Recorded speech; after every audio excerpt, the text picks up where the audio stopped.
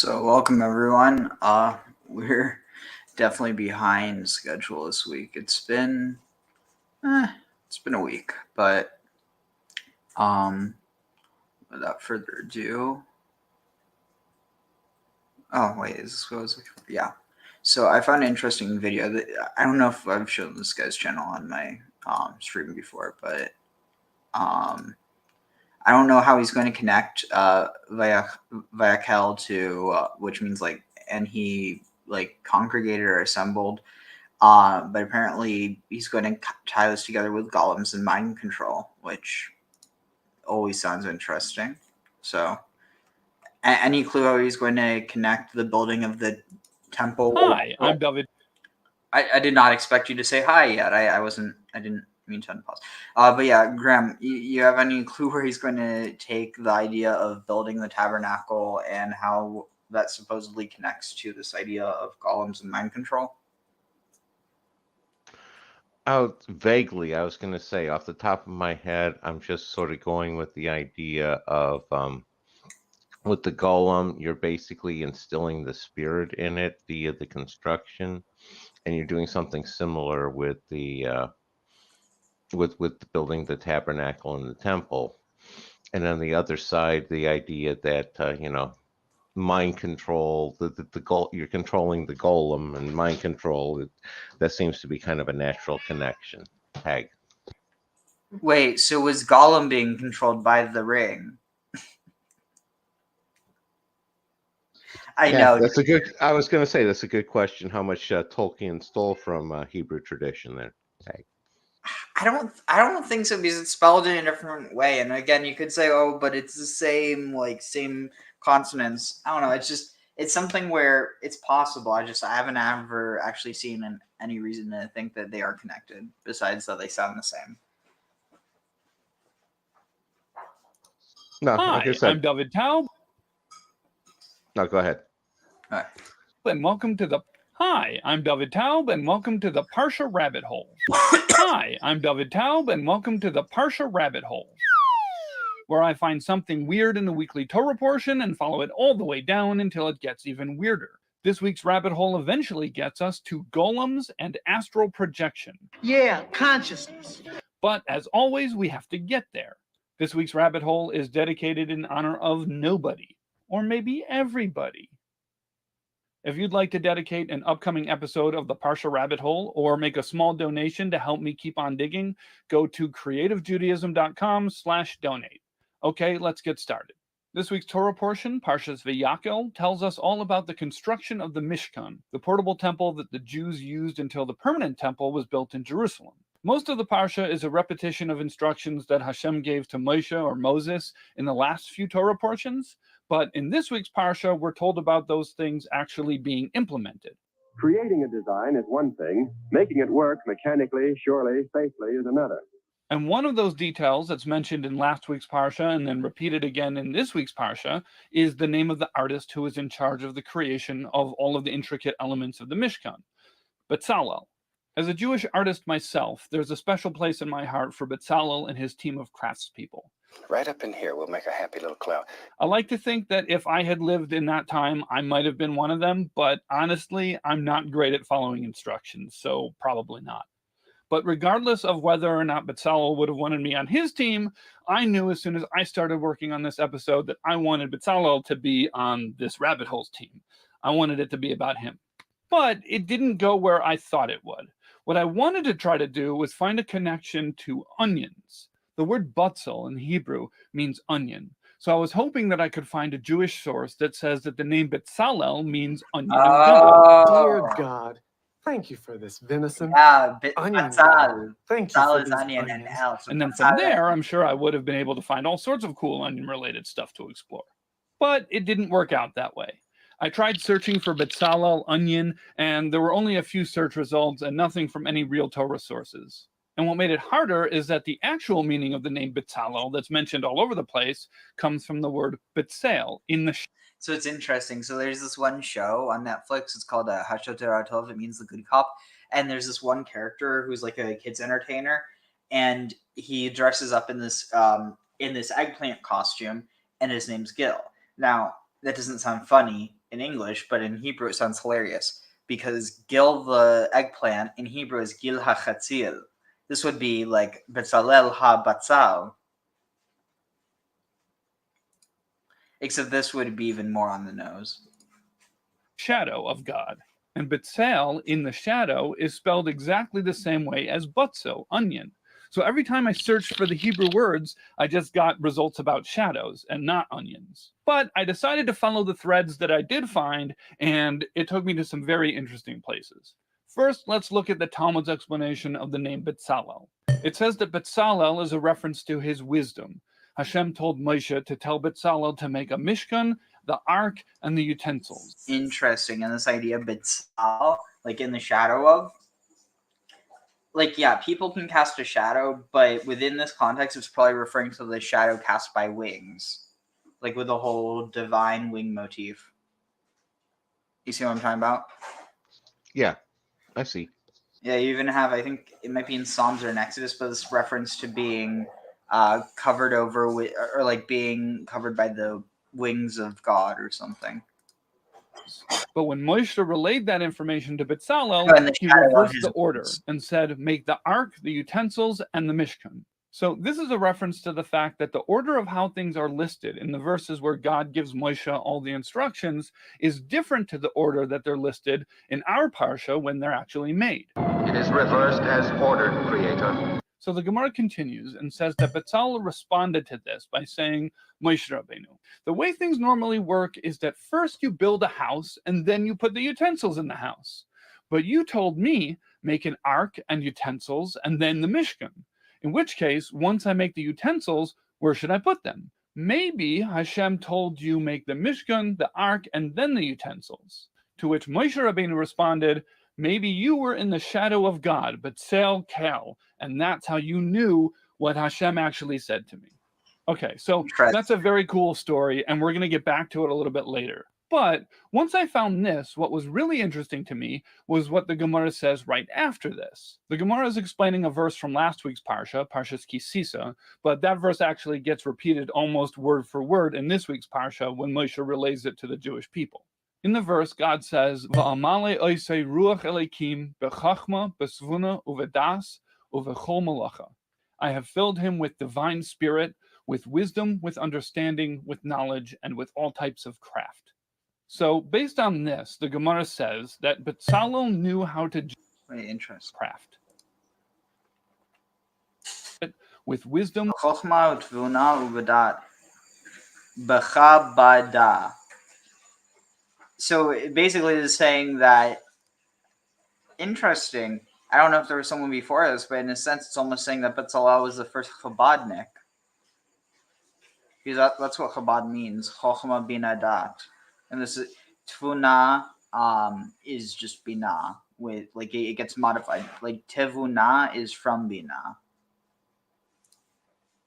Could be. with Yeah, understanding. sounds plausible. Oh no, that's like well established. Tevuna is like bina is like it's just another form of it. Like it literally means the same word. They both mean understanding, but tevuna is like, it's almost like tevuna is that which someone can have, whereas bina is like understanding itself, if it makes any sense. Yeah, I'm following. Because it's almost like understanding in its most basic form almost applies to everything, whereas the idea, I don't know, but even then tefuna, I think it's the same word. It's the same word, just like slightly different expression of it. Understanding with knowledge and with all types of craft. It would basically be like the difference between saying, honestly, it's maybe the difference between aluminum and aluminium, if that makes any sense. Like it's the same word, though it is. I mean, it's different because I think that aluminium is technically spelled the same way. They just pronounce it different. But it's like if you had a word like the difference between something like airplane and aeroplane, or something like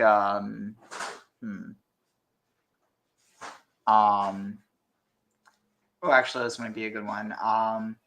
It is a perfect one. The difference between something like fort and fortress. Okay. So based on this, the Gemara says that Bezalel knew how to join the letters with which heaven and earth were created. And the Gemara's proof for this is those words in that verse that describe Bezalel, b'chachma, b'svuna, uvedas, with wisdom, with understanding, with knowledge. And those same three words are used in Mishlei, or Proverbs, to describe how Hashem created the world. So based on that, the Gemara says that Bezalel had this ability to use the words and letters of creation to create things himself. So this is already very fascinating to me, that the Gemara describes Bezalel's particular type of artistic talent as being similar to God's creation of the world. Again, as an artist, this idea is very exciting. I don't know if this is something that regular artists can hope to emulate in some small way, or if it's something that's completely unique to Bezalel. I assume that since it's part of Torah, there must be something in it that I can apply personally. So this is where the rabbit hole starts, with Bezalel, the archetypal Jewish artist, and his ability to manipulate the letters through which God created the world. If you're ready to see where that goes, let's dive in. So I started looking at the commentaries on that Gemara to get more insight into this idea of Bezalel being able to manipulate the letters of creation. And I started with Rashi, and it ended up taking me down a path I didn't expect. Rashi explains that the world was created by the divine combination and permutations of letters, and that how this is done is described in Sefer Yetzirah. There's something you didn't tell me about the contents of the Sefer Yetzirah. So Sefer Yetzirah, literally translated as the Book of Formation, What is is the that oldest from? book of Jewish mysticism. And according to Jewish tradition, those it was written X-Files. by Avram, Oh. or Abraham. So the reason this jumped out at me that Rashi described. What is the context that they bring up the Sefer Yetzirah in the X-Files? Have you seen that episode? Yeah, I don't remember it specifically. You know, it's one of those they were clearly investigating something to do with Jewish mysticism. Let's see. Sefer Yetzirah X-Files.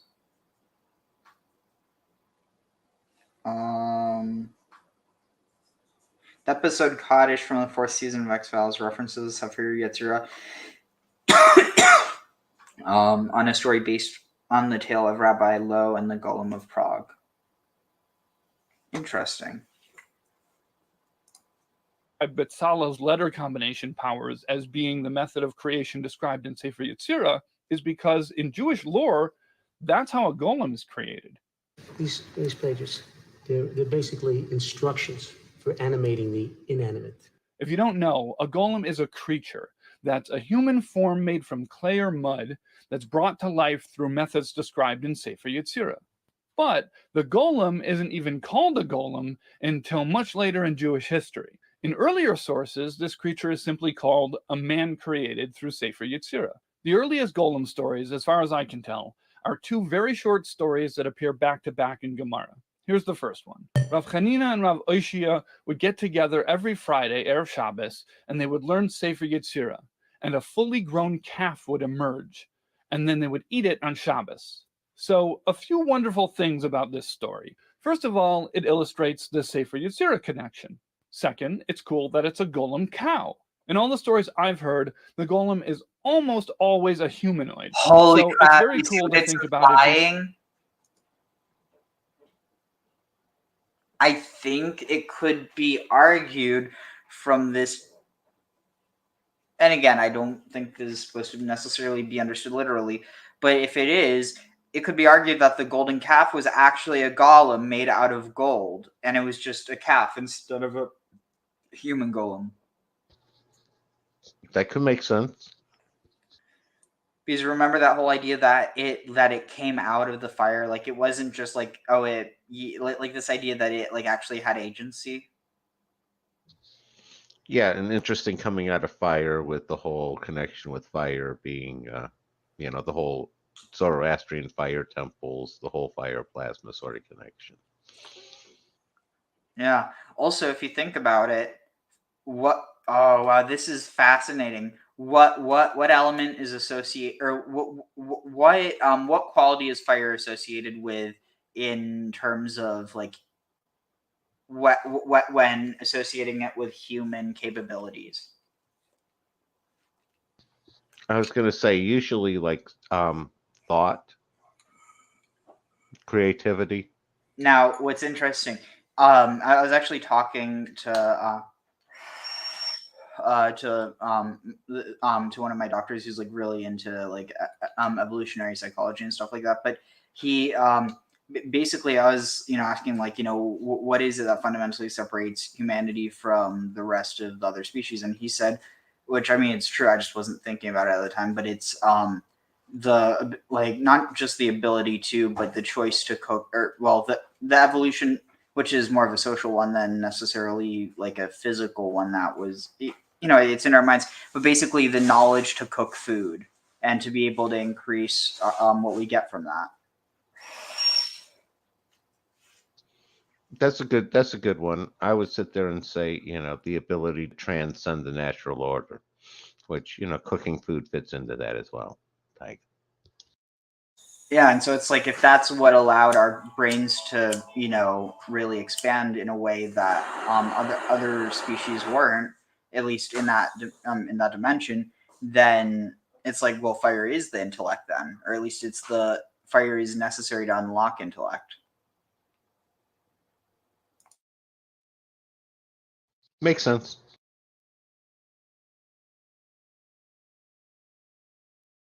But the question is, what came first, the intellect or the fire? Because the intellect could be what allowed people to realize how to make fire, or was it that the fire allowed the intellect?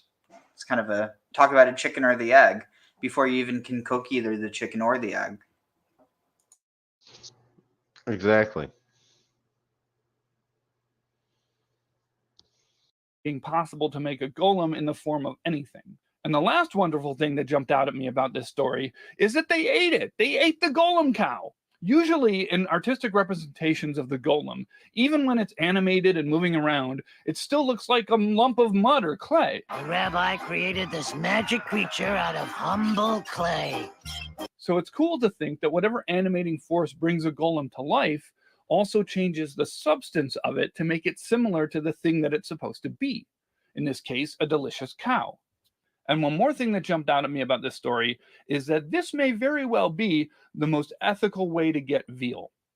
Okay, next story, which is actually the first story. It comes before the golem cow story. I mean, technically speaking, if you can do it that way, it's the only ethical way. But, you know, since we don't know how to do that, can't, like, I mean, I guess it still is more ethical, but if it doesn't exist or we don't know how, is it still more ethical? It's only ethical if you can, right? Otherwise, you're just kind of like, it's just moral or intellectual egotism, right? Yeah, I agree. For something, it needs to be a realistic choice. Okay. Story, but I wanted to tell the golem cow story first because it mentions Sefer Yetzirah specifically. Anyways, here's the next story, or the first story. Rava created a man and sent it to Rav Zera. Rav Zera spoke to it, but it didn't reply. So Rav Zera said, "You were created by one of my friends. Return to your dust." So Rav Zera recognized that this was a golem because it didn't speak to him, and he immediately destroyed it. He made it. What if it was just some guy who got his tongue cut out? Go back to being an inanimate pile of dust. So again, another delightful golem story. This one is particularly interesting to me. Also, talk about snail mail, except it's not snails, and you don't have to worry about deleting the message afterwards because it's like, you know, return to sender, except the sender being God, so it just like poofs back to dust. For two reasons. First, Rav Zera apparently had really good golem detection skills. And it makes me think that maybe this was something that the rabbis of the Talmud did to each other like all the time. That'd be fun. But I think one of the most notable things about this story is that it establishes an element of golem lore, which is now ubiquitous, that a golem can't speak. Finally, I can talk. This is the voice I've got. Sounds like I should be selling egg creams in Brighton Beach. So even though the Gemara doesn't mention Sefer Yetzirah in the story, funny. Rashi does. He explains that Rava created this man through combinations of the letters of the name of God as taught in Sefer Yetzirah. Okay, so the whole reason we're talking about this is because of Betzalel. I wanted to see if there was any connection between Betzalel's Sefer Yetzirah letter combination creation powers and the golem. So I did some digging, and I found one place, a Rishima from the Lubavitcher Rebbe, that mentions the two together. As I've mentioned before, the Rishimas are the Rebbe's personal notes, and most of them are written in a shorthand that can sometimes be challenging to follow. This one in particular contains a lot of brief thoughts and questions about the topic of how human thought is not comparable to God's thought, because God's thought has the power to create and human thought doesn't. So the Rebbe goes through a few examples of different instances that might challenge this distinction. And at one point, he brings two examples together to ask one question. Rava creating a man in that Gemara that we just looked at, and Betzalel's ability to create through the power of combining letters. And then he asked a question which he doesn't answer. Was this specifically through speech? As I said, this is written in shorthand, but if you read between the lines, the question is, did Rava and Betzalel specifically need to use speech in order to create using Sefer Yetzirah letter combination power? In which case, that would just be an example of I know how they did it. I think they were playing Scrabble. Right? That makes much more sense.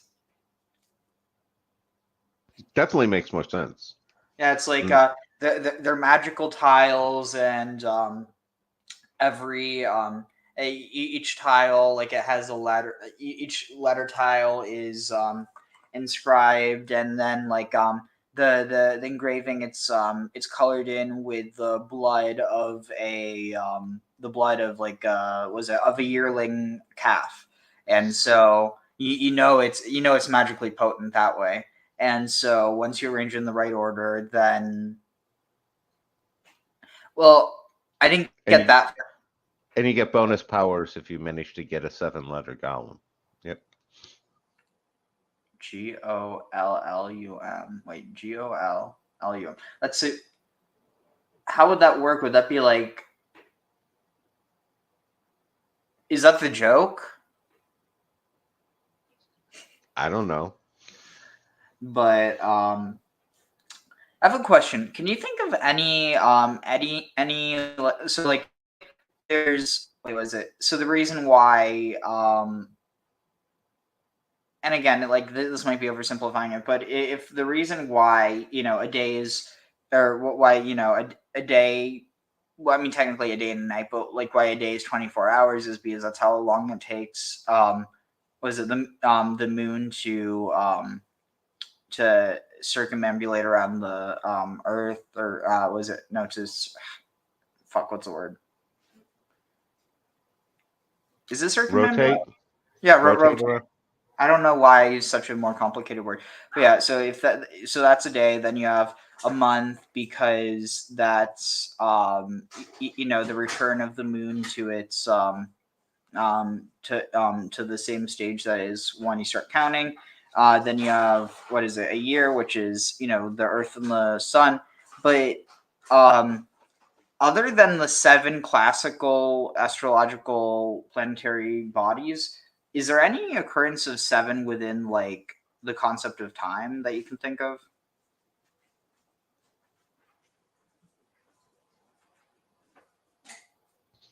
Time itself? Or just like even the way that like time within the context of like how the Earth is, or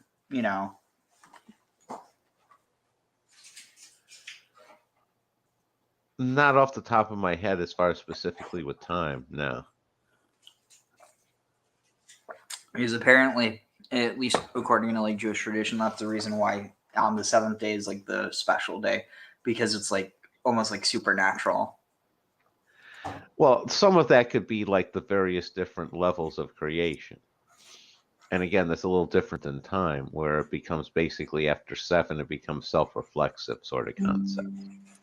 Yeah, where it turns back in on itself, where it's like, okay, well, 8 is just 2 times 4. Well, and it's sort of like the fractal concept. Once it gets up to 7, it gets back to the same basic it reverts to the root of the fractal pattern again. Interesting. And then with 13, you have that same thing, because then 14, even though it's actually 2 times 7, it's the same idea with 8, because it's 14 is just 7 plus 7. So then, wait, what would that be next to or after that? If that's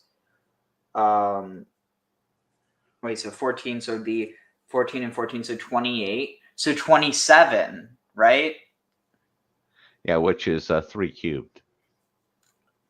See, the thing is, I'm terrible at math, but I'm still good at recognizing patterns. So it's like I know when I'm onto something, I just don't know what I'm onto at all. It's like I'm feeling around with my hands, but I can't see. It's just like I'm in the dark. But I feel that I'm going down some path. I feel that there's this pattern. I just don't know what it is. Well, that's the first stage, is you recognize the pattern, and then you figure out what it is. Oh, no. With me, there's not recognizing. There's no moving past that. I just realized my attention and my energy is better spent using that pattern recognition to recognize patterns that I can actually comprehend. Oh, okay. Yeah. I just notice the pattern and then try to comprehend it. I just Yeah, math is just a no-go for me. Cause physical outcomes, which isn't anything new. Or could they do it just by thinking? In which case, that would be an example of how human thought could cause a physical. But see, that doesn't make sense, because this is implying, okay, well, God creates with his words, but humans create with their thoughts. Like, no, that doesn't make sense. It's got to be something else. And again, like, what's to say the letters are even the letters? It could be what the letters themselves represent. Physical outcome, which would make it seem like human thought is similar to God's thought, and then that would be a question that would need further examination. Like I said, the Rebbe leaves this question unanswered. But it does make the Bezalel Golem connection that I was looking for. And it tells us that, at least in a certain context, they're in the same category, which is very cool to me. And the reason why that's cool to me, that Bezalel's Sefer Yetzirah letter combination powers might be the same as Golem's Sefer Yetzirah letter combination powers, is because then we might be able to say that the Mishkan is a golem. If you can make a golem calf, maybe you can make a golem building. Okay, so at this point in the rabbit hole, I had a choice to make. There's a lot more golem stuff that we could have talked about, including the halachic ruling from the Chacham. Is that to say that the Mishkan's literally alive? It's like Monster House? I kind of like the concept. I don't know. Yeah. Honestly, that sounds really cool. Maybe that also explains how... Because think about it, in a sense, what if the spirit that is being breathed into the Mishkan is actually Asherah? And so it's this idea... I guess in a sense, that's what the idea of the holy spell... That's the idea of the Shekhinah dwelling within the Mishkan. That's what that might be what he's... I bet you he's going to bring that up, probably. And I'm thinking about the rope around the high priest is to pull out the leftovers after the spirit's done feeding. Wait, you think that the spirit you thought it was feeding on the high priest? Well, I was going with the monster house. I was taking the monster house concept. Oh. Wait, you mean the movie from the early 2000s? Yeah. I just made sure we're talking about the same thing. But now that I think about it, in a sense, the whole idea, the once a year going in, that's kind of indicative of like keeping the essence and the symbolism of the of the yearly Akitu Hiroskemos between the king and the high priestess. Though in this case it's the high priest and the goddess, or in this case, God, but the feminine part of God. Yeah, no, I can see those parallels. And interestingly, in both cases, the male figure has to prove or has to supplicate the feminine figure. Though in one case, the one being supplicated is human, and in the other case it's literally understood to be God, or the Shekhinah. Interesting. I am on the edge of my seat. Only metaphorically, because that would be very literally uncomfortable. Tzvi about whether a golem can count in a minion. If you want to hear more about that in a future episode, please let me know in the comments. But this Rishima about God's thought versus human thought sent me in another direction. As I mentioned before, this Rishima goes through a lot of different examples of things that could challenge this idea that human thought doesn't have the power to directly affect the physical world. And one of those is the idea of someone who can read other people's thoughts, because then somebody could use their mind to tell someone else to do things. And that would be an example of thought causing an effect in the physical world. Circle. Close. Spot definitely wrong. Okay. And the Rebbe cites a source there. So I followed that to a Hasidic work by Isaac Hummler, who was a chassid of the Alter Rebbe, the first Rebbe of Chabad, where he explains the mechanics of how telepathy works. This is what he says. Wait a second. There's a type of chachma. I'm sorry, by but Isaac Hummler, who was a chassid. I really hope that name is just being repeated, because Yitzchak and Isaac are the same name. So his name was Yitzchak Isaac ben Mordechai. His name was Isaac ben Mordechai. Right? This doesn't make sense. I mean, I suppose that's better than Isaac. Or, well, actually, now that I think about it, there's another very famous person with a name like that. You know who I'm thinking of? No. The only one that comes to mind is Boutros Ghali, and I don't think that's who you're referring to. That's exactly who I was referring to. Okay. Why, you think I'm too young to understand that reference? Well, again, I don't necessarily assume you're going to go with that one. I mean, to be fair, yeah, he died 8 years ago. Wow. But well, the one that shocked me was when Henry Kissinger finally died. It was like, man, I thought he was going to live forever. Don't be ridiculous. Even Kissinger dies eventually. Yeah, but he was 100 and still being active on the international stage. It's like, at what point do you stop there, dude? You're over 100. I don't know. Maybe what kept him going was the world conflict, and it's like the moment that. Wait, what? Actually, no. I mean, but Yeah, that's one theory. That's one theory. Again, I like the theory if he became a lich and preserved his soul in some sort of gem somewhere. Come to end wars, international drop. I is here with the geezer who was the Secretary General of the United Nations. His name be none other than my man Boutros Ghali. How many countries is in the UN? Well, I'm not wrong, according to the last statistics, you must have more than 180 countries. Is Disneyland a member of the UN? No, because Disneyland is not an independent state. Not yet. Well, yeah, but the question is Disney World, because that was its own independent political state. No, like seriously, just give it 50 years. It'll be its own micronation. In 100 years' time. Oh, I wasn't kidding about Disney World. I know they have their own like jurisdiction and stuff, and they're in big trouble with Florida over that one. Florida's trying to dismantle it right now. Yeah. Disneyland or Disney World could have a seat. No, Disneyland is not doing politics. Disneyland is doing... Well, some of them is. Some of them. Yeah, I was gonna say. This aged really hilariously. For the young children. How many languages is spoken at the UN? You have practically what we called 5 languages. But which neocolonialism? Which is the funniest language? It's French, isn't it? Not necessarily. Maybe Arabic is more funny. Oh yeah. It depends to. He can say that because he's from Egypt. Whom? To you, what was the one that when the delegate went up and started speaking, you was like, I got to go to the I'm not allowed to do this. I'm the Secretary General. Yeah, but there must have been one when they're going up there. And you just go, hey. You know, there's politicians now that would do that like 100%. I have to have a poker face like this. Pocket face. Do you speak French? Yes. How do you say shit in French? Meal. Chic. Shit. Like crap, rubbish. Ah. Oh. Merde. De la merde. How do you spell that? M-E-R-D-E. M-A-R-D-E.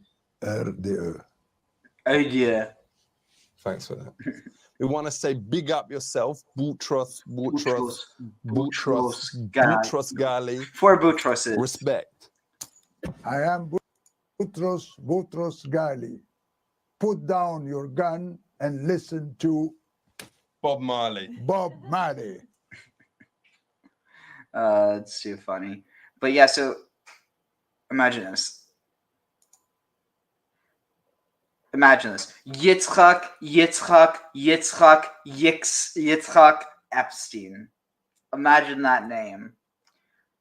Also, poor kid. Yeah, especially nowadays. It really sucks because Epstein is like a relatively common name, but now most people can think of when they hear that name is the pervert. Well, to be fair, he did work hard to brand himself as such. Damn it! It's like, it's just it's so strange to me. It's like one of my not best friends, but one of my really good friends growing up. That's his last name, but it's like pronounced like Stein instead of Steen. But it's just so bizarre because like you never know if like going back however many generations if there is some relation because Epstein actually is from, I think it's Eppenstein or something. It's from it's like a geographical name, similarly to like the name Berliner or to Shapiro or to, I'm trying to think what else is there. I mean, Krakow, that's pretty obvious. If your last name's Krakow, your family's probably from Krakow. But yeah, just, I don't know what would be cringier, Yitzchak, Yitzchak, Yitzchak, Yitzchak, or Isaac, Isaac, Isaac, Isaac. I Six don't of know. one, half dozen of the other. Yep. Yeah, a baker's dozen. Of the Alter Rebbe, the first Rebbe of Chabad, where he explains the mechanics of how telepathy works. This is what he says there. There's a type of chachma, wisdom, or skill that allows a person to know the thoughts of another person, and that it's famously known that Baal Shem Tov and the Arizal had this ability. But he says, in his time, there are even much less holy people who are said to also possess this ability. And then he explains how it works. First, the chacham, the wise person, connects themselves with the soul of the thinker, the second person. And once that connection is made, and it's a good solid connection, then the chacham can extend or project themselves to the place where the thinker is and can look around. And through that projection, they can feel and perceive all of the thoughts of the thinker. Okay, so very cool. What was particularly fascinating to me was that this didn't sound like regular, ordinary, run-of-the-mill mind reading. The ability to know another person's thoughts that's described here actually seems like a secondary ability that stems from the real main ability, which is to make a direct soul-to-soul connection. And then through that, all sorts of cool stuff can happen. So that's very fun. Of course, this all has very little to do with Betzalel and the Mishkan, but hey, that's how the rabbit hole works. But now let's get back to Betzalel.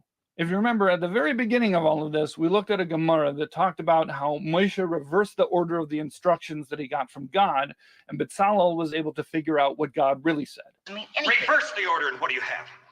And then the Gemara jumped to another Betzalel fun fact, and it told us about how he had Sefer Yetzirah letter combination powers. So while I was digging around for stuff about the letter combination thing, I found an explanation from Toldos Yaakov Yosef, which is an early Hasidic work by a student of the Baal Shem Tov, which pulls both of these ideas together in a way that I thought was really, really cool. He asks two questions. First of all, why would Moshe Rabbeinu mix up the order in the first place? And secondly, what does that instruction reversal story have to do with Betzalel's letter combination creation powers? So there's a concept in the Talmud called Ein Mukdam U'Me'ucher B'Torah. There is no earlier and later in the Torah. This concept is normally understood as meaning that the Torah is not always in chronological order, and it's used to explain some confusing story placement. But Toldos Yaakov Yosef explains that according to the Kabbalists, this idea means that the Torah is not written in its true order, because if it was, then somebody could use it to create the heavens and the earth and to destroy it. In other words, Ein Mukdam U'Me'ucher B'Torah, there's no earlier or later in the Torah is all jumbled up a little bit, is because in its true order, the text of the Torah would be the exact combination of letters needed to create and destroy worlds. The power of letters, not just to create, but to kill.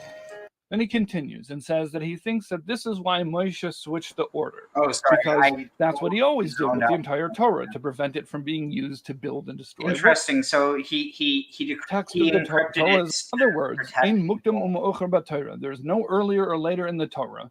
The Torah is all jumbled up a little bit, is because in its true order, the text of the Torah would be the exact combination of letters needed to create and destroy worlds. The power of letters, not just to create, but to kill. Then he continues and says that he thinks that this is why Moshe switched the order, because that's what he always did with the entire Torah, to prevent it from being used to build and destroy worlds. So then you might have a question. If that's the case, then when Betzalel figured out the right order, he was basically disabling a very important safety feature. So Toldos Yaakov Yosef concludes, that's why the Gemara tells us that Betzalel already knew how to combine the letters through which the heavens and earth were created. It wasn't something that was new to him. He didn't disable the safety feature. He already knew it, and he needed to know it, because the building of the Mishkan was literally an act of creation, and was part of the creation, as in the creation of the world. In other words, his name was J. Robert Betzalel? Or was it Betzalel Einstein?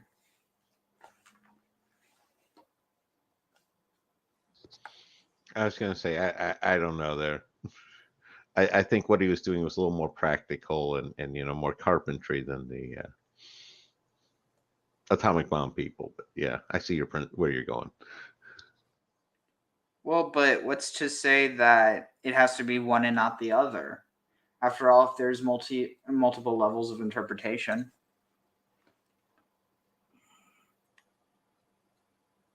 No, of course. Like I said, I was just noting, just commenting. That's all. Yep. Let's see here. World, because until the Mishkan was built, the world was in a state of turbulence. And that's why Bezalel needed to know the order of the combinations used for the creation of the heavens and the earth. Because when he built the Mishkan, it was actually kind of like finishing off creation. So according to this, Bezalel's Sefer Yetzirah Golem powers aren't just a fun fact. It's telling us something important about the nature of the building of the Mishkan itself, that it was a part of the creation of the world, and that Bezalel's extraordinary creative abilities allowed him to participate in that. But there's something else that I take away from this explanation. I mentioned in the very first Parsha rabbit hole that I would warn you when I was making stuff up, so consider this your warning. So if the Torah is deliberately written out of order, because its true order would give us the ability to create and destroy worlds, then every time we find something puzzling or confusing in Torah, something that's not in order for us, and then we figure out an answer, we answer that question, we're essentially putting the Torah back in its true order by making sense of it. Which would mean, according to what we said before, every time we do that, we're unlocking secret Sefer Yetzirah Golem powers. All right, that's it. That's the rabbit hole. As always, if you have any questions or if you want to tell us about something that I missed, please put it in the comments. Thank you for following me down the rabbit hole. If you can't find the way out, try creating a way out through the combination of letters. I kept wanting him to call it Rabbi Hole. I'm sorry. I've made that joke. In fact, my one of the one of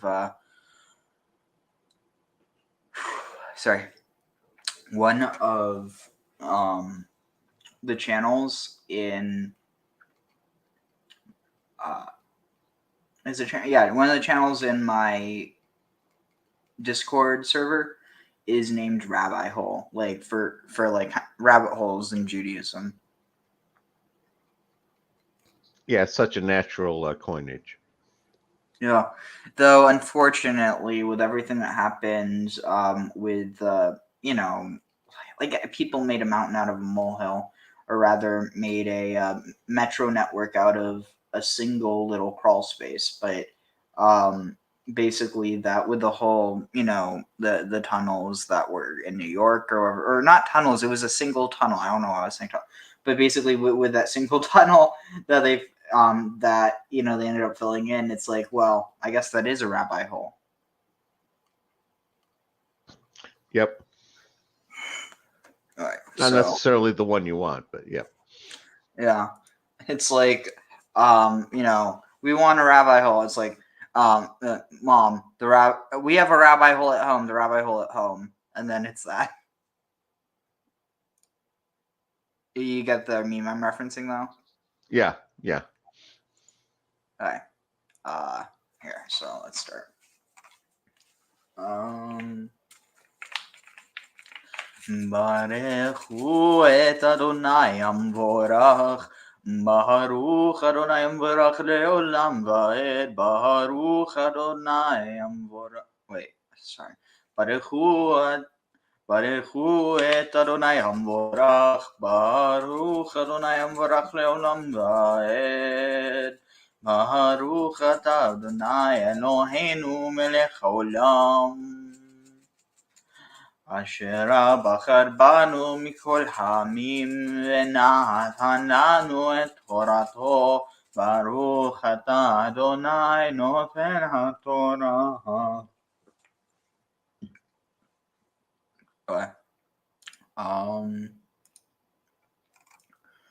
Vayakhel Moshe et kol adat bnei Yisrael, vayomer alehem ele hadvarim asher tziva Adonai la'asot otam, sheshet yamim taseh malacha,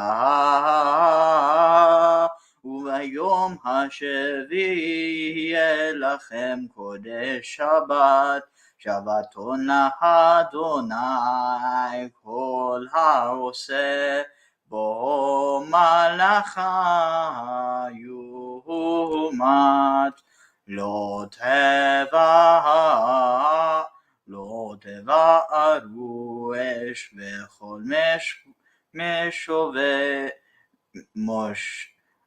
מושבותיכם וביום השבת ויאמר משה אל כל עדת בני ישראל לאמור זה הדבר אשר ציווה אדוני לאמור קחו מאיתכם תרומה לאדוני כל נדיב ליבו יביאה את תרומת אדוני זהב הכסף ונחושת ותכלת וארגמן ותולעת שני ושש ועזים ואורות תלים מאדמים ואורות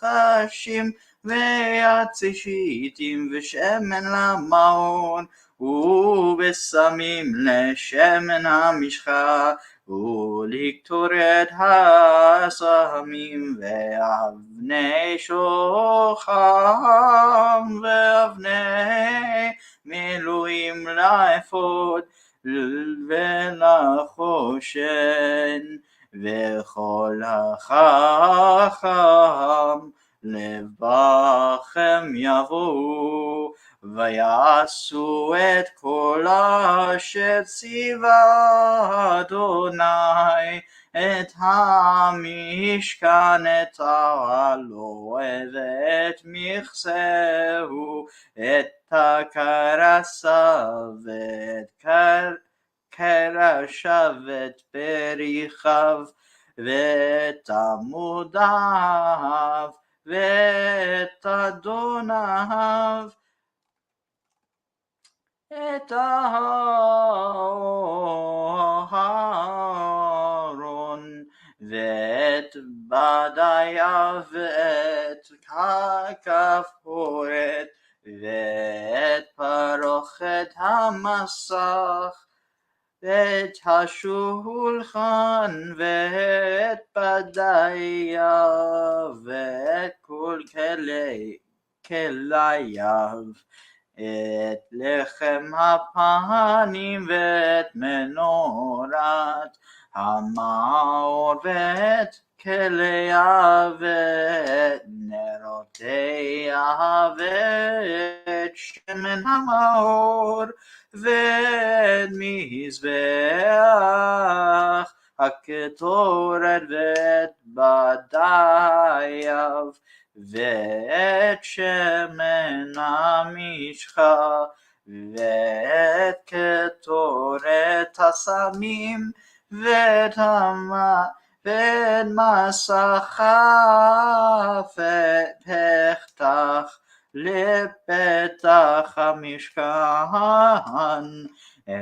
את מזבח העולה ואת מכפר הנחושת אשר לו את בדייו ואת כל כלייו ואת הקיר ואת כהנו את כלי החצר את עמודיו ואת אדניה ואת מסך שער החצר את עיתות המשכן ואת עיתות החצר ואת מיטריהם ואת בגדי השרד לשרת בקודש את בגדי הקודש לאהרון הכהן ואת בגדי בניו לכהן ויצאו כל עדת בני ישראל מלפני משה ויבואו כל איש אשר נשאו ליבו וכל אשר נדבה רוחו אותו הביאו את תרומת אדוני למלאכת אוהל מועד ולכל עבודתו ולבגדי הקודש. ויבואו האנשים על הנשים כל נדיב ויביאו כך והנזם וטבת וקומז כל כלי זהב וכל איש אשר הניף תנופת זהב לאדוני וכל איש אשר נמצא איתו תכלת וארגמן ותולד שני ושש ועזים ואורות אלים מאדמים ואורות החשים הביאו כל מרים תרומה כסף ונחושת הביאו את תרומת אדוני וכל אשר נמצאו איתו עצי שיטים לכל מלאכת העבודה הביאו וכל אישה חוכמת לב בידיה תבוא ויביאו מעתה ואת התכלת ואת הארגמן את תולת השני ואת השש וכל הנשים אשר נשא ליבן אותנה בחוכמה תבוא את העזים והנסים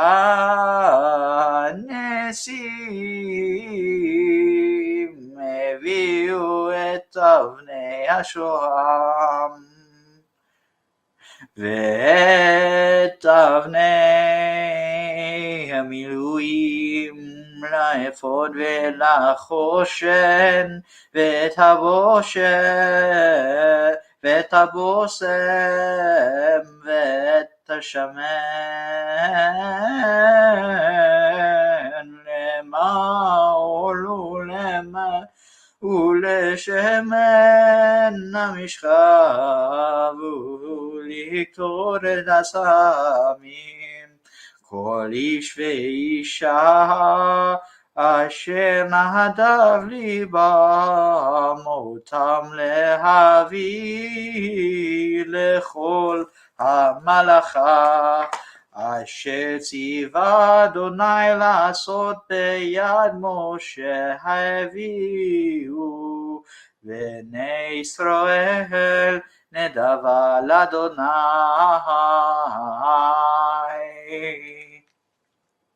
Is that where it ends? No, wait, let me see.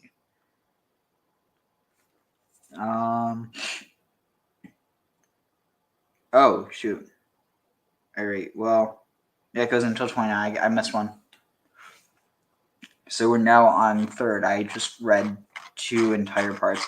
I figured might as well just get it all done at once. Also, I did want to go back a bit before we start. So I was so out of it. Again, try not to do that again, but I was really out of it when I was reading this part. So let's see. And after thus, Nigshu Kol B'nai, all the children of Israel approached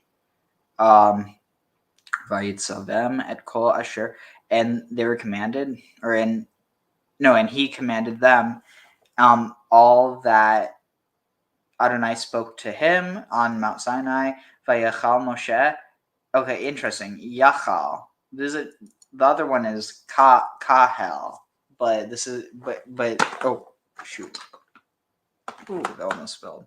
But anyway, Yachal. So and when Moses finished Midaver from the wait, what did I just do? F11. What did I just do? Shoot.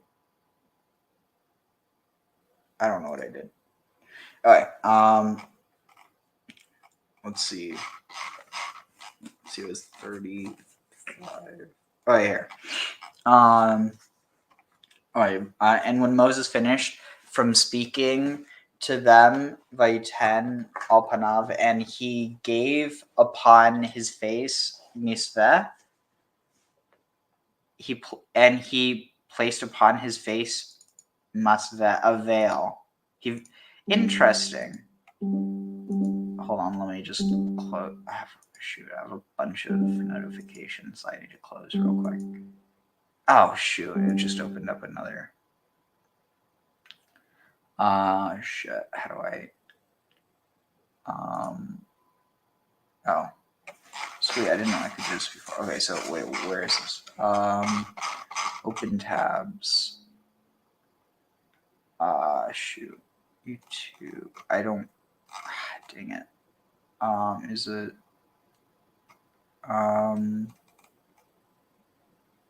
Sorry, I'm just trying to. Okay, wait. Okay, here. Perfect. I didn't know I could do this. And it. Wait, what just. Dang it. Just closed out. It was. Oh, here. Sorry, I'm not. I just learned how to use a new feature, which I never knew before. Okay, here. Sweet. Okay, so where is here? So masveh. So it can mean a veil. It's from savet. Like, interesting. What's the root for this? I'm guessing it's sava.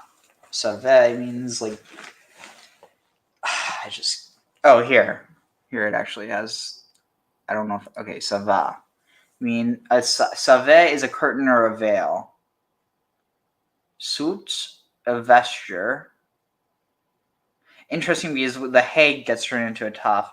Masveh. Interesting. Vesture.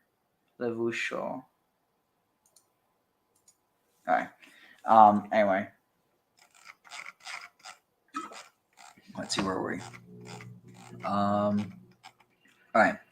Vayavo Moshe and Moses and coming out, or no, and when Moses came before Adonai to speak to him, Yasir et Hamasveh, he removed or turned aside, like took away his mask until he would go out, and he would go out and speak with the children of Israel, that which Adonai had commanded him. Vera'u b'nei Israel, and the children of Israel saw the face of Moses. And the children of Israel saw the face of Moses that Karan or. So how did it translate this? So for the skin of Moses' face. This is so fascinating. It's clearly indicating the idea of a Karen or of like rays of light, but it's in this case it's actually referring to or as skin. So, and Karan means like to shine in this context. So it almost, I wonder if it's almost kind of indicating that he was like permeated with this type of like almost like a callback to Adam and Eve, like before the fall, almost like this idea that they had like light bodies instead of flesh bodies. Again, sort of like the transfiguration concept. Yeah. Interesting. And when and when he returned, when Moses returned, or wait, the skin of the face of Moses, like shone, and when Moses returned the veil upon his face until he came to speak to him. Interesting.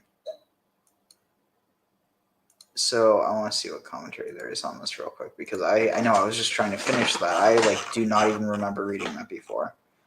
Let's see.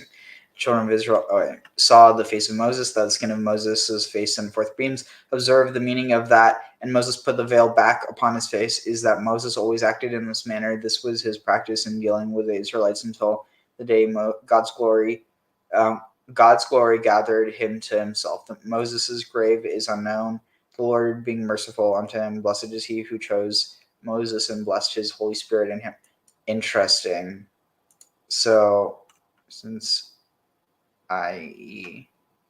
Ibn Ezra mentioned Moses' death, he notes that Moses' grave is unknown. This is interesting. Listen to this. Lord being merciful unto him. Blessed is he who chose Moses and placed his Holy Spirit in him. So we're going to check this out. So, does he use... All right. Baruch Asher. Baruch Asher. Like, in the spirit, Asher Bachar. Wait, like, he who is chosen by the... Wait, who chose Moses. What? Blessed is he who chose Moses and placed his Holy Spirit in him. All right.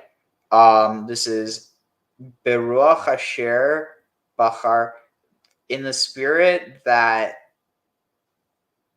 No, here Asher is being used... Shoot, what did I just... It's being used to say blessed, not that. Not that. So Beruach in spirit of blessedness, Asher, or honestly, Bachar Bo, who chooses in Vishem Ruach Kodesh Bikir Bo. Oh, I must not be reading the full. Wait, Velo Noda Kivuroto, and nobody knows where he's buried. Bechemlat, in the mercy of Adonai, Allah that is upon him. Beruach Asher, in the Baruch. Oh, Baruch. Oh my God, I feel so stupid. That's Baruch, not Beruach. I'm embarrassed that I even thought that could have been Baruch. It's just, there's no way it can, because that would have to be a chet for that. So, Baruch Asher. Wait. So this is actually interesting. Here you have two words that both mean bless, but instead... Interesting. This is fascinating because... So, I'm sure you've heard the term HaKadosh Baruch Hu, right? I can't claim that I have, but yeah. I mean, I've probably said it at least a few times, but basically, Hakadosh, the blessed, Hakadosh Baruch, like the blessed, holy, who, so like one is here, the blessed, like the holy blessed one, that's actually a term used in Ugaritic, which is really interesting. But basically, so if you were to take the form Baruch, and you were to like apply that form or that shape, or like that vowel usage to Ashar or to Asher, it would become Ashur, which is, interestingly enough, its own deity. Which I think it's interesting because Ashur means the same thing as Baruch, not literally, but in essence. Yet for whatever reason, it's not Hakadosh Ashur Hu. Also probably because it's like there's more of a focus that the Asherah Ashers and Adonai Baruchs. I don't know. I could be just reading that into it. It's totally possible. Anyway, let's see.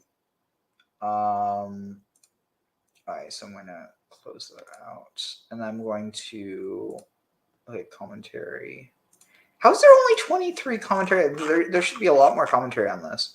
All right, so I'm going to add this to my sheet. Okay. Also, any ideas what I should be for Purim? Not off the top of my head.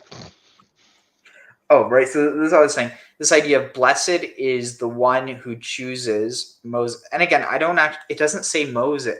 It just says the one who is chosen.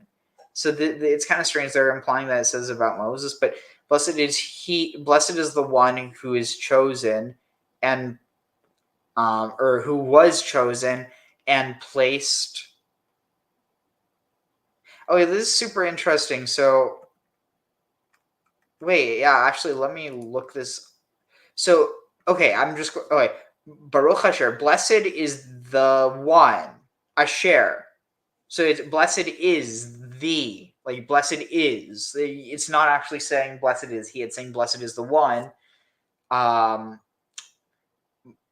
Or alternatively, Baruch Asher. Blessed is them. Because in this case, Asher isn't being used for blessing. It's actually being used in the relative form.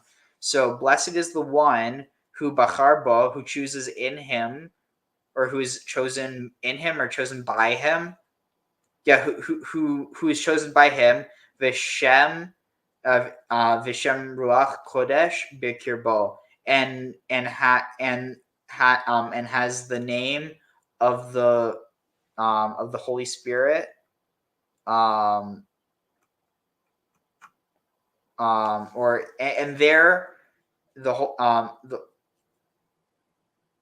no, it would have to be and the name of the Holy Spirit in his midst. Now, what's interesting is why would you say the name of the Holy Spirit? Isn't that kind of redundant?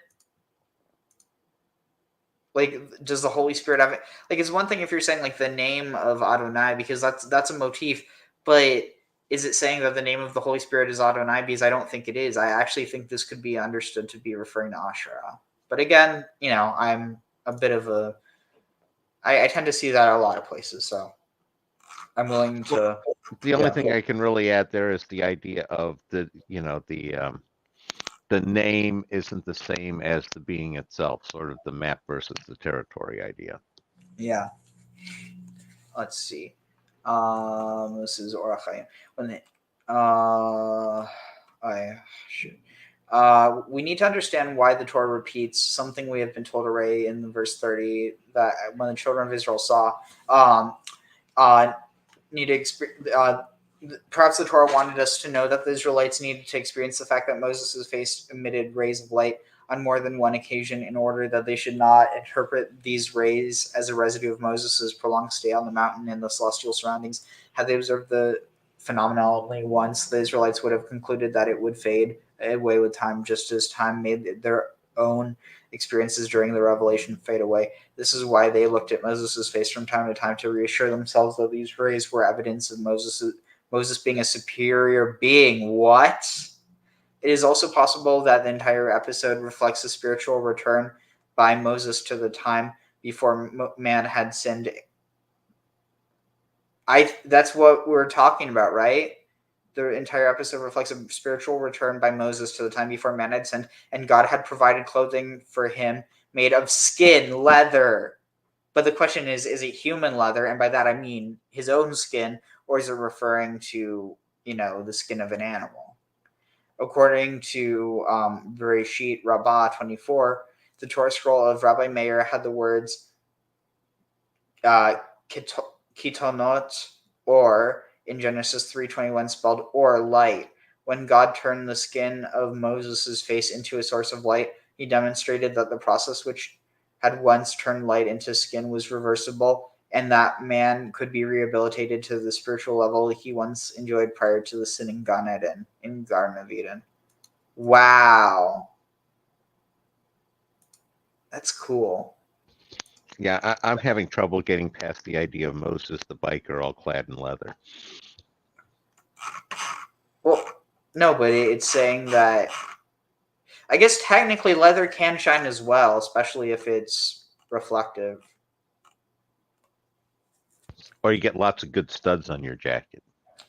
Yeah, that would be interesting.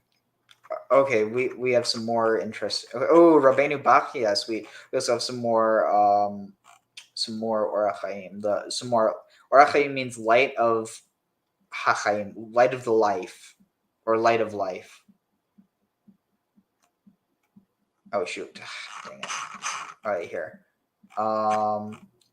The message of this verse may also be that although Moses was at pains to cover his face with the veil, this did not prevent the Israelites from looking at his face whenever he removed the veil. It was not forbidden to look at Moses' face, seeing that Moses did not object. Moreover, God himself wanted the people to get a glimpse of this Or HaChaim, this light of life, the light which represented the idea of life at its best. Interesting. Sounds like Moses could have been part of an advertising campaign.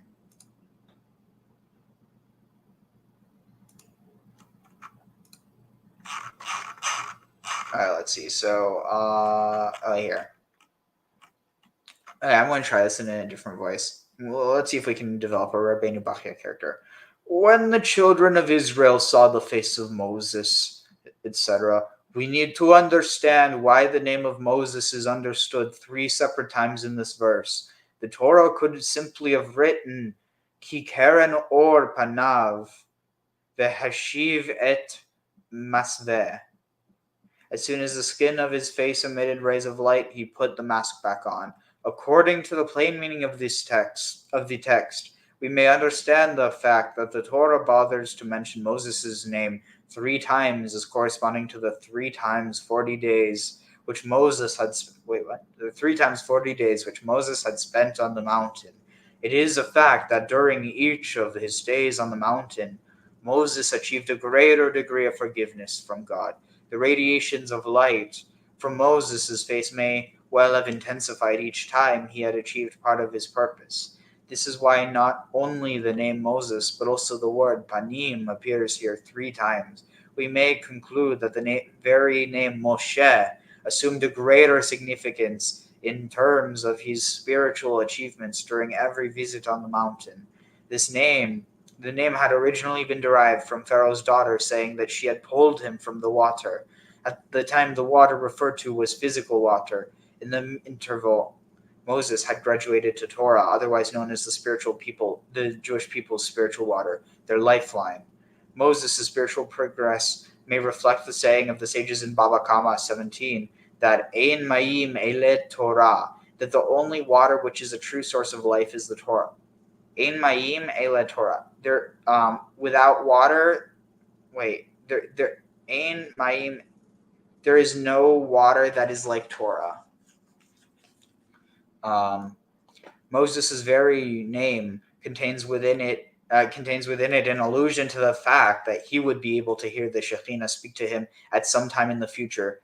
The name Moshe is an acrostic of the respective first letters in the words Mivein Shanei Hakruvim, from between the 2 cherubs.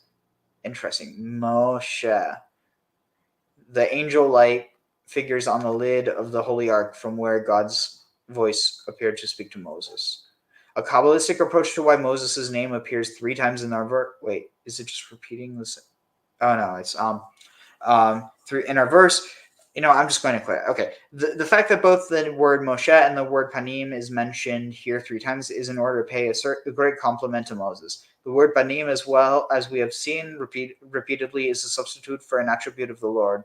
The Torah, which is intrinsically God's Torah, has been called such on occasions, such as when David says, Torah Adonai Temimah, the Lord's Torah is perfect. On the other hand, the prophet Malachi 3:22 refers to it as Moses' Torah when he said, remember the Torah of Moses, my servant, etc. Just as we find that maybe it's referring to oral Torah versus like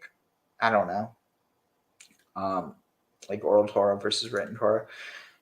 Just as we find that in the instance God paid honor to Moses by describing his Torah also as Moses' Torah.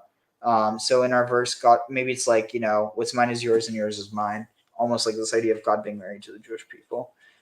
Again, not saying like, oh, other people don't have a connection to God. It's just specifically Yahweh.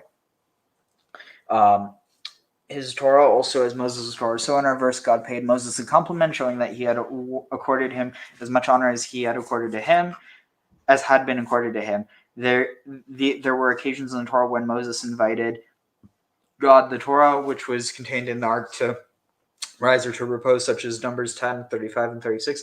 According to a variety of midrashim, we're dealing with only one of numerous examples where God reciprocates by honoring Moses. The author lists many examples. The interested reader is referred to Torah Shlema, like the complete Torah, by Rabbi M. Kasher on Vayera 7.1 for a broader discussion. Blah, blah, blah, blah, blah, blah. Sorry, I'm not trying to be disrespectful to that. I'm just trying to move. Ad bo lidaberota, until he came to speak with him. Until he came to speak with him. Actually, the Torah should have written ad ba'u lidaber at Hashem, until they came to speak with Hashem.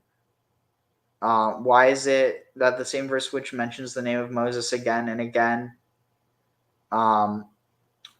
when a pronoun would have sufficed, does not accord God the courtesy of having to referring to him by name? We again have to fall back on the statement we have already made on the entire verse is an example of the great compliment the Torah pays to Moses. Once we understand by means of such examples how great was the esteem in which God held Moses, it is easier to understand that Moses, as distinct from the other prophets, conducted a dialogue with God much as when people speak to each other. The informal manner in which the Torah describes Moses as communicating with God by even omitting to mention God by name reflects this intimate relationship which existed between God and Moses. At the very, again, remember, he's speaking of the Shekhinah, so this is between the Shekhinah or Asherah and Moses. At the very end of the Torah, Deuteronomy 33:11, this is spelled out for us once more when the Torah describes this unique and never repeated phenomenon of the communications between God and Moses and God respectively, by comparing it to Kasher Yidaber Ish El Re'ehu, as a man speaks to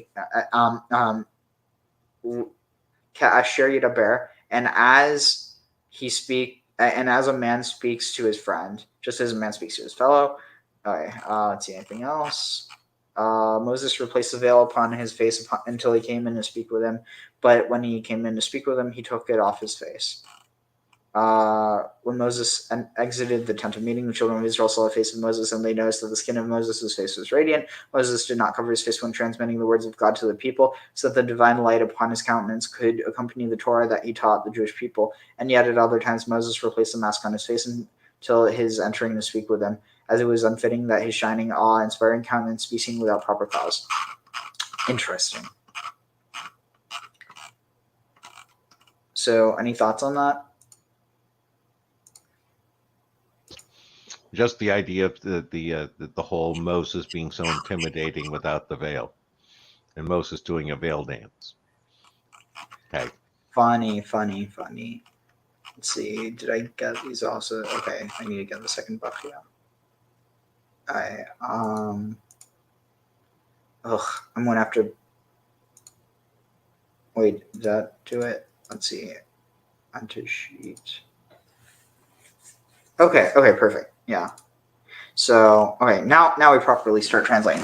Vayakhel Moshe et kol adat b'nei Yisrael, and Moses gathered the entirety of the assembly of the children of Israel, or congregation of the children of Israel. Vayomer Aleichem, and he spoke to them. Eila hadvarim. These are the words that I was commanded.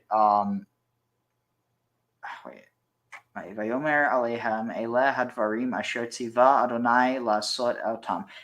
These are the words that I was commanded to speak to you, or to say to you, to do, to instruct you, to inform you of what. These are the things that I was commanded to tell. Wait. These are the words that I was that Adonai has commanded you all to do. Okay, I was mistranslating that. Sheshet yamim taseh malacha. 6 days you will do your work. Uvayom hashvi'i, and on the 7th day, yihiyeh lachem, it will be for you kodesh Shabbat. Kodesh Shabbat, a holy Sabbath.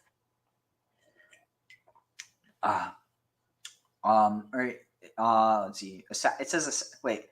Oh, Yihiyeh lachem kodesh. It will be for you holy. Shabbat Shabbaton ladonai. a Sabbath of Sabbaths, or is a Sabbath of Shabbaton.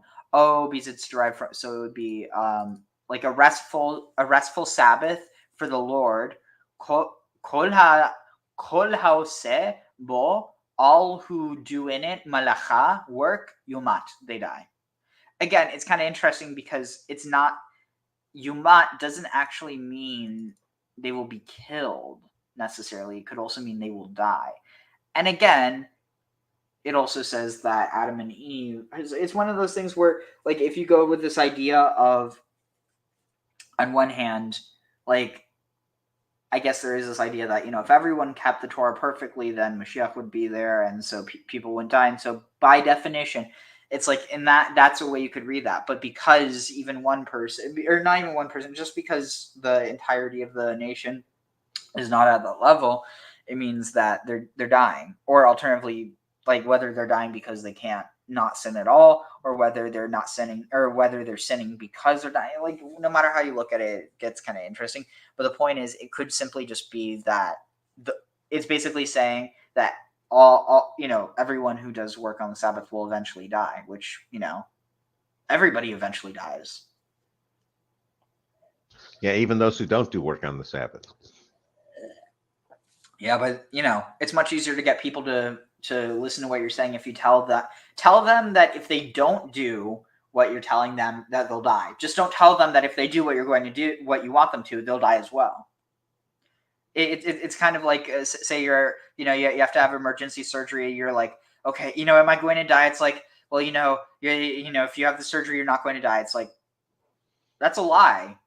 You're just not going to die right now, or at least very unlikely to die right now if you have the surgery, versus, it's like, I've always found that idea, like, what's the mortality rate? The mortality rate is 100%. Yes, the old no one leaves this life alive. Yeah. Or with money. I mean, I guess you can have an estate, but that's not really you. Well, I was going to say, if you burn it all up in a pyre, isn't that kind of taking it with you? Yeah, but it's not going with you wherever you are going, is my point. You don't suddenly get that money because you burnt it if you pop into, like, a new life, or say there's an afterlife. You don't get that money in the afterlife because you burnt it with you. I guess unless... I was going to say, certainly some of the ancients believe that kind of stuff. True, but... I mean, that's also, at the end of the day, I don't know. I'm still not convinced that on some level they didn't know, and you didn't just have, like, the elites of society going back into tombs and collecting the treasures. It's like, oh, you know what I mean? Oh, well, they definitely did that in, again, during the Ramessides and later, after the New Kingdom. They definitely went back in and looted. That was an organized activity. Is it theft if the government does it? Probably, I would count it as theft. Yeah, but I guess what I'm saying is, if it's a government building, especially when the government was more so this genetic dynasty. No, this was a new genetic dynasty that was looting the old genetic dynasties. Oh. Okay. Then yeah.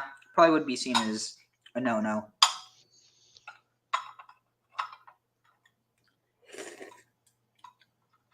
But in any case, I'd like to think that even the pharaohs would like to see Egypt rebuilt, even if that meant they had to take stuff from their coffins. Not coffins, I meant tombs. Anyway, right. Actually, I want to see, is there any commentary?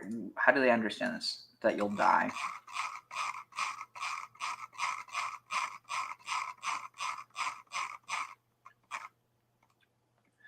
Let's see.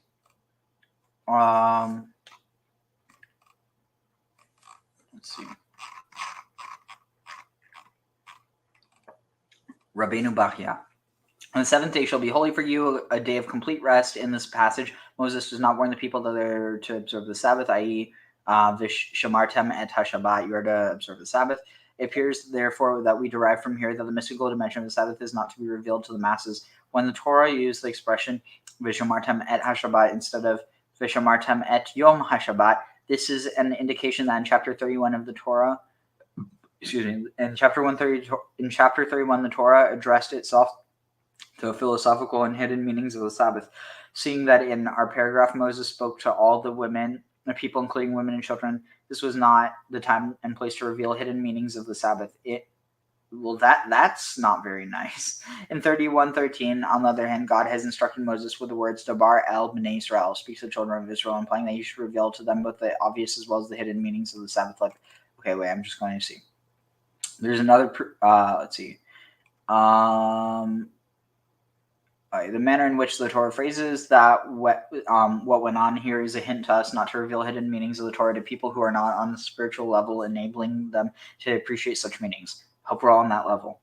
This is another proof for what we just said from the Talmud in Megillah 3. The Talmud said when Onkelos was engaged in translating the Torah, a heavenly voice was heard to exclaim, "Who is this who reveals the hidden dimensions of the Torah?" If restrictions are in place when one merely translates the written text of the Torah, how much more so must one be careful not to reveal the hidden mystical dimensions of the Torah, which have not been spelled out for all to see in the text to people not on the appropriate spiritual level. Anyone who becomes guilty of violating this principle is known as a migla satarim.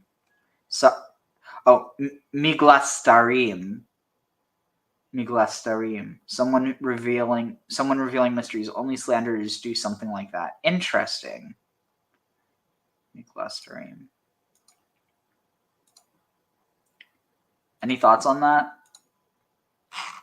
Nope, I've got nothing to add on this one. I think it's kind of interesting that they connect. This guy connects revealing mysteries with slander. Oh, okay. This is interesting. So this is interpreting this as Kol haoseh bo malacha yumat. Anyone performing forbidden work on it will be executed. Now, what's it mean forbidden work? Is it referring to any work that is forbidden, or is it referring to forbidden work? Because the word that's used for idolatry is avodah zarah, which means strange work or foreign work.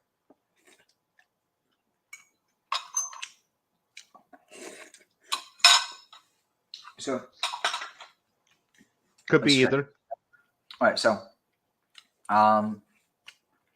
the line is immediately followed by the prohibition of lighting a fire on the Sabbath. It is possible to interpret these two verses as examples of forbidden work on the Sabbath. First, the Torah prohibits the performance of certain categories of activities called malacha. Interesting, this is the same root as the word malach. So it actually could be implying that in a certain context, because this is referring to temple work. Now, if the temple workers are performing malacha, do you know what that makes them? Molochs? I don't know. What?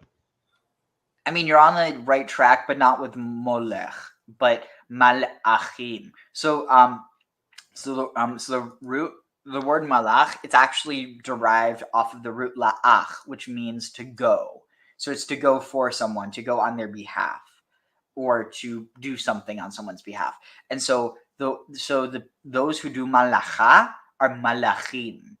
In other words, those who do service are malachim, which means messengers, or those who go forth, or angelos, or angels. Now, what's interesting there is this idea that basically the line between human and angelic is not as clear.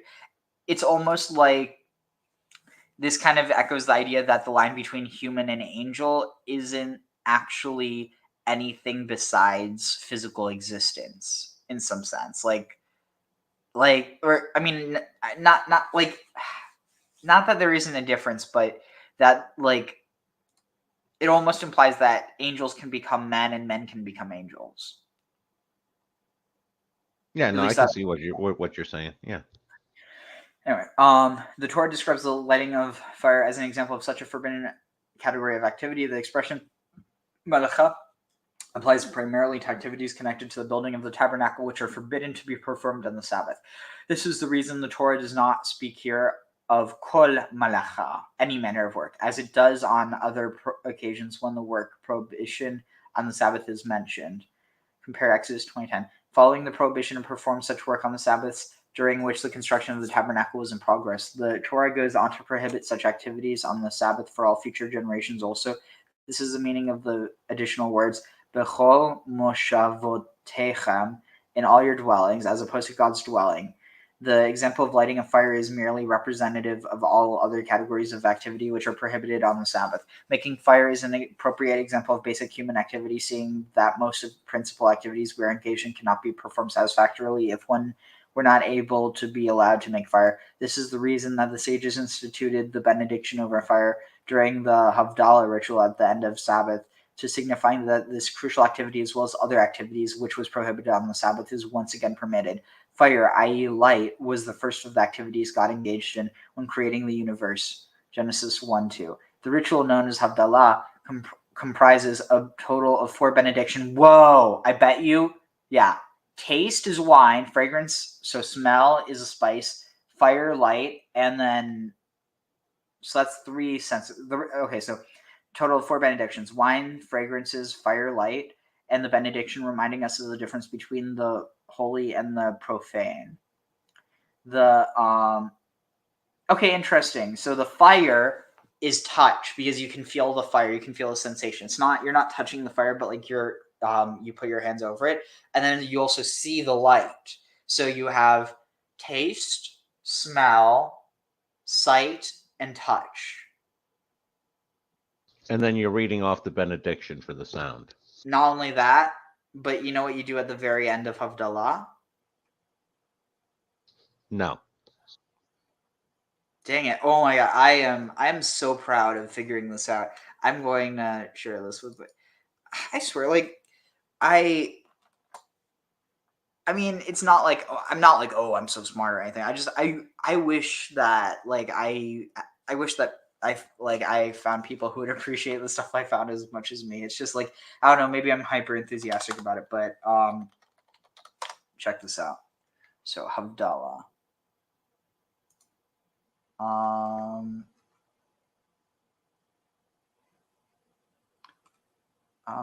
Let's see. Right here.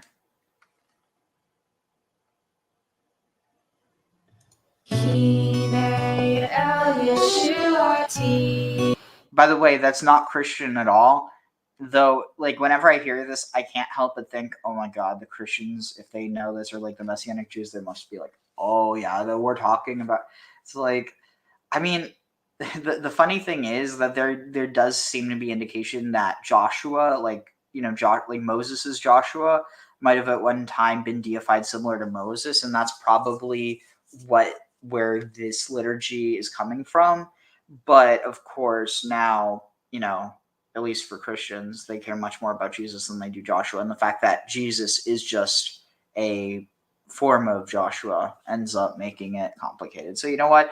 At the end of the day, it shouldn't, I don't know, like, it's just the appropriation that bothers me. Like, at the end of the day, I know it shouldn't bother me, like, but it's like, I don't know, it's... I was going to say, it's sort of like, they deified one Joshua, you know, and 1,000 years later or so, they deified another. It's like, it sounds about par for the course from my book. Yeah. No, it's interesting. If you actually look at the liturgy, you can see how much Christian liturgy is actually derived from Jewish liturgy, because it's like, literally, if you didn't know the context or they weren't singing in Hebrew, you wouldn't know. It's actually and of course, it doesn't actually have. Okay, so Hine El Yeshuatu, like, behold El Yeshuati, the God, like El, our salvation. I will trust and I will not fear.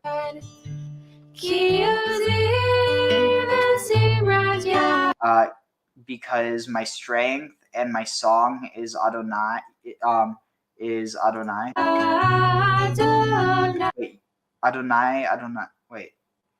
Hioziz Vizimrat. Yeah, Adonai. Interesting. So here, there's actually one of the places where you have the Yud Hey, then like Adonai is being referred to as Yah. That's why it's not like this is just something that people apply to. It's literally taken from liturgy.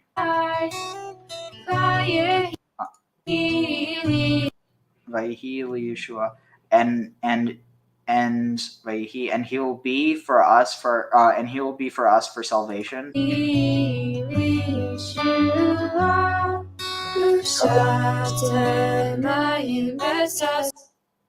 And Shavta, and they will draw water from they will draw water and happiness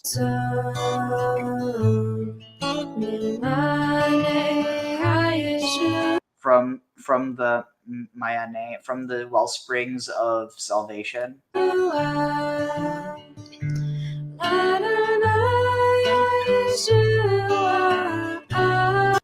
For Adonai, the salvation upon your for Adonai, the salvation upon your people. Maybe the salvation is upon your people. For Adonai, the salvation is upon your people. Berachtecha,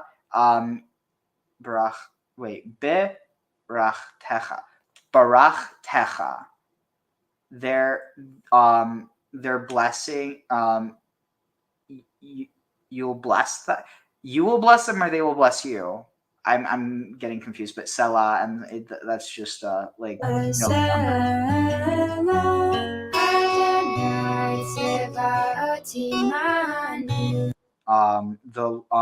Adonai Tzvaot, like our Lord of Hosts is with us.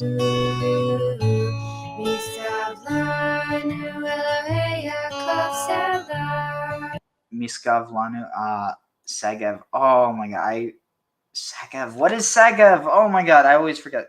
Miskav. Let's see. Miskav. Miskav means. What's it mean? It's just giving me the name of the kibbutz. Okay, Miskav meaning. Fortress. Oh, okay. Miskav Lanu, our fortress, a fortress for us. Elohei Yaakov Selah, the God of Jacob is our fortress. Selah.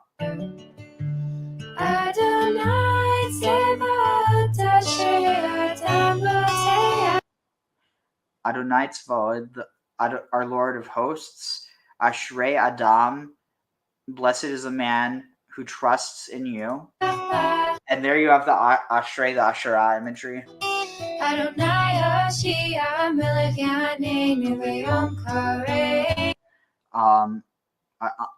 Our Lord, or was it no?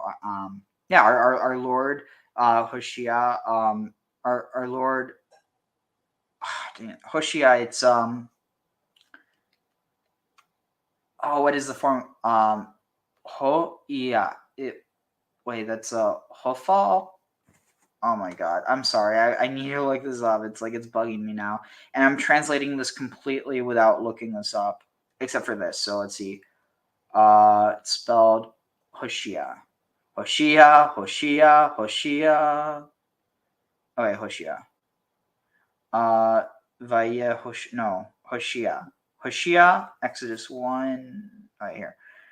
Oh, interesting. Wait, Hoshea. Salvation. It's just salvation. Okay. Adonai is Adonai Hoshea HaMelech, the salvation, the Adonai, salvation of the king, salvation the king, Yanenu, that will Anan, that will Anan. I think it should be respond, but I'm not sure. Yanenu. Yanenu. Biyom Karenu. Oh, this is from Psalms. Interesting. All right. Yeah, Anenu. Interesting. Answer us. Yeah. Yeah, Anenu. He will answer us beyond Karenu on the day that we call.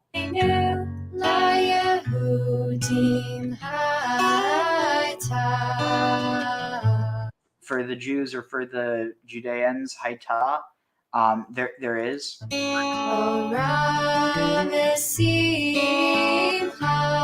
Light and happiness.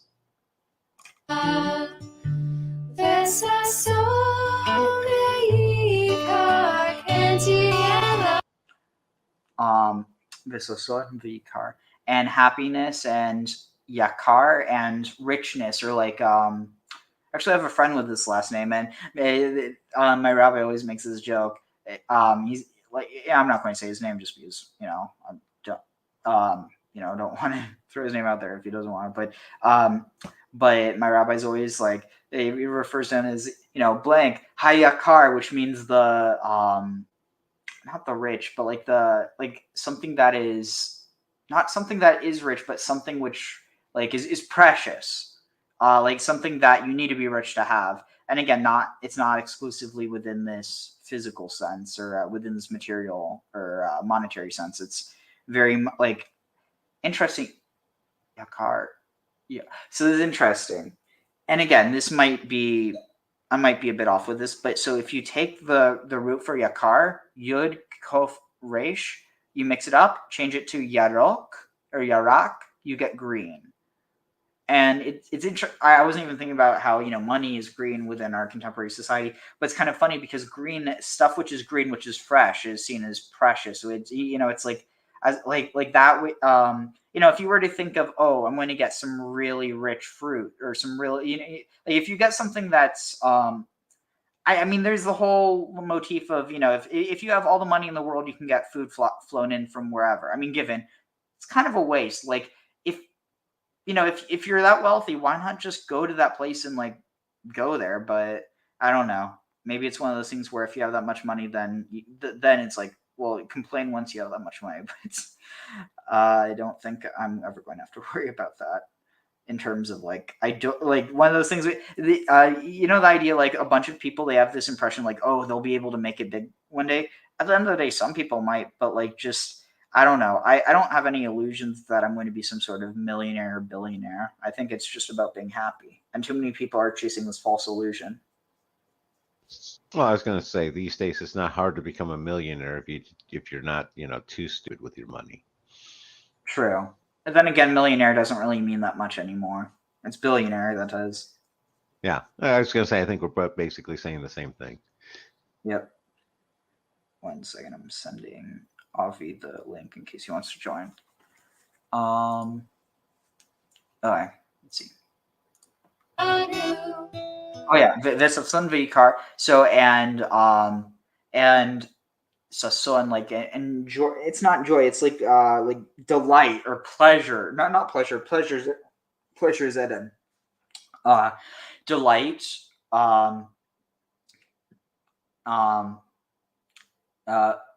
Wait, what? Wait, what? Interesting. So this is. So I'm going to look this up. Apparently, so this Visasoin. And joy and richness. Thus, it will be for us.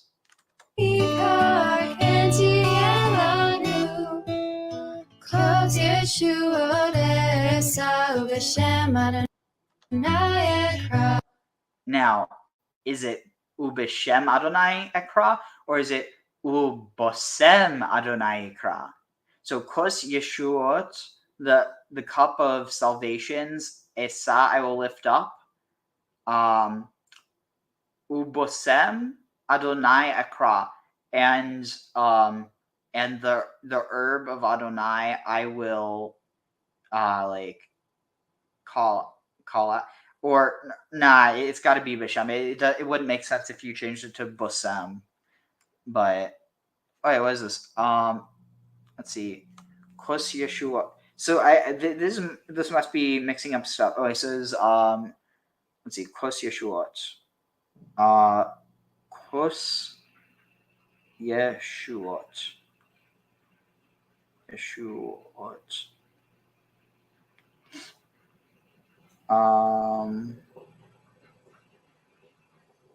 All right, here. Let's see. Kos Yeshuot. Esav Ubos. What? Oh, okay. This actually could support it because you don't even have to change it from a shin to a sin. Oh wait, Bosem. Dang it, I'm wrong. You would have to change it from a shin to a sin to make it. All right. But in any case, so let's see what it says here. Commentary. I shall lift up a cup of salvations. I shall bring the libations for the Thanksgiving offerings that I vowed. And he says to you, I shall slaughter a Thanksgiving offering, and on that cup I shall call. Okay, it's not really that interesting. Let's see. I will lift up a cup of salvation, referring to a cup of wine that is raised in a public toast of thanksgiving. I will call in the name of the Lord with words of thanks for him. Okay.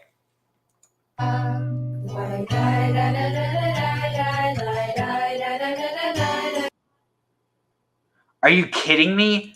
They were going to have translations at the very end. What's the point? Just have it there at the same time. I mean, I guess, hey, maybe the reason was so that I could translate it, but like, obviously, I'm not that egotistical. I don't think that was the reason why that happened. I mean, like, I'm choosing to look at it that way because otherwise I just wasted this time.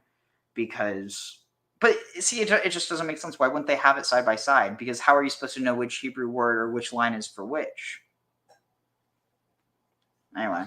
All very good points. Yeah. Thank you. I'd like to think those are good points.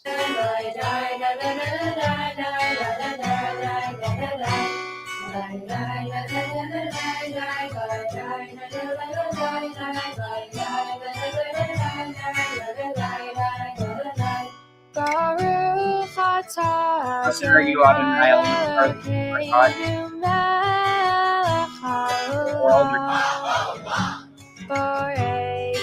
Who is blessed,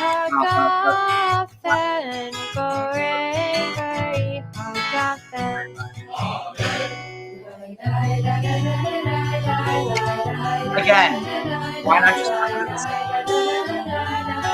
Oh. See, I'm like, just all this, it's got me worked up. Boreh, I got confused. I thought it was Boreh was Borech. I don't know why I thought that. I'm like, this is why they should have it side by side. Then I would know, okay, wait, I mistranslated that. But then I had to wait to see that because I was so... Anyway.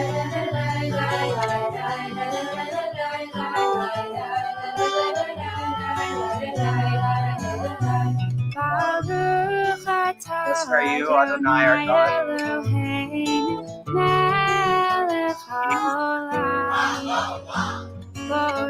Let's clear up the species of spicy.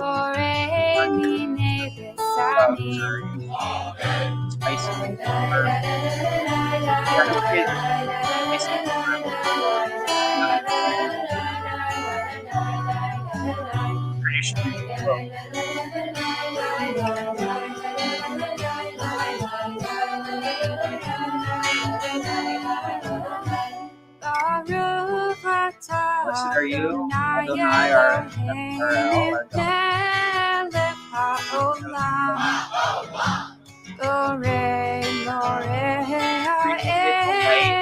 the fire,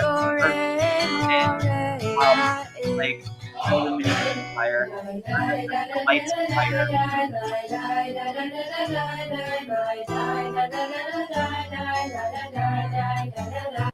Okay, that's interesting. It's not Me'or Ha'esh. It's Me'orei Ha'esh. Now, that could either be the lights of the fire, or it's the lights of fire.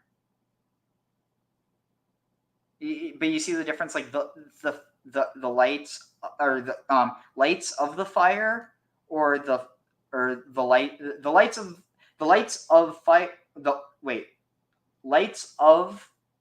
Lights of the fire, or the lights of fire. Basically, or the light from the fire. That's another, maybe possible one. Well, no. me'orei ha'esh. It would actually have to be me'orei ha'esh. Ha'esh me'orei. Ha'esh me'or. The fire from light. It would have to be the fire from light. Not interesting, and that it's almost like echoing this idea that like, whoa, okay, this is actually super interesting. In order to have fire, not heat, but fire itself, it requires something to be consumed, right? Yeah, the idea of fire is the oxidation of a substance, and you got sort of the plasma there. Yeah. Wait, so is the implication that essentially foliage or like that which could combust first had to exist before it could be destroyed by fire, or in essence create fire?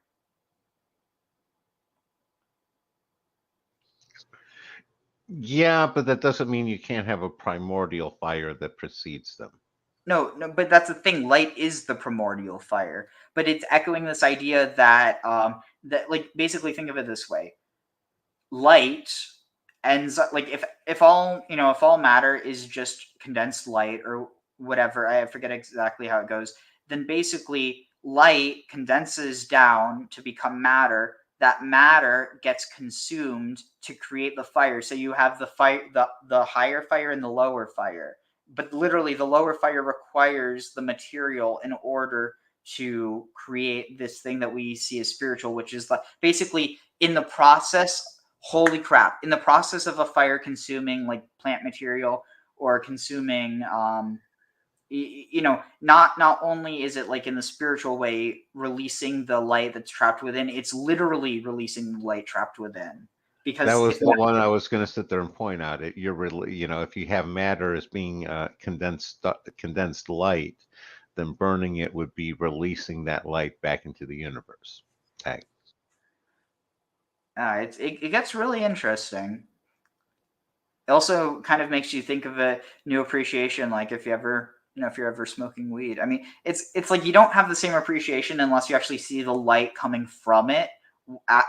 So it's like if you smoke a bong or you're smoking a joint, you definitely notice that a lot more. But I mean, I don't know. I think it's interesting, especially because ora, and orot can also refer to herbs. So it's not literally just lights. So it could be also esh me'or. It could also be fire from the herb. Holy crap! Or me'orei ha'esh, or the herbs of fire. It could also be that the herbs or plants of fire. Interesting.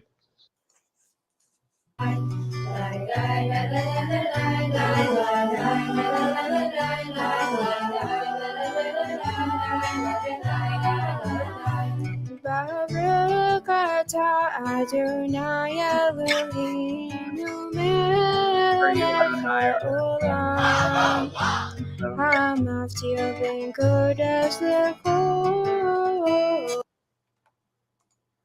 hamavdil ben kodesh lechol. This like hamavdil ben kodesh lechol between holy and unholy, or not holy and unholy, but literally holy and mundane.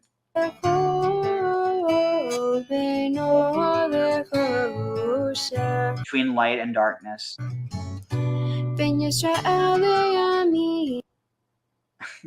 So again, it's important. Kodesh and Chol do not mean holy and unholy. It means holy or sanctified. And again, sanctified just means set apart. And again, set apart does not mean better than. And then what is it? Chodesh l'chol, and the chol, it actually has to do with this idea of like chol.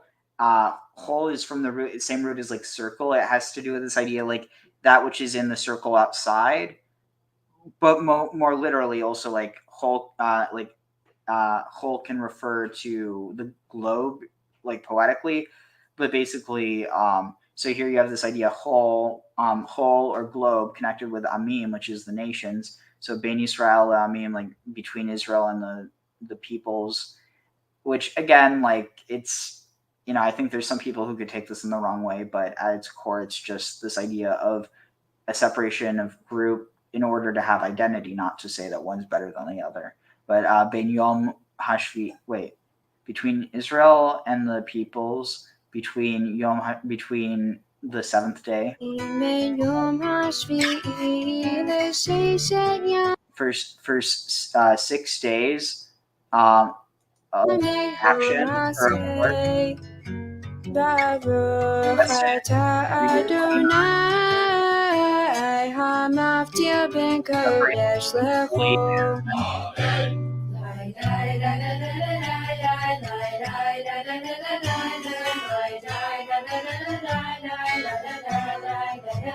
Oh no, come on. Are they going to do it?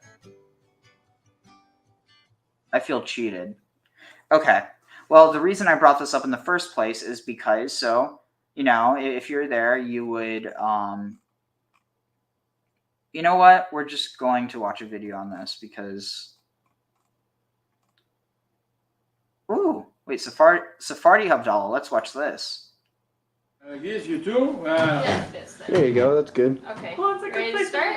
Mm-hmm. How do you? How do you like? Alright. Fail. Fresh? Whoa, it's like high angled. Okay. Woo. No? Yep. Yeah. Oh, should we angle it so we don't see the branding? Is that okay? ראשון לציון הננה וירושלים מבשרת כוס ישועות אשא ובשם אדוני יקרא ענה אדוני הושענה ענה אדוני הושענה ענה אדוני הסליחנה ענה. It's interesting though. Hoshiana, Hosanna. That's where Hosanna comes from. Interesting. אדוני הסליחנה הסליחנו הסלימודנו מזלנו תורתנו מדינתנו פרנסתנו צרנו שים ברכה והצלחה וכל מעשה ידינו כדתינו תורה בשמחה וששון ועיקר והדבקם אדוני אלוהיכם חיים כולכם היום סברי ונעם ברוך אתה אדוני אלוהינו מלך העולם בורא פרי הגפן. So now is he going to drink?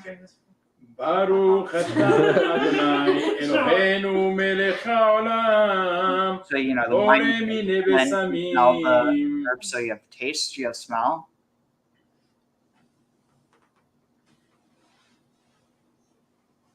ברוך אתה אדוני אלוהינו מלך And now העולם he's feeling the בורא warmth. מאורי האש.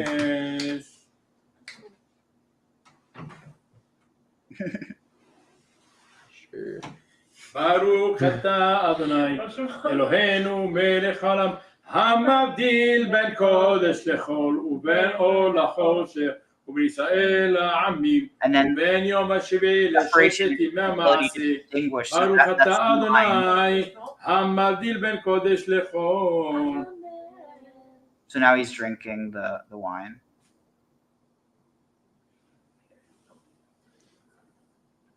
They just take a sip because they need a little bit left. I don't know if I've ever actually drank from the same cup. It's definitely not since COVID. I know that. That's it? I know, and then Michelle can do the honors. Actually, no, I don't think I ever have. I've always been a germaphobe. Oh, really? Go down, Michelle. Okay. No! Yay! Yay. בין קודש לך חטאותינו. What?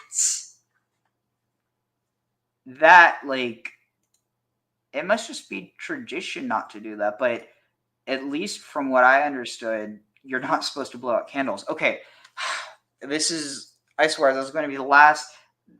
This one, she'll explain it, please.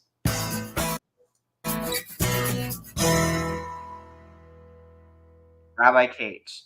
Hi, I'm Rabbi Katie Bowman, Temple Israel in Memphis, Tennessee, and I am going to do a demonstration of the ceremony that ends Shabbat, the Jewish day of rest. This ceremony is short and sensory and tactile and very spiritual. Ooh, I like how she's touching on this. When there are 3 stars showing in the sky on a Saturday night, that's how we know that it's time to bid Shabbat farewell for a week. This, I do kind of wonder why the 3 stars. Like, again, it's one of those things where I know the Christians must love this stuff. But again, the whole 3 symbology way pre-exists Christianity, which I guess they would agree as well. They would just say that's pointing to Jesus, where I'd say, no. Oh, ow. Some Christians probably laughing at me for that. They'd be saying, yep, guy got you already. My tooth didn't even chip. Anyway, but yeah, it's interesting because it's like there's things I love from each element of Judaism, except for the really crazy types. I don't like that stuff. But in general, the people who are like, living in reality, I like a lot of what they have to say, because even if they're not super religious, at least by their, what people would think of as religious, they still have a lot of interesting takes. ceremony. I was going to say, is, in for me, the ones that rub me the wrong way are the asshole supremacist ones. But Yeah. asshole supremacists of any group tend to rub me the wrong way. Yeah. 4 blessings that thank God for creating these symbols that are before us on this Havdalah set, that remind us of the beauty of Shabbat and that little taste of peace and hopefulness, and also that remind us to continue to hope for a time when every day is like Shabbat, when every day is peaceful and joyous, and there is no more work to do in the world. The 4 symbols are a cup of wine, a spice box, a braided candle, and the extinguishing of that candle. And I'll begin by sharing a nigun, a song without words, that was written by Debbie Friedman, and this is really almost the universal setting for these blessings that end Shabbat. The nigun goes like this. Ya la la la la la la la, ya la la la la la la la, ya la la la Holy la crap. la I know la, that ya la Debbie la Friedman la, wrote ya this la too. la. The first blessing is the blessing thanking God for the sweetness of the wine, which is the way we sanctify holy time in Judaism. Baruch atah Adonai Eloheinu melech haolam borei peri hagafen borei peri hagafen ya la la la la la la la ya la la la la la la la ya la la la la la la ya la la la ya la la. The second symbol is that of the spices. The spices remind us of the flavor and the sweetness of Shabbat that's just passed, and they also awaken us to the work that we have to do in the week that has arrived. Baruch atah Adonai Eloheinu melech haolam borei minei v'samim borei minei v'samim. You can take a smell of the spices. Ya la la la la la la la la la la la la la la la ya la la la la la la ya la la la ya la la. The third symbol, the third blessing, is over the glow of the flame, the glow of the fire. This is the first light of the week, and when we say this blessing, sometimes you can hold your hand up and bring the light to you and see the reflection on your palm and fingertips, and that reminds us of a separation between dark and light in our lives and in the week. Baruch atah Adonai Eloheinu melech haolam borei meorei ha'esh borei meorei ha'esh. Lai lai la la la la la la ya lai la la la la la la ya la la la la la la la la la la la la. And the final blessing is thanking God for making the distinctions that exist in the world, the distinctions between light and dark, figuratively and literally, the distinction between the people of Israel and other peoples, the distinction between 6 days of creation and work and 1 day of rest, and the distinction between everyday mundane time and holy time in our lives. Baruch atah Adonai Eloheinu melech haolam hamavdil ben kodesh lechol ben or lechoshech ben Yisrael le'amim u'ben yom hashvi'i l'sheshet yemei hamaseh Baruch atah Adonai hamavdil ben kodesh lechol. Following that blessing, take a sip of the wine, the sweetness, and extinguish the flame into the wine. And this is the moment No, that it's Shabbat not. departs. And there's the sound. And Havdalah is often preceded by a series of verses that remind us of that hope and that memory of a beautiful, peaceful world. And we finish Havdalah with that reminder as well by the singing of Eliyahu Hanavi.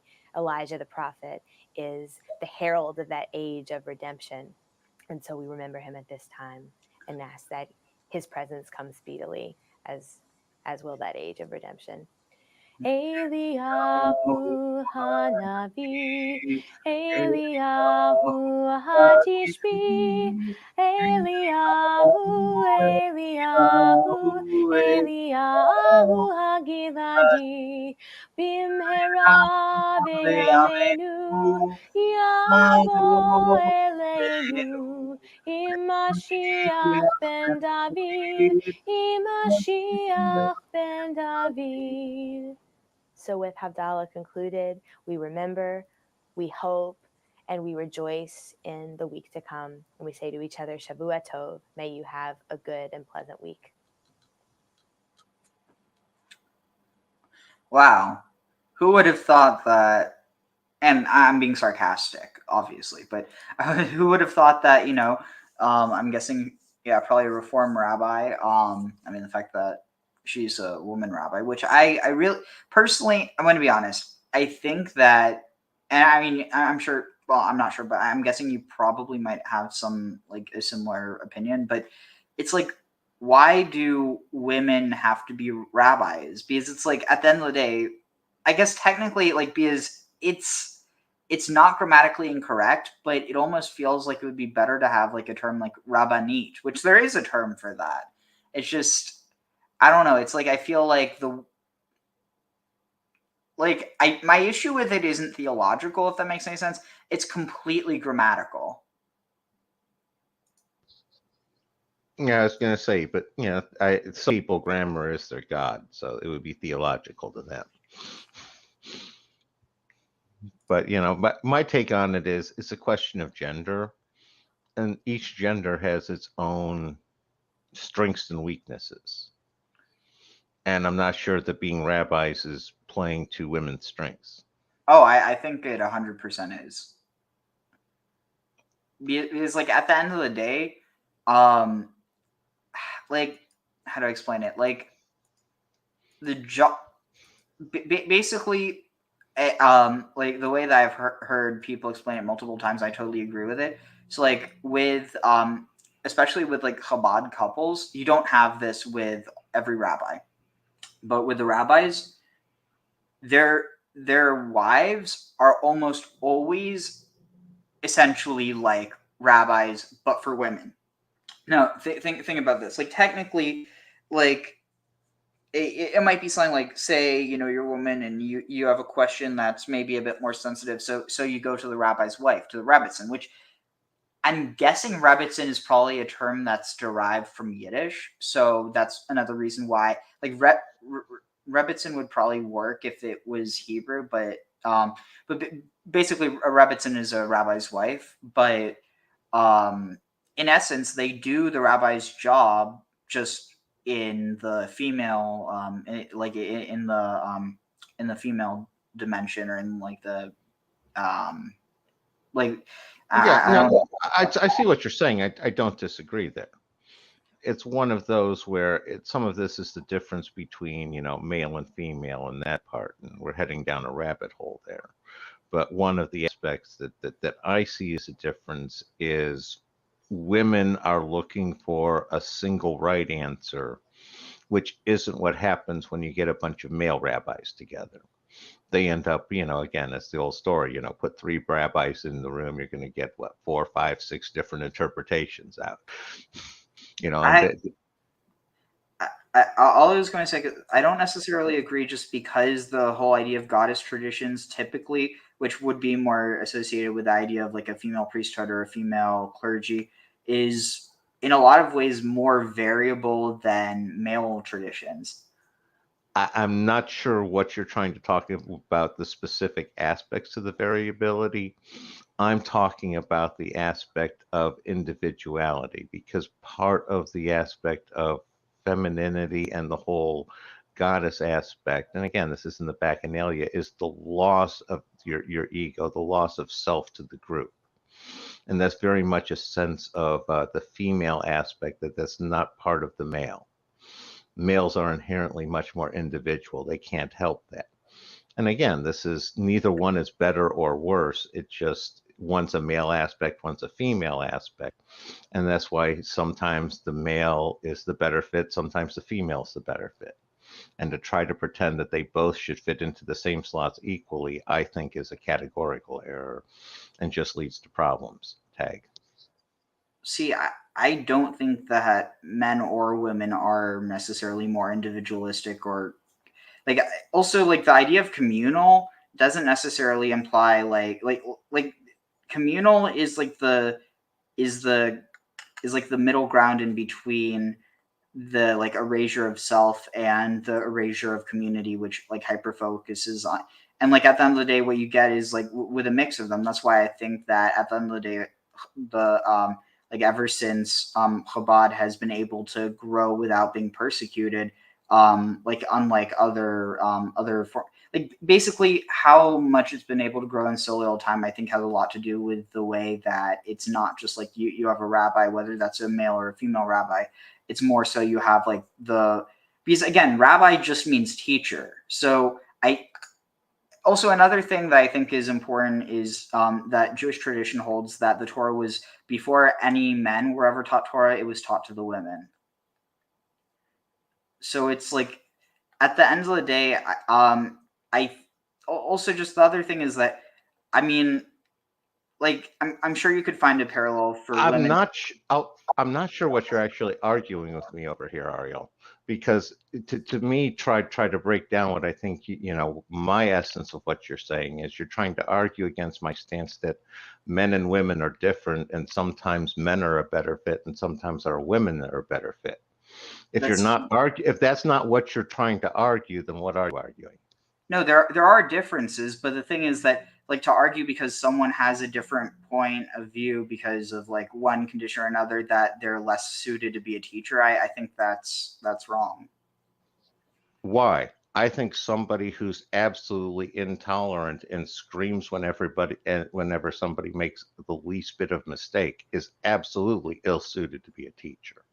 I don't have a problem with signing off that there are certain attributes that somebody has that makes them a bad teacher. I don't know why you see that there's a problem with that. No, but that has to do with them, their actual characteristics, not whether they're a man or a woman. Well, there are certain characteristics about men and women, and different aspects of it will make them better fitted for different types of teaching. So what, like, all I'm saying is that, like, rabbi, like, it's because it's morphed into this gendered role, but like inherently it just means a teacher of Torah. And I think I understand what you're saying, and I'm not saying that in a more modern sense is that way. I'm saying from a more traditional sense, in order to come to a final decision as to what the interpretation is, that's much more of a male role. Female are much more of, basically everybody needs to get involved, much more democracy. Well, we need to vote on the interpretation, and, it's like there are different aspects. And sometimes that is the right role in deciding things. But that's in general, in my opinion, that's not the way to decide, points of theology and stuff. It shouldn't be, again, you've heard me complain about Council of Nicaea, where things are on a, majority vote and stuff. That's just not how theology works. And it's just, like I said, tag. So, I mean, in terms of actually making decisions for community, going with what you're saying, this idea of like choosing one way, that if you're saying that's more suited with like the feminine role, that actually kind of connects with this idea that you have this, 70 faces of the Torah, but ultimately how are you going to teach this to your community? Because like it's not really until the age of people being able to basically, it's not until the age of leisure that people besides Torah scholars can study this stuff. And so because of that, I think that where was I going with this? Basically it becomes where the focus on interpretation, where like there's more interpretation probably going around, like more knowledge of the interpretation now than there was in the past, because at the end of the day, most rabbis, like they might understand it multiple ways, but for the sake of simplicity and not to confuse people, they would just explain it one way to their congregation. So that actually kind of fits in with that idea of one way. But again, I think that like the way that, I don't know, personally, I think that the idea of using like masculine and feminine to refer to men and women, especially in today's society, is like, at the end of the day, I think that there's obviously differences from a biological standpoint, but at the end of the day, like the way that people think is so individualized.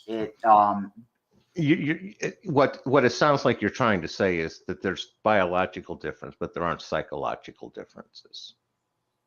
No, there are psychological differences, but the thing is that you can't just say, well, I mean, you can, but like, I think it would be incorrect to say that those differences are just on the basis of male or female, because what about all the differences that exist? Well, you throw in the word just there, and to me, that's bad pool, because I never use any limitation like that one. What I'm trying to say is there are fundamental differences between your typical male and your typical female, and you have a small minority of people that can fall in between, but in general those have certain attributes. There are certain general psychologies that go with both, as well as the biology, and it sets them up there. It's like, I don't know how much gossip you've ever listened to, but it's the way women's gossip is not something that men that's part of a male psychology. It's just not. If you listen to women interacting and men interacting, it's like almost different species. And I don't hear that reflected in what you're saying there, because I see that as being enough of a difference that, it comes into the role. Tag. All I'm going to say is that, like, and I mean, tell me if I'm wrong, but I just kind of hear you disparaging the ability for women to teach Torah.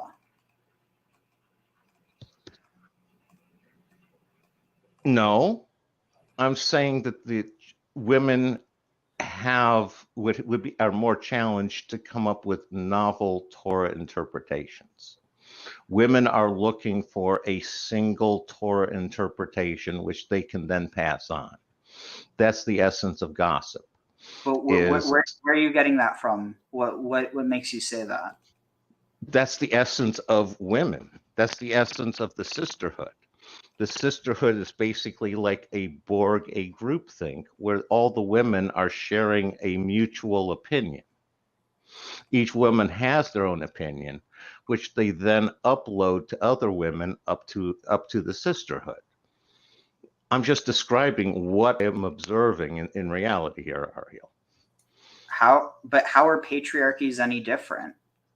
They function at an entirely different level. Patriarchies function on a hierarchy where each one knows their role in the hierarchy. The sisterhood doesn't have a hierarchy. It's basically like a hive mind. So you don't think that institutions like the Catholic Church are like a hive mind? Well, no, they're much more of an egregore rather than a hive mind. How do you mean? An egregore is a disembodied intelligence. A hive mind is a collective intelligence distributed amongst a bunch of individual agents that do not have the control over the overall community. It's like you with the Pope, the Pope is in charge. The Pope has the final say. That sort of thing really doesn't happen in a matriarchy. But that final say, how is that any different than what you're talking about, that there needs to be this one interpretation? Well, there's a difference between one interpretation and one interpreter. But if there's one interpreter, aren't they going? So you're saying there could be one interpreter and many interpretations, but again, like what? Like I've just never seen the idea that women are more limited in their ability to come up with multiple interpretations. Okay, I accept that you at 25 don't have the same experience I do in my 60s with women. I totally accept that. Yeah, I'm going with scientific studies. Again, it's stuff that I've been looking to. It's like the difference between regret functioning in men and women, where men have inaction regret and women tend to have action regret. Women regret the things they've done. Men tend to regret things that they haven't done. Two different types of thinking. Yeah, but in any case, if you're only looking at one half of that, you're missing out on the other half. And now you're sitting there and limiting again. You're using words like only. I'm saying that only is like just. That's not really a legitimate arguing technique here. I'm trying to sit there and saying that women and men, they're both people. But as subsets of people, they have two very, very different ways of dealing with the world. Each one of them is neither better or worse than the other, but it's better or worse depending on the fit for what you're trying to do.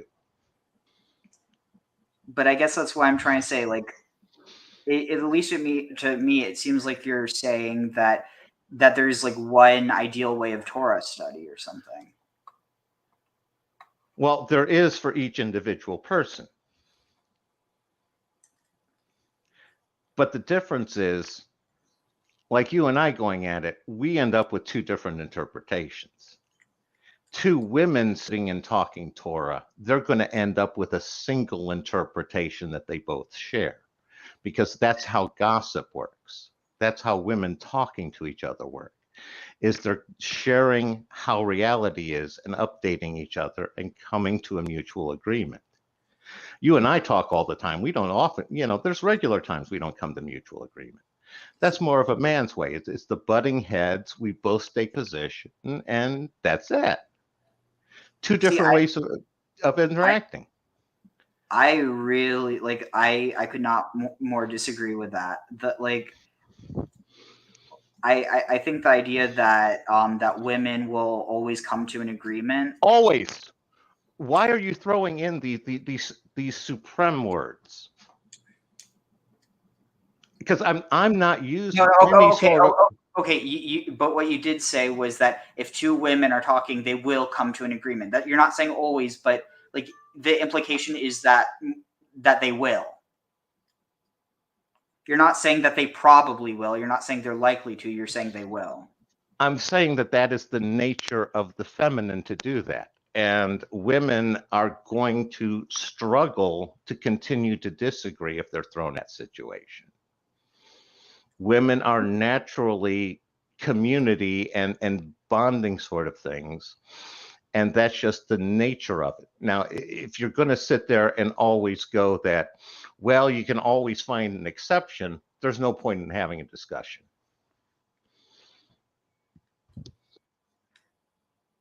I guess what I'm saying is I just, like, it's not a matter of exception. It's just in any case, basically,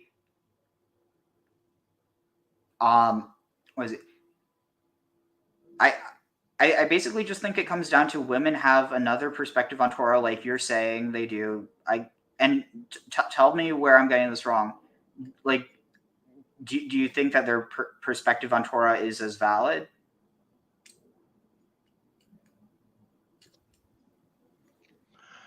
I think that two women can convince themselves of a Torah interpretation that has nothing to do with God.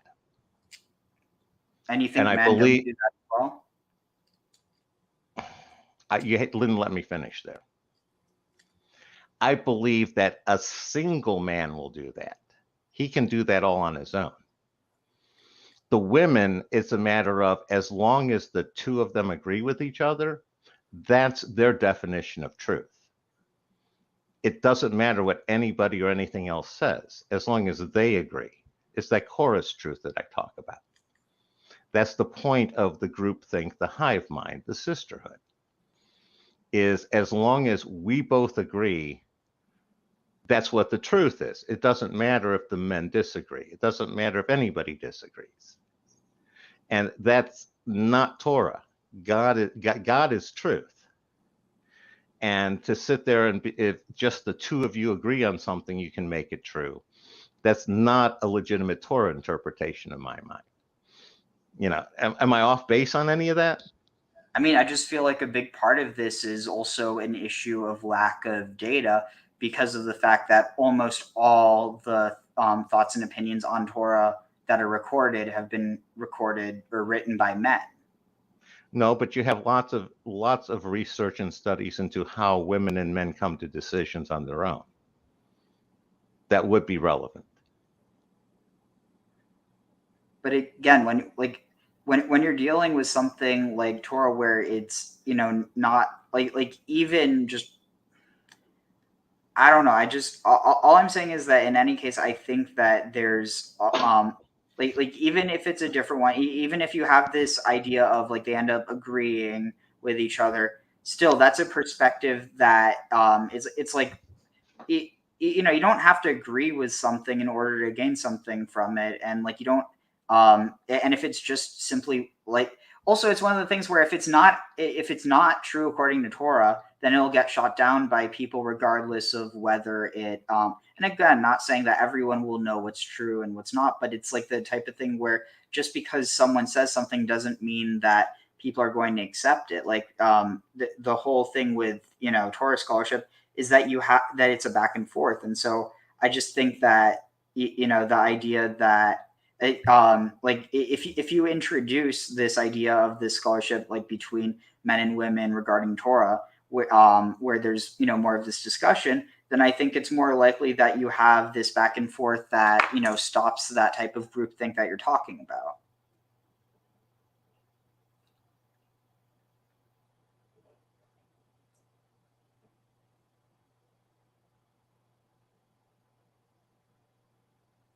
Where'd Graham go? I'm going to wait because if I go to a different tab, then I hope everything's all right.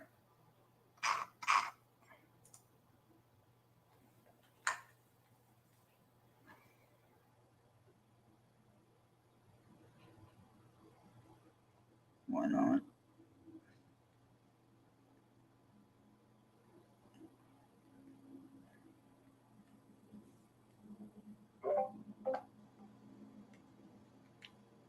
Oh, his laptop probably died.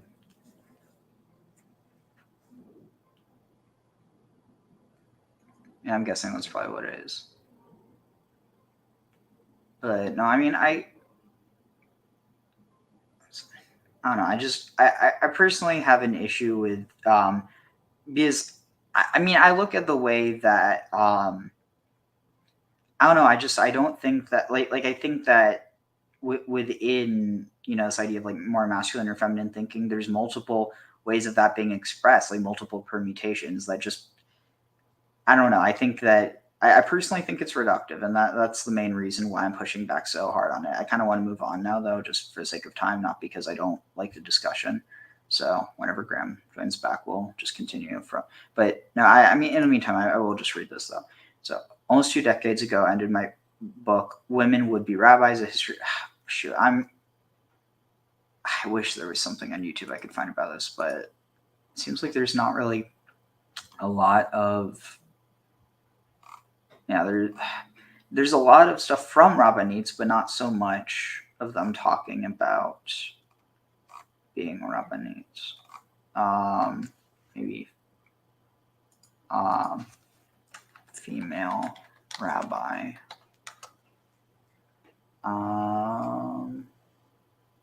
Oh, 2 minutes here.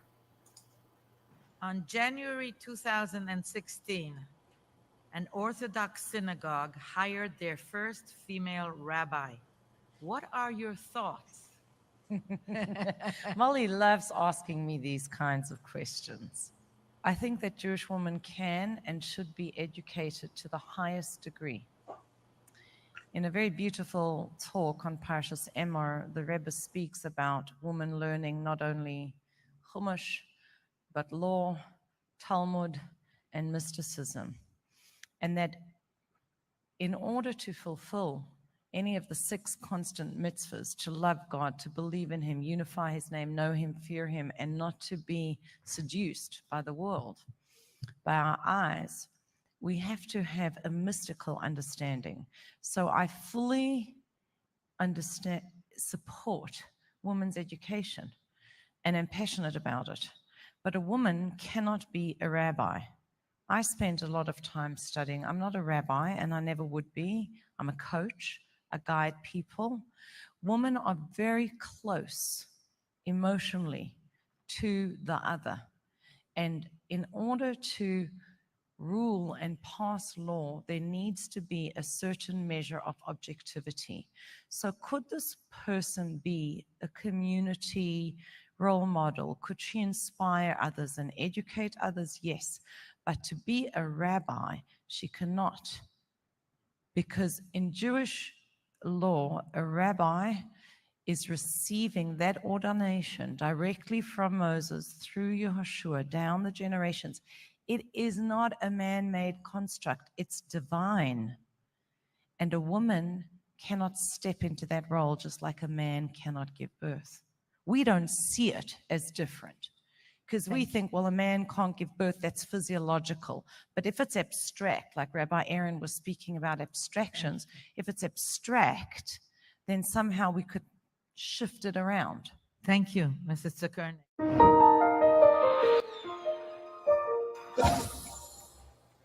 Were you listening to that?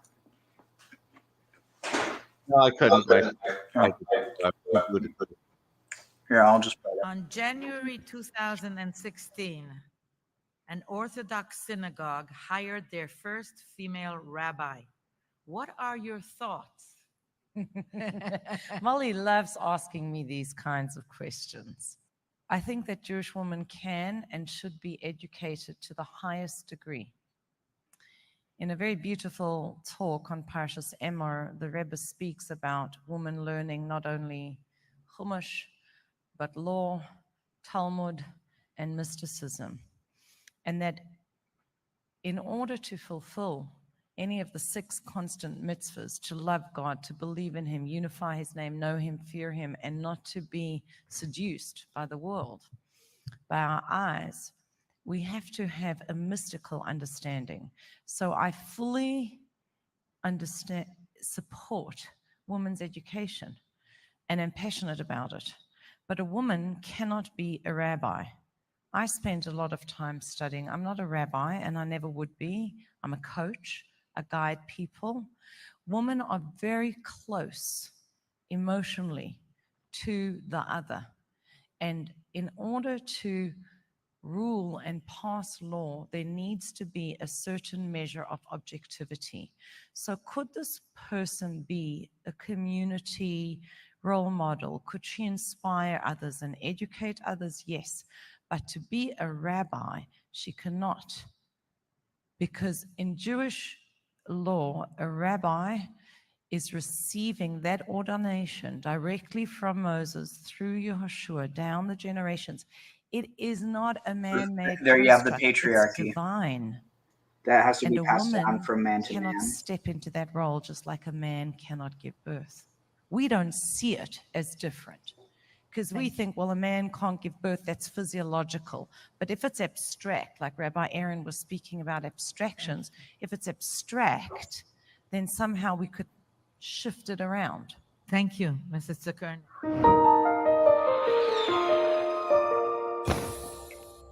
No, I agree with everything she says. Ooh, what's this? Rabbanit Shira Marili Mervis is now the proud leader of Shirat Tamar Synagogue Hey, in the West Mervis? Bank Israeli. Shira Marili Mervis is now the proud leader of Shirat Tamar Synagogue in the West Bank Israeli settlement of Efrat, and she's an Orthodox Jew. This a noteworthy and unusual feat in the Orthodox world, and still unseemly to many in it. But how did she get here, you ask? Well, she kind of fell into it. So Shirat Tamar was established 3 years ago. We moved into the neighborhood and we joined that group of people. They knew that I was learning halacha, so people started asking me questions. And bit by bit, I started taking an informal role of being the rabbanit of the community. And pretty soon, her community work was expanding and gaining significant traction. A few months ago, Rabbi Riskin, who's the chief rabbi of Efrat, called and he said, I know that you're the informal rabbanit of the community. I want to make it formal. Called. Months ago, Rabbi Riskin, who's the chief rabbi of Efrat, called. And like what I'm trying to say is this isn't inconsistent with the Bible at all. I mean, Deborah was one of the most well-known judges. Like, you have other judges that like they're leaders, but she's the only judge that's like really known for judging, which I think is kind of interesting. The other judges are more so leaders and heroes, where she's actually like a judge. Yeah, and that's very much what women do the role of it. That's one of the more female things is a judging. That's much more of the passive sort of one. No, I agree. And what she's describing there is how traditionally women end up in should end up in a leadership role, is if there's if they're the best available person. Shouldn't that just be for everyone? Well, yeah, but one of those things is being male, as the first lady was talking about, is that distance, that objectivity. It's men achieve an objectivity women can't.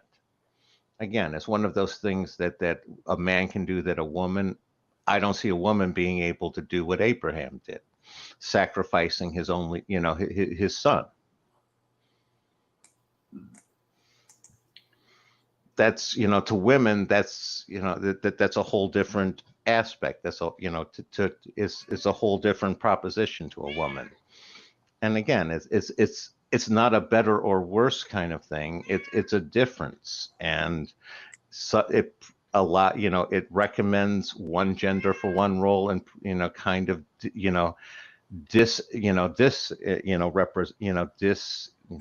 don't know what term I'm looking for, Disconnect. But basically. No, it's basically tends to advise that that's a bad fit. Discourage. Yeah, discourage. All right. Let's see here.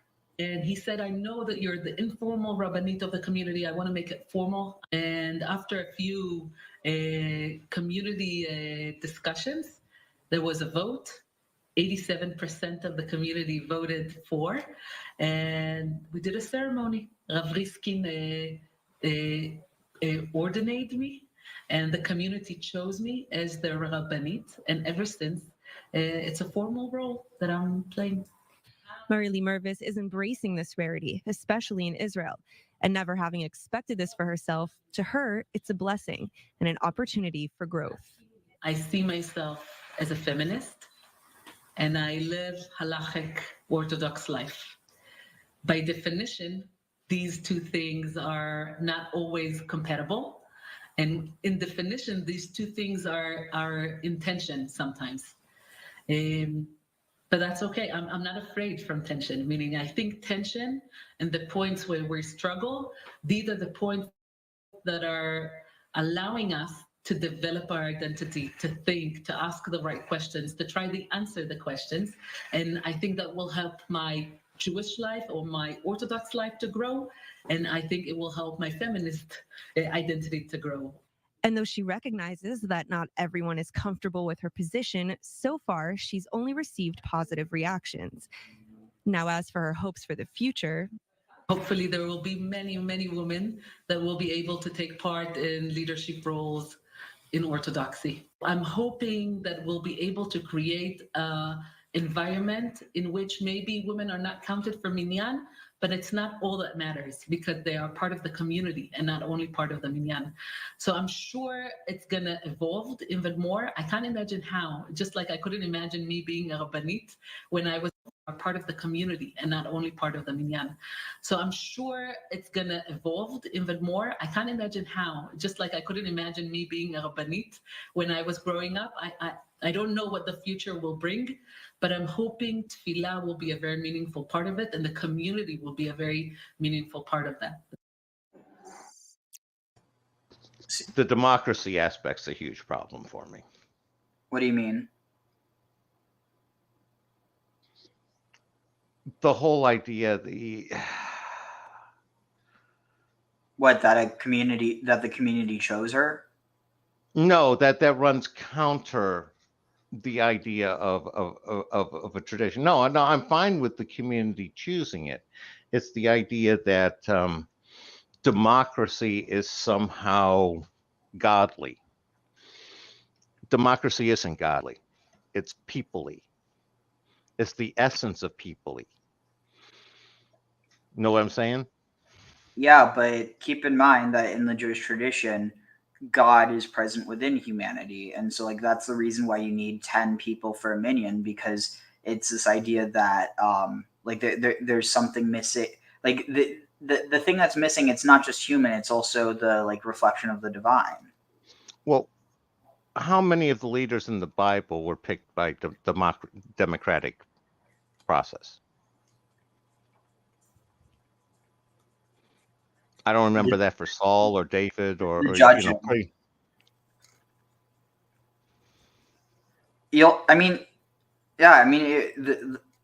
judges were. Okay.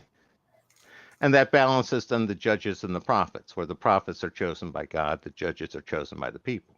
And you got the balance.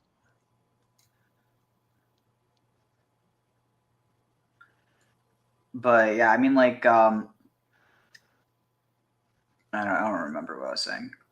I just see democracy again. It's the reason why the founders of the U.S. were anti-democracy. To them, democracy was an obscenity. That's why the U.S. was built as a republic. And again, I see their point. The more it's gone towards democracy rather than republic, the more it's eroded and degraded, in my opinion.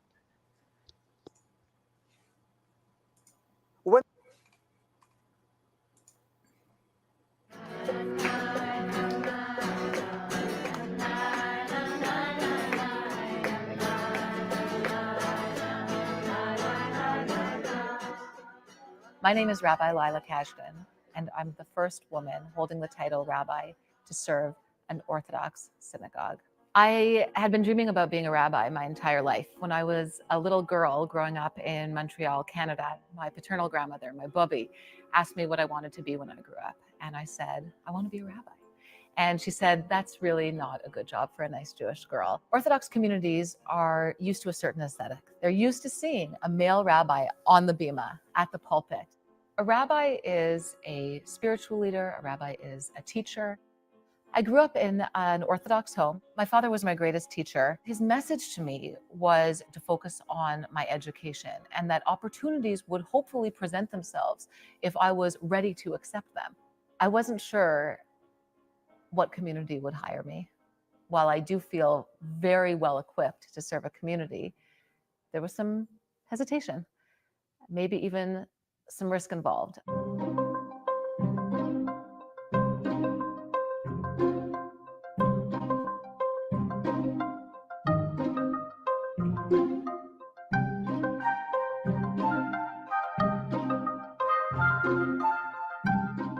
think that we don't have the luxury in Judaism of passing up any talented, thoughtful, caring, sensitive leaders who are capable.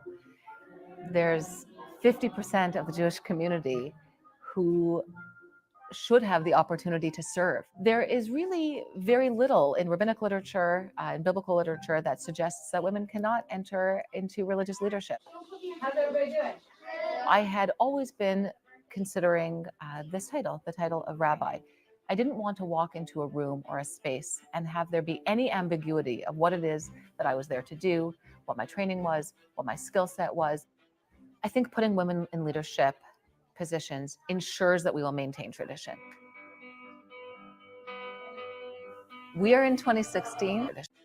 I think putting women in leadership positions ensures that we will maintain tradition. We are in 2016, but misogyny is alive and well. We're really on the cusp of certain progress that we have to advocate for ourselves, advocate for our needs as women. Women have to find support where they can so that they don't give up. In some ways, women have to look at themselves in the mirror every morning, knowing that what they're about to do is going to be very difficult and very challenging, but they're going to do it anyway. They're going to do it because of their call and their drive, and because they're the best person for that position.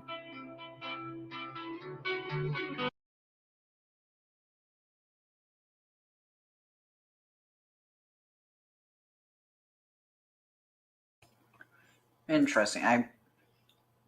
What was it?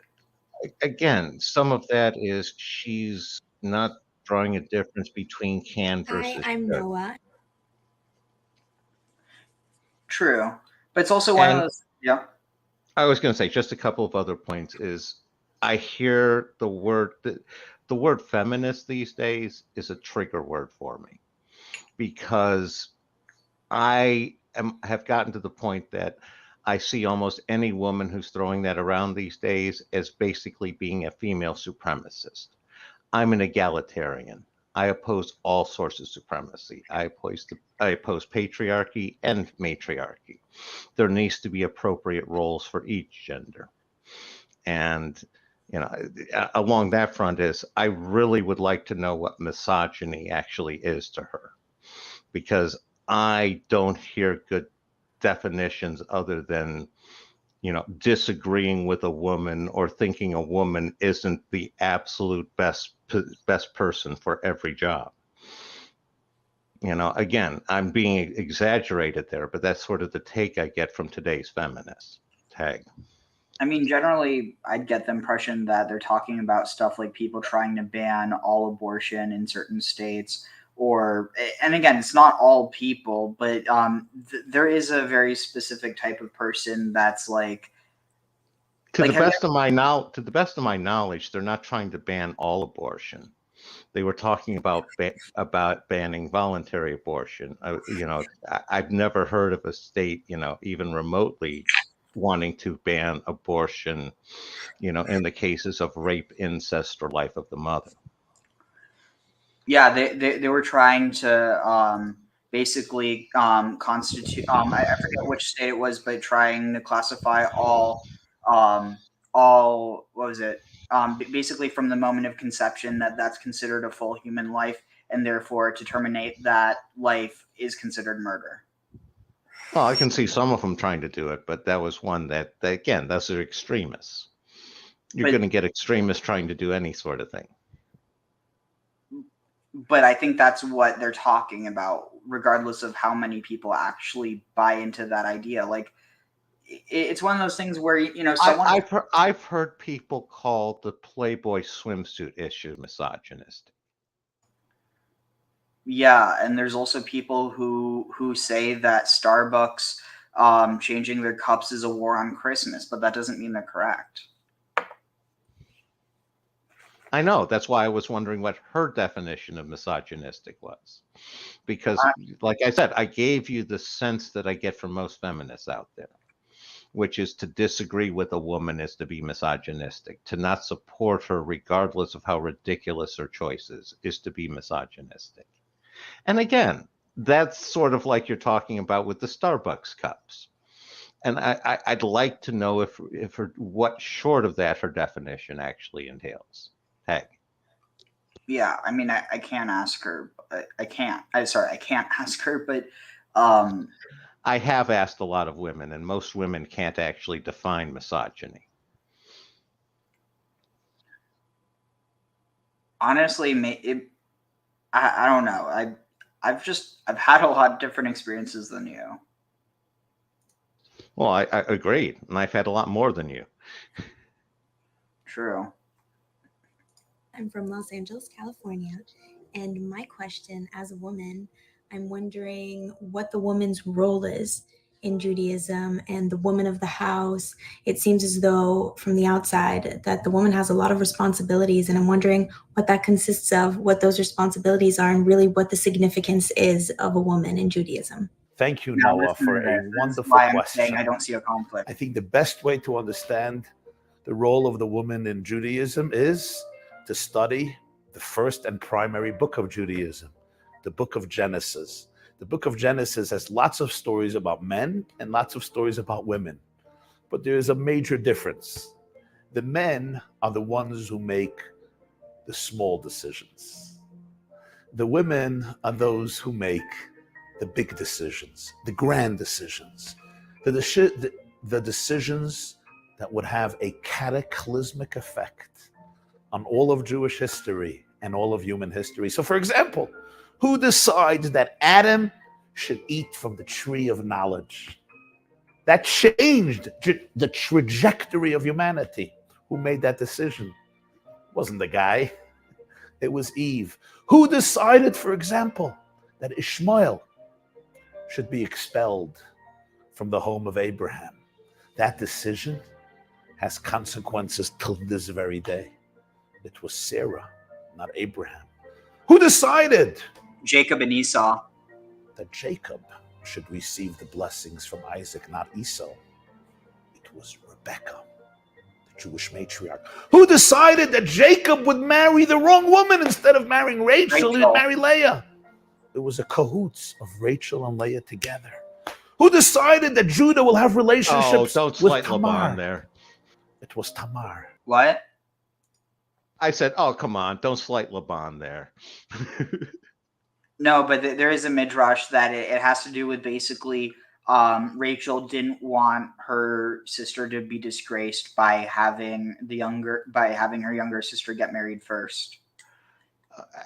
I can see where that fit in there, but the whole idea that Laban was putting another one over on you know. But Yeah. see that's what I'm saying. That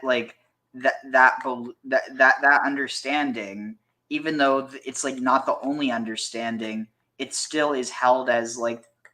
So like, how is that any different than because a bunch of rabbis who happen to be men agree on it? Therefore, and again, the rabbis would argue, well, no, they got it from Moshe, but like from like a humanist level, it's because they decided that sounded good according to tradition. Oh yeah, no. The Mishnahs are always it's again for in a reverent sense. They're basically fanfic filling in the part that the Bible didn't tell us. You know, they're a little different than some of the apocrypha for Jesus. I mean, I guess at the end of the day, like, yeah, there's obviously differences between men and women, but at the end of the day, I think that what people forget is that there's also so much in common. Like, at the end of the day, it's like woman or man both have man in it. No, I agree. And part of it is, as I sat there and said, is can versus should, and what is right, what's the better call. And unless you're sitting there and dealing with it objectively and evaluating it, you can't come to any sort of informed, intelligent decision. But I mean, likewise, I don't think that just because someone's a man that they should be a rabbi. No one would make that case. No, and I'm not saying that a woman should never be one. I'm saying that should be almost a last resort kind of thing. That the natural skill set tends to favor men over women. just like it tends to be in, for like firefighters in the field. If you can carry around the oxygen pack easier, if you can carry an extra person and help easier, you're better suited for the job, and that tends to be men rather than women. Now on the other side, I was in the Air Force with a woman that, man, she was better than most men I know physically. She was a good 6'2". She was built. She was a solid, she was one of those basically Amazon women. Yeah, I was going to say, are you sure she wasn't Scythian? She was black. So are you sure she wasn't Scythian? No, it's one of those. And again, I got along with her great. But she was a much stronger, more solidly built person than I was. I would have put her into any of those roles, the traditional man roles, over myself. It depends on the person. I'm just saying, as the bell-shaped curve goes, you're going to have fewer women suitable for that than you are men. That's all. Hey. It was not Judah who decided that Joseph would be cast into prison. It was Potiphar's wife, which ultimately causes Joseph to become the prime minister of Egypt, who decided to save little baby Moses from the Nile River when he was in a little basket. It was a woman. It wasn't even a Jewish woman. It was Batya, the daughter of Pharaoh, who saved little Moses, and who decided to commit the first act of civil disobedience in the history of humanity, not to listen to Pharaoh's decree to exterminate the Jewish baby. It was two women, Shifra and Puah. And who is the one to watch over little baby Moses and made sure that he got Pharaoh's decree to exterminate every Jewish baby? It was two women, Shifra and Puah. And who is the one to watch over little baby Moses and made sure that he got what he needed to be able to grow up Moses, to be able to grow up as Moses? It was little Miriam. Go through the whole Hebrew Bible from the beginning all the way to the book of Esther, who saves the entire Jewish nation from the genocide of Haman and Achashverosh in ancient Persia, present-day Iran. You get the point, Noah? The men have an important role to play in Judaism, but the big decisions, those that define the future of our people, the future of our families and our communities, those who mold and create the Jewish tomorrow, this was entrusted into the heart and into the soul and into the conscience of the Jewish woman, because Judaism always understood that the woman has that deep, intuitive wisdom to be able to ultimately understand what are the most important things to create powerful and viable Jewish homes, powerful and viable Jewish communities.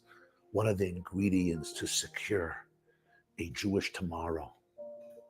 That's some of the gifts of the Jewish woman.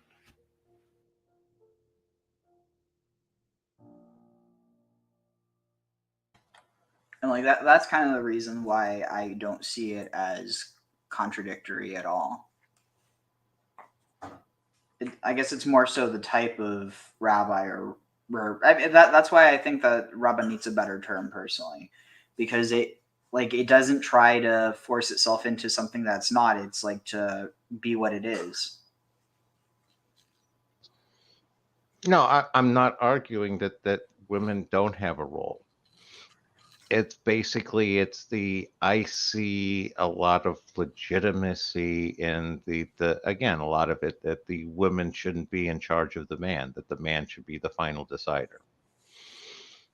But I mean, you heard this guy just said that the big decisions, like the real decisions, ultimately are the women. It's the little decisions, the steps along the way that are the men. Yeah, no, there's a lot of that one. Again, he left off one of the big ones that women, for the most part, didn't have a say in, and that's the choice of Saul as king. Wait, what? Samuel choosing Saul as king. That wasn't, maybe the the cry for a king came from women, but the choice of Saul. The men didn't choose either, though. Well, it wasn't the women making the decision. Well, but according to that, neither was it the men. It was Samuel was the judge, and he then said, well, instead of having another judge, this is your new king. He said that, just one person. It was just him that said it. Yeah, and it was a man, and that's where I'm coming down to, where women are much more of a, with rare exceptions, much more distributed, much more group sort of oriented. I still just don't see how that conflicts with Deborah being, the most famous judge. Like, I would very much argue Deborah being more famous than Samson. I will argue that one a lot. The thing is that the you said famous. You said famous. No, but the thing is, was Samson a judge?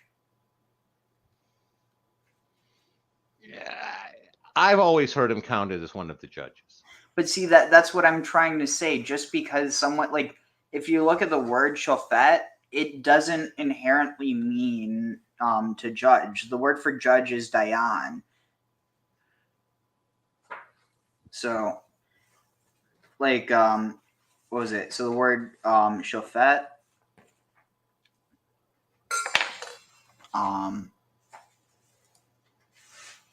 see, where is it? I mean, you have to remember, I'm going back, 30 years on my memory here for some of these Bible stuff. Let's see. Oh, here, I think that, let's see, BDB online.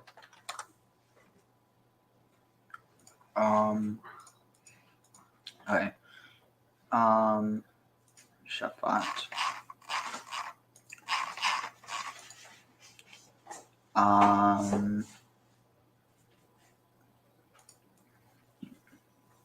To judge or govern. So this is what I'm trying to say. Samson was a governor, but not a judge, based on the context in which he ruled. Shapitu can also be captain in this military context. And that basically, if you look at it, there's this idea of like, here. So judgment, it can also be captain, possession, connection. Wait, on usage, let's see. Giving law, deciding controversies, and executing law, civil, religious, political. Social, I'm guessing also military. Both early and late, of God, only, let's see, of man, Moses deciding cases, making known statutes. So,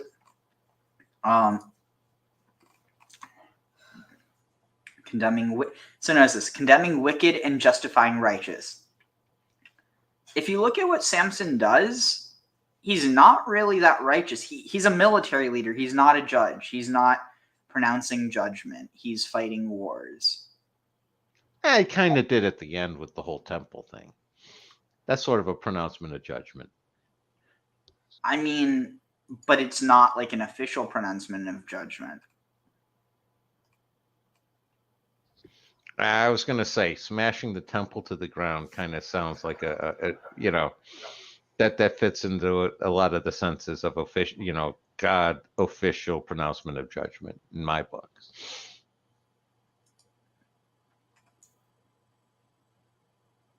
I guess it could also be vindicate. I mean, the point though is what I'm trying to say is this idea of judges. If we're using the idea of judge, basically, there's a reason that it uses shofet and not dayan, because dayan is what let's see here. I gotta go back further. I was just saying that from that list of what I learned from judges, the judges from the Bible, Samson was always by far the most famous. So let's see. So notice this: to judge, exercise, punish, judgment, or punish. Let's see. Din, judgment. So I mean, they what's interesting though is that here, din has no context with like military. Sorry, I have a bit of indigestion. So No, like, I get what you're saying. My take on it is the period of judges, and again, I come from a standpoint of not trying to underestimate just how stupid and ignorant that populace was back then. And the point of the judge was the populace was too stupid to basically come to any sort of decision on their own. So they had to come and have this official person that they had to check with. And that was their judge. And it's basically like two people arguing, let's go talk to the judge, the smart person who knows how to decide things, since we can't decide things because we're stupid and ignorant. That's sort of my take of what was going on at the time. Tag. So this is interesting. I never realized, but Medina is derived from din, from judgment. So it's the idea that a Medina, a province, is a place. Basically, it's like a province versus like a, was it? I mean, I feel like province and governor would be the best word. So like a dayan, can be. So, let's see. Let's see. Media. But no, like all I'm trying to say is that I think that, it's like, also the functional role of most rabbis isn't actually to decide, it's just to teach. Most rabbis are just teachers. That's something that needs to be, like, for instance, the rabbis that we read their commentary, these are a very, very small percentage of all rabbis. I just like, you're trying to tell me there's been more than about 200 rabbis in all of history? I'm shocked, Ariel. Okay, fine. When you say it like that, it sounds obvious, but like you see what I'm getting at, right? The idea that, like, at the end of the day, rabbi has become more of a title than it is actually like the job description, because it's like, you get your ordination and you have to be able to pass a test, but just because you do that doesn't mean that you're going to be essentially acting as a rabbi. A lot of again, what does a rabbi actually? Because the term itself just means great. It's just a term of reverence that someone knows more than you, basically. Again, I'm using the term in the sense of also community leader at the same time.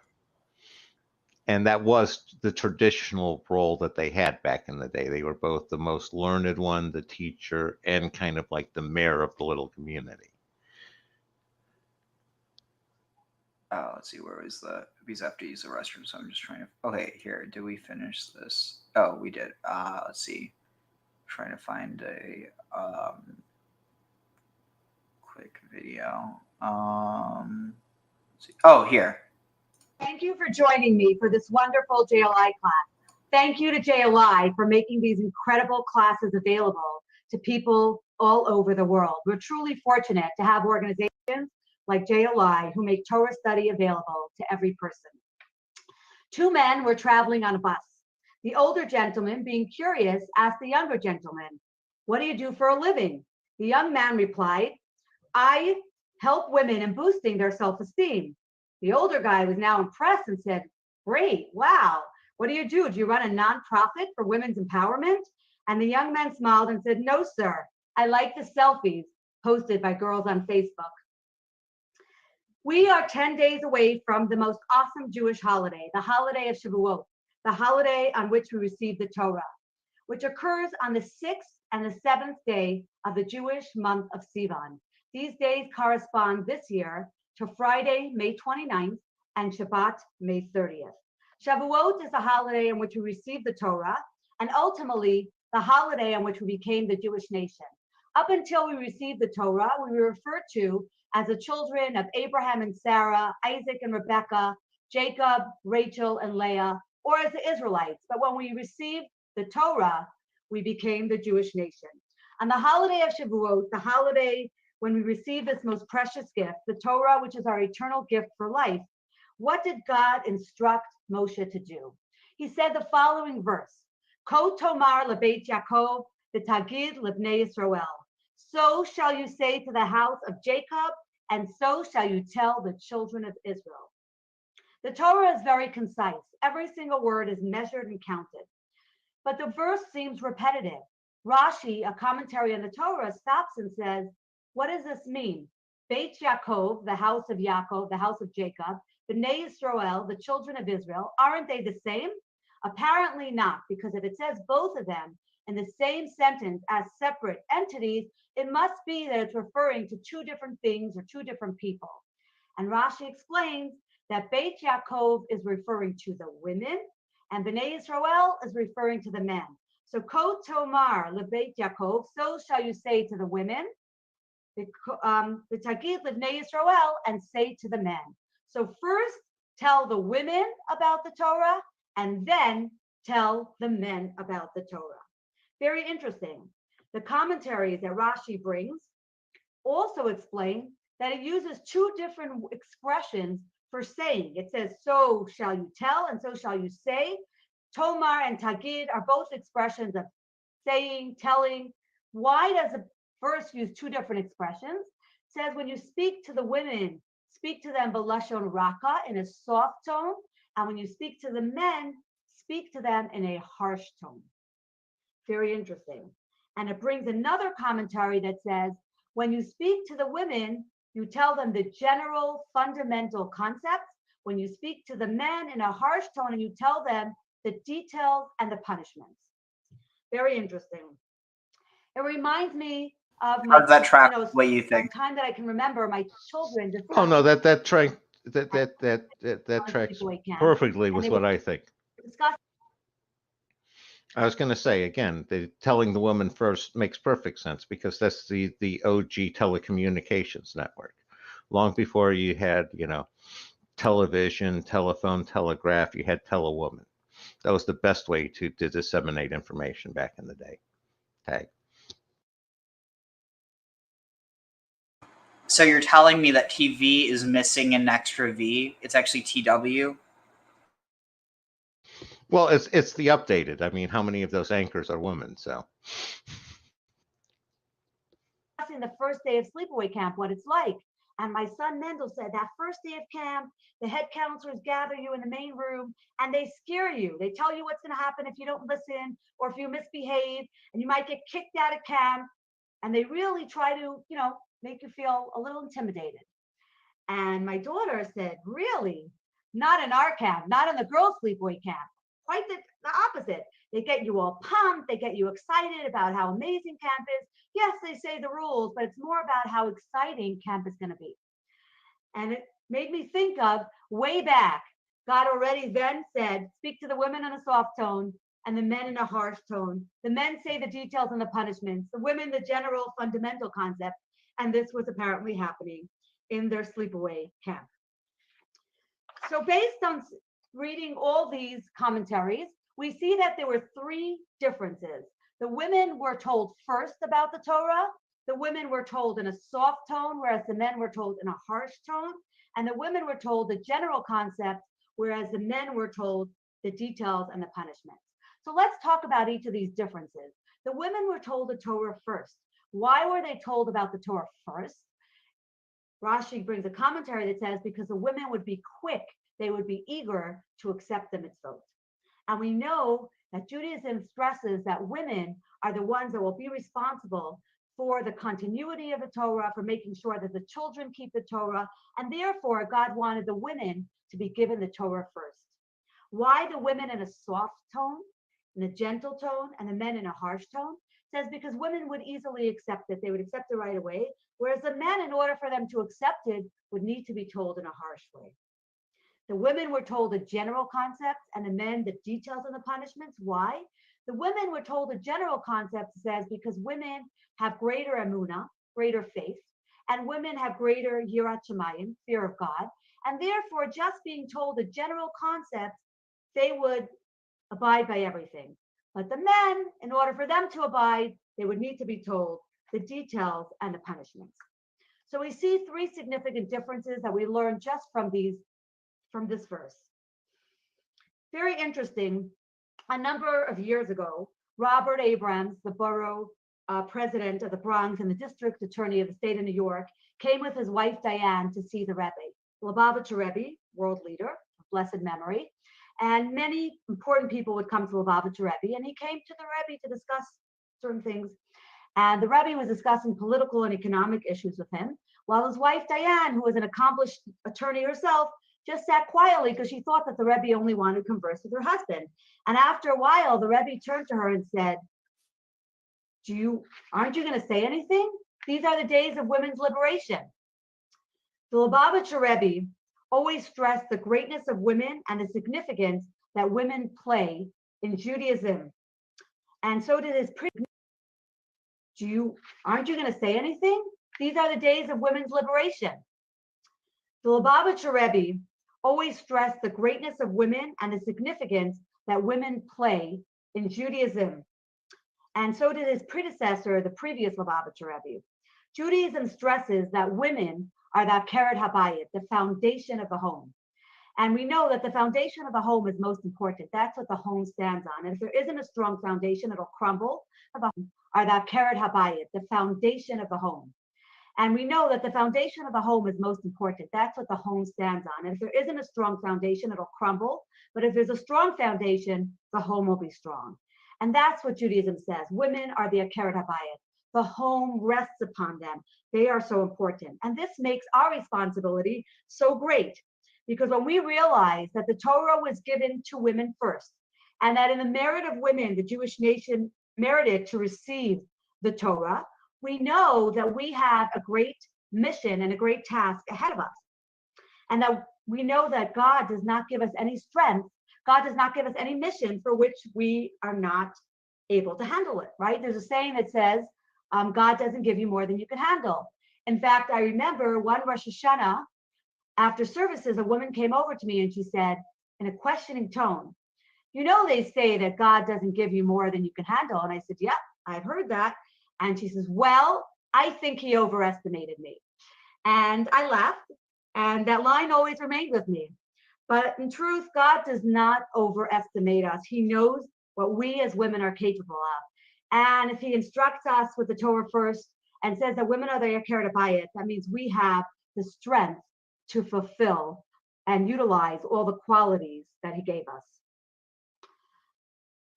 Now, it's interesting, not only when God gave the Torah were women given precedence over men, but in numerous places in the Torah, we see that women were first.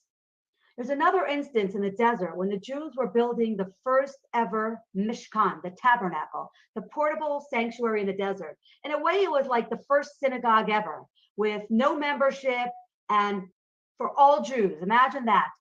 And it says that the women were very excited to contribute to this. And the verse says, and the men accompanied the women. And the Ramban explains that the women were so eager to donate to the holy sanctuary, to the Mishkan, the portable sanctuary in the desert, that they were rushing and the men went after them. And they donated their precious jewelry. Now, we know that's not so easy. Would you give your jewelry? These women were incredible.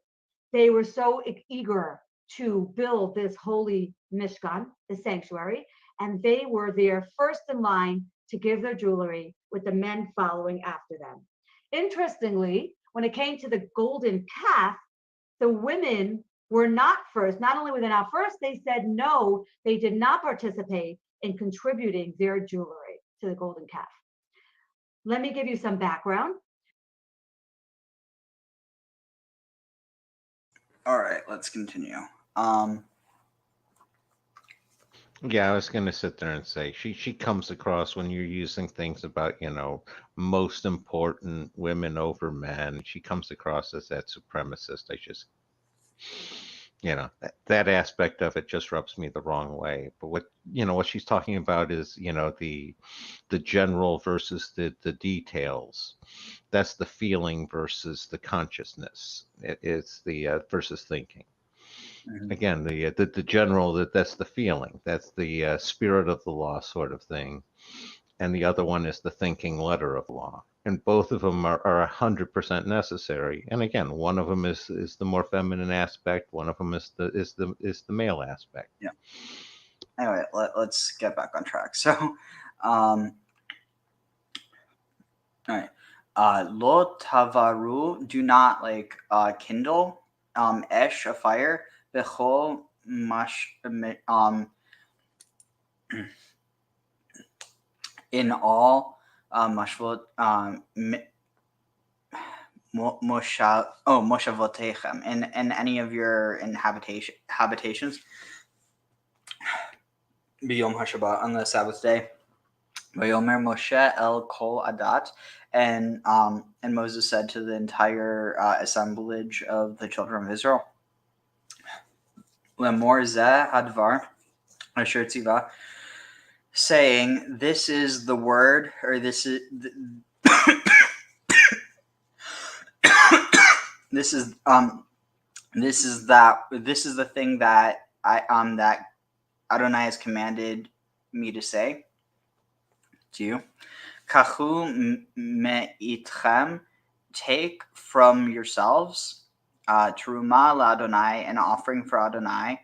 Kol nadiv, those who are generous, libo, in their hearts. Yevieya will bring teruma, will bring teruma of Adonai. Zahav v'kesef nechoshes, gold, silver, and bronze. Utuchelet v'argaman v'tolat shani v'shesh v'izim, and blue, and argaman purple, and tolat shani and scarlet crimson, and shesh and hemp fiber, v'izim, and goat hair, and goats that they get the hair from, I guess. Probably also where they get some horns and stuff. Ve'orot elim, and the hides of elim, the hides of rams, me'adamim, that are like tanned, I think, reddened. Ve'orot tachashim, and the hides of tachashim, either like dugongs or dolphin. Ve'atzeshitim, and acacia trees. You know, it's interesting. It says the things that you're bringing, but it doesn't actually say what they're for. It says what they are. So it's giving you the raw ingredients, basically. It's not saying what they're being used for. So it says acacia wood, but literally it's acacia trees. I mean, etz could be wood, but most directly it means tree. Tree wood, it's like tree wood, basically. Like, it's never going... I mean, I guess all wood is kind of tree wood, but... like, it's very much referring to trees. Vishemen lamaor, and oil for lighting. Bisamim l'shemen hamishcha, and herbs for the oil of anointing. Veliktoret hasamim, and for the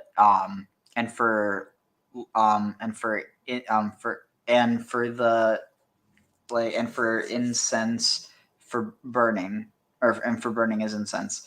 Ve'avnei shoham le'avnei meluim la'ephod u'lechoshen, and precious stones, and stones for setting in the ephod and the choshen. So that for the breastplate and the choshen, or no, the choshen is, I think choshen is the breastplate. The ephod is the shoulder cape or mantle. Oh yeah, it's the stones, I think. Or no, I'm getting confused.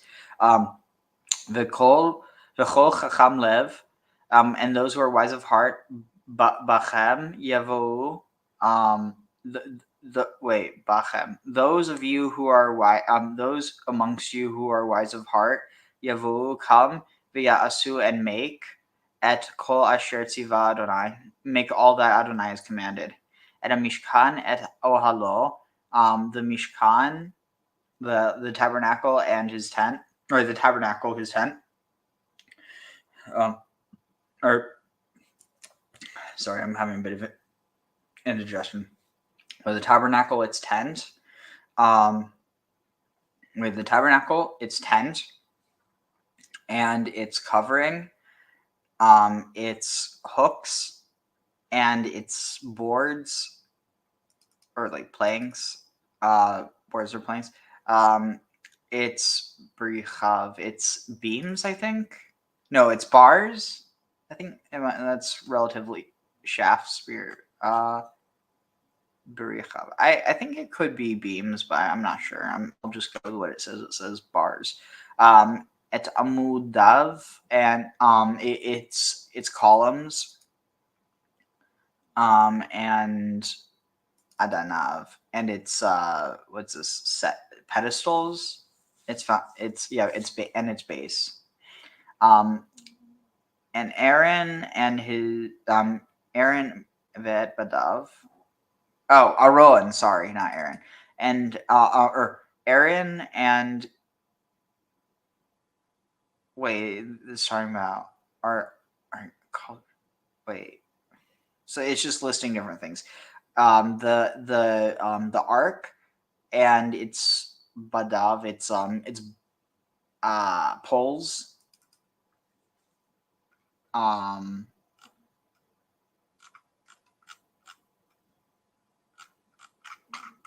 Why is it not showing up? Is it separation being alone? Parts and its parts. It's bars. That's why, yeah. And it's bars and the kapora and the mercy seat, the ha parochet and the veil hamasach that conceals or that covers, or and the veil covering.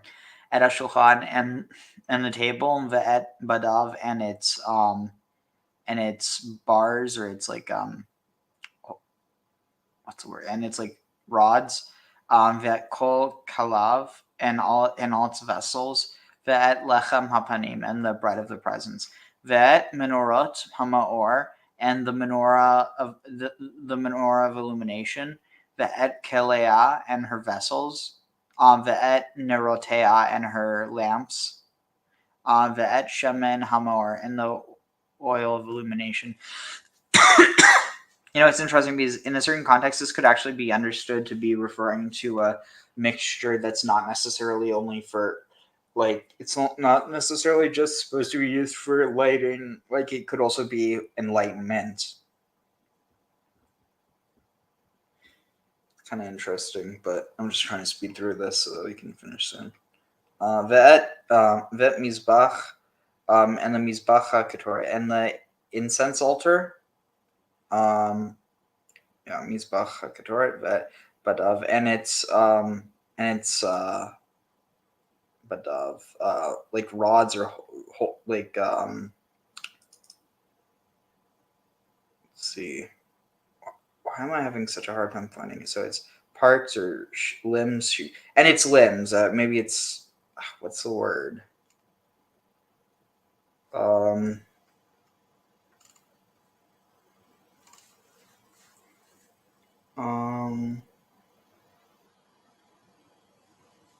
Not sure.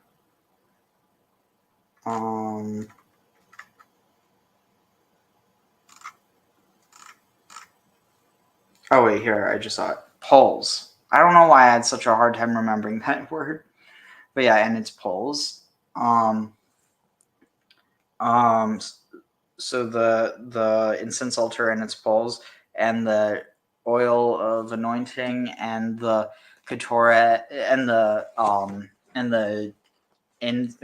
drug incense, or the incense, the incense, drug incense, and the masacha petach, and the covering of the opening to the, and the covering of the door to the opening of the Mishkan,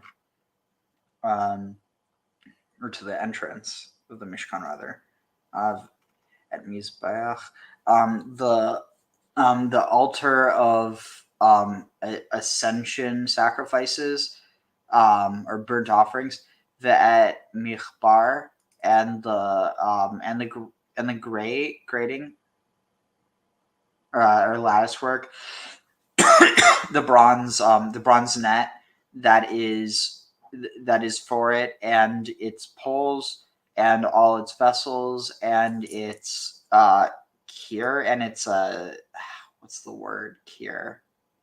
Hakior. It's lather, I think. Is that the word? Why is it kior? Laver. Yeah, I was right. Laver or basin. Vet kano, and I think it's base, its feet, that which supports it. base or stand has full. Yeah. Et Calais, the interesting. This is sling stones, curtain drape hanging. How does it mean? Oh, maybe it's like it hangs and it's like a sling kind of hangs down. The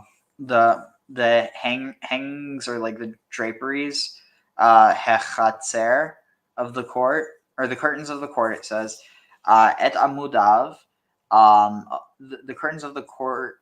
Wait, the curtains of the court. It's amudav.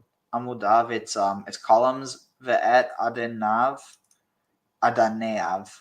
and it's pedestals, bases, sockets. It's sockets. Ve'et masach sha'ar, and the covering of the gate of the court. Or it says the screen. Oh, to mix. It's like interwoven, so it's a screen. Interesting. Et yit dot, the yated, the the pegs or pins, and the pegs of the the pins of the mishkan, of the tabernacle, the et yit dot, and the pins of the courtyard, that Mitzrayim, and its and their cords or strings. Et bigdei ha-sarad, and the clothing, the clothing, the plaited or braided clothing, lisharet b'kodesh, for ministering in holiness. Lisharet, the mesh vestments for covering. Lisharet, no, to minister, for ministering in holiness, the bigdei hakodesh, the holy vestments for Aaron the priest, and for and the clothing of his sons to minister. So this is the mesh vestments. The mesh vestments. The mesh vestments. The second time I said it, I was doing it on purpose. The mesh vestments for covering the holy appurtenances,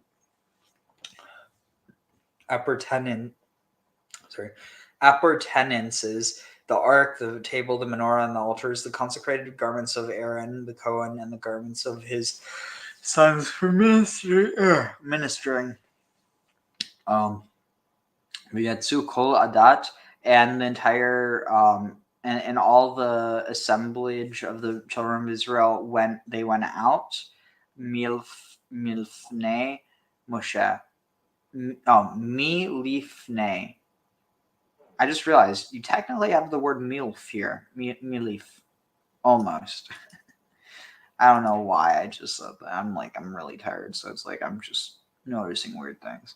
All right. B'nai. So all the assemblage of the children of Israel went out from before Moses, the presence of, or went forth from the presence of Moses. Vayavo kol ish asher nisu, and it came that all, and it came to be that all the men that lifted up their hearts, or who was lifted up, whose heart was lifted up, and all those that volunteered there's his spirit,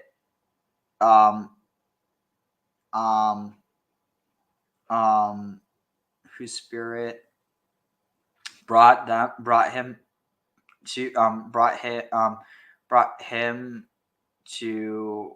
offer, or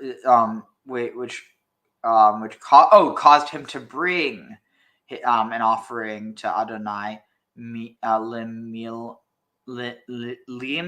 lechet. What's this say? For the work, or for the service of the Ohel for the service of the 10 Ohel Moed for the service of the 10 of the meeting. Ulechol avodota avodato and for all his servants.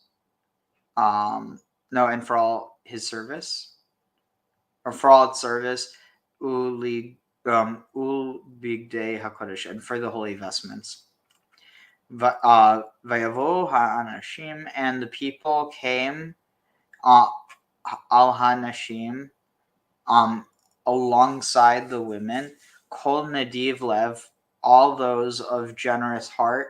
Heviu chach, brought hooks, or was it hooks or rings or bracelets, basically like circlets, vinezem, and nose rings or earrings, vitavat, and finger rings or signet rings, chumaz, and ornaments, golden ornaments, maybe armlets of gold. So it's just repeating different names for it. It's probably like old things. I might look at the commentary for this. Kol kli zahav, all like vestments or vessels of what's it say? Oh, interesting. A chumaz is apparently a pudendal ornament. I was going to say, yeah, all sorts of interesting things. I thought there was some prohibition against being pierced, so that would kind of go against the idea of earrings and probably pudendum ornaments and such. Oh shoot! I didn't realize I wasn't showing the text. Avi, just let me know. What was it showing before? Was it just the video? Yeah, it's the end of the video. Dang, that's embarrassing. Anyway, hey Avi, how are you doing? I'm fine, thank you. Kumaz is and also chach are unknown ornaments, but supposedly Kumaz is something for covering the genitals. Yeah, I know exactly the type of thing it's talking about. Have you ever seen that depiction? No, and since I didn't see ever this ornament for a woman, there are some suggestions that this is men ornament, so this is some kind of a cock ring. Interesting. Let's see. However, Rashi said that this is a feminine ornament, so if you want to think that it is a masculine ornament, of course you are free to think. Let's see. I'm trying to see if I can find.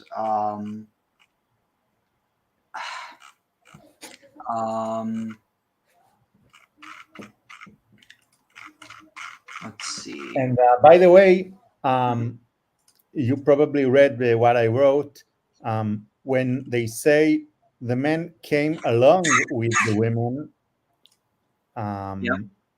this type of writing, vayavo, the men came on the women, al hanashim. It is literally in other places in the Bible, they just slept with them. So this is very non-understandable thing. So if they chose to use this text of came on the women, you should think that this is something sexual, but the mefarshim, the commentators, just preferred to interpret it. They came along with them. Yeah, because of course they didn't want to. They didn't want to consider the tabernacle as something sexual. Interesting. So this is what I was referring to. Have you ever seen this? Let's read, and then I will say if I know. When sex play in ancient Canaan, when is a sex goddess not a goddess? The perfumes of 7 tamarisks, the odor of coriander, and the purple of mirax. That's the scent of an ancient goddess, her own heavenly creation. What more do you need to set the scene for a little Canaanite hanky panky? Wait, if I click that, what does? Oh, it just takes me to Canaanite. Okay. Glittering gold. That's what. Perfume and gold, and the image of a woman left on the left, reduced to her simplest female essences: face, breasts, navel, and a decidedly hairy pubic triangle. Gold pendants like this may have been made to hang from a necklace, or more likely, I think, from a girdle tied around a woman's waist. Early excavators consider that these images represented the Canaanite goddess Astarte, but equally she could have been any other sexy Canaanite goddess, such as Anat, Asherah, or Kudeshet, or possibly yes, even. I knew about it. You should notice that Kedeshet or Kedesh was a Canaanite and later Egyptian goddess of sex. And of course, the name for the temple is a Mikdash. So, Interesting. And consider, Kiddushin. yes, the ancient Kedushim as temple prostitutes. So, No. I'm saying that the word Kiddushin means marriage. Yes, and not just marriage, but in Hebrew, in ancient Hebrew, Kiddushei Bi'ah. So you marry a girl by sleeping with her. Yeah, I was going to say also, I'll throw in scent of murex is not a flattering term. Yeah, it's interesting. I didn't even realize that the imagery I was going from was directly taken from Kadesha.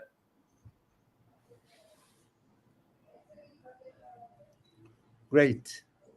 By the way, since you have background, we don't see it clearly, but I could see the figure. Yeah. But I see what you mean. Yeah, let's see 1 second. No, I could see it. I could see it clearly. All right, cool. But let's see. So yeah, basically, it's possible that this is what a kumaz is. So something like let me look for the word. So something like a chastity belt? Almost, but not necessarily a chastity belt, more so like a, well, actually, so it's interesting because what is it? Here, let me pull this up. Let's see. Here. Let's see. Chagra.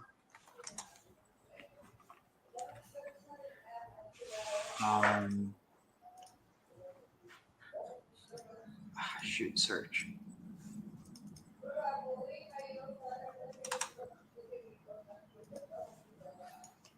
Of course, it's not searching now. Let's see. Chagra.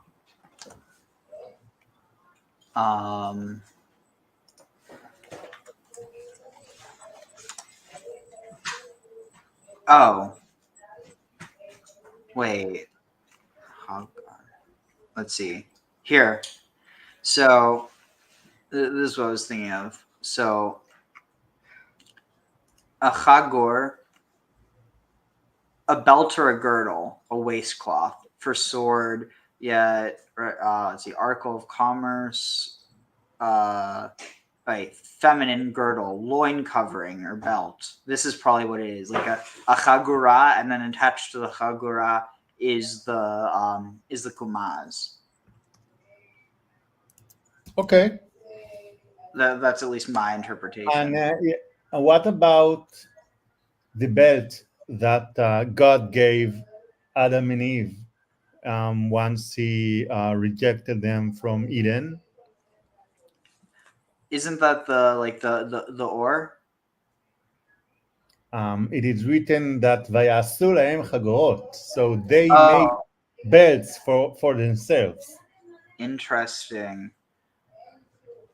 I know that's where the Freemasons get their tradition of wearing the. And then, of course, I just want to add that the traditional interpretation of chagorot, of belts, is actually a covering for the genitals. Interesting. It makes sense, but now it's just something that we use to keep our pants from falling down so that our genitals are exposed. So in either case, it's referring to this idea of hiding, hiding the procreative parts. Let's see. So and by the way, the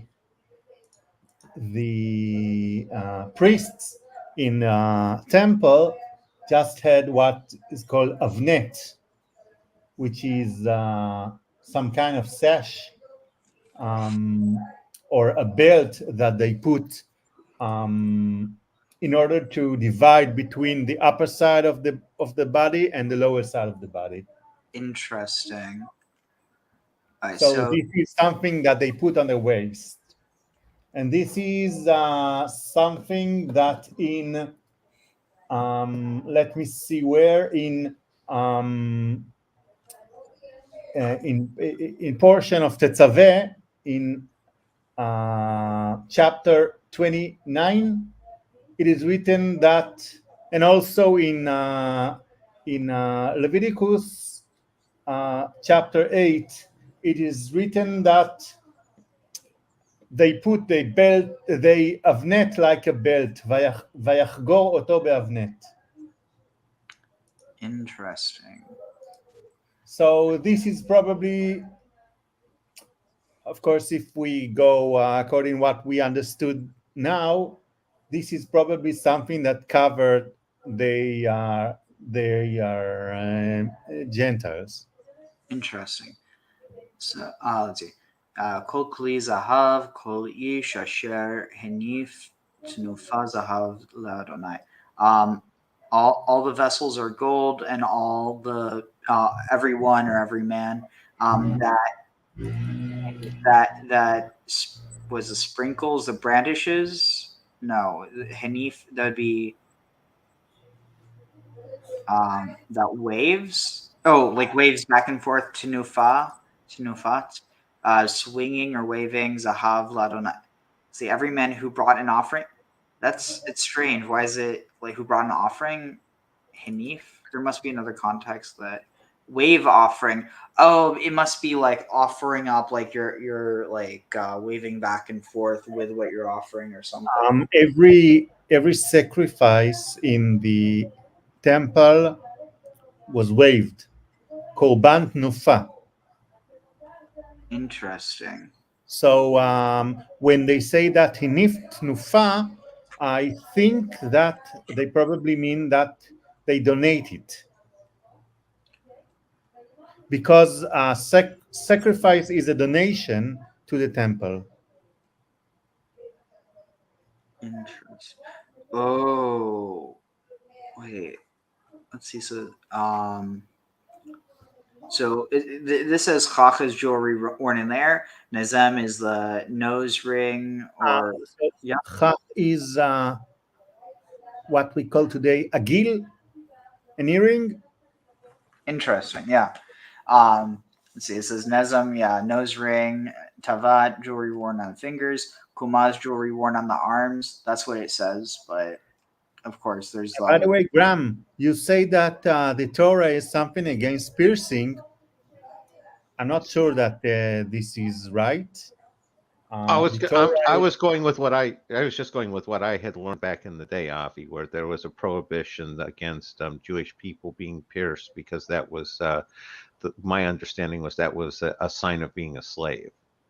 tag? I think that the prohibition is because this is something that the Gentiles do, but not because of the piercing itself. This is not something that damages the body. And of course, you see that in the Gemara or everywhere, you see that the women just pierce themselves. So if it is prohibited, probably that's because the men pierce themselves in order to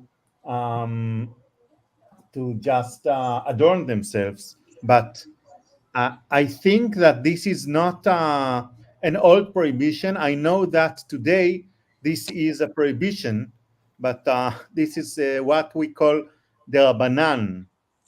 So something from our sages and not something from the Bible. So one thing that Gotcha. is, one Thanks thing for the correction, Avi.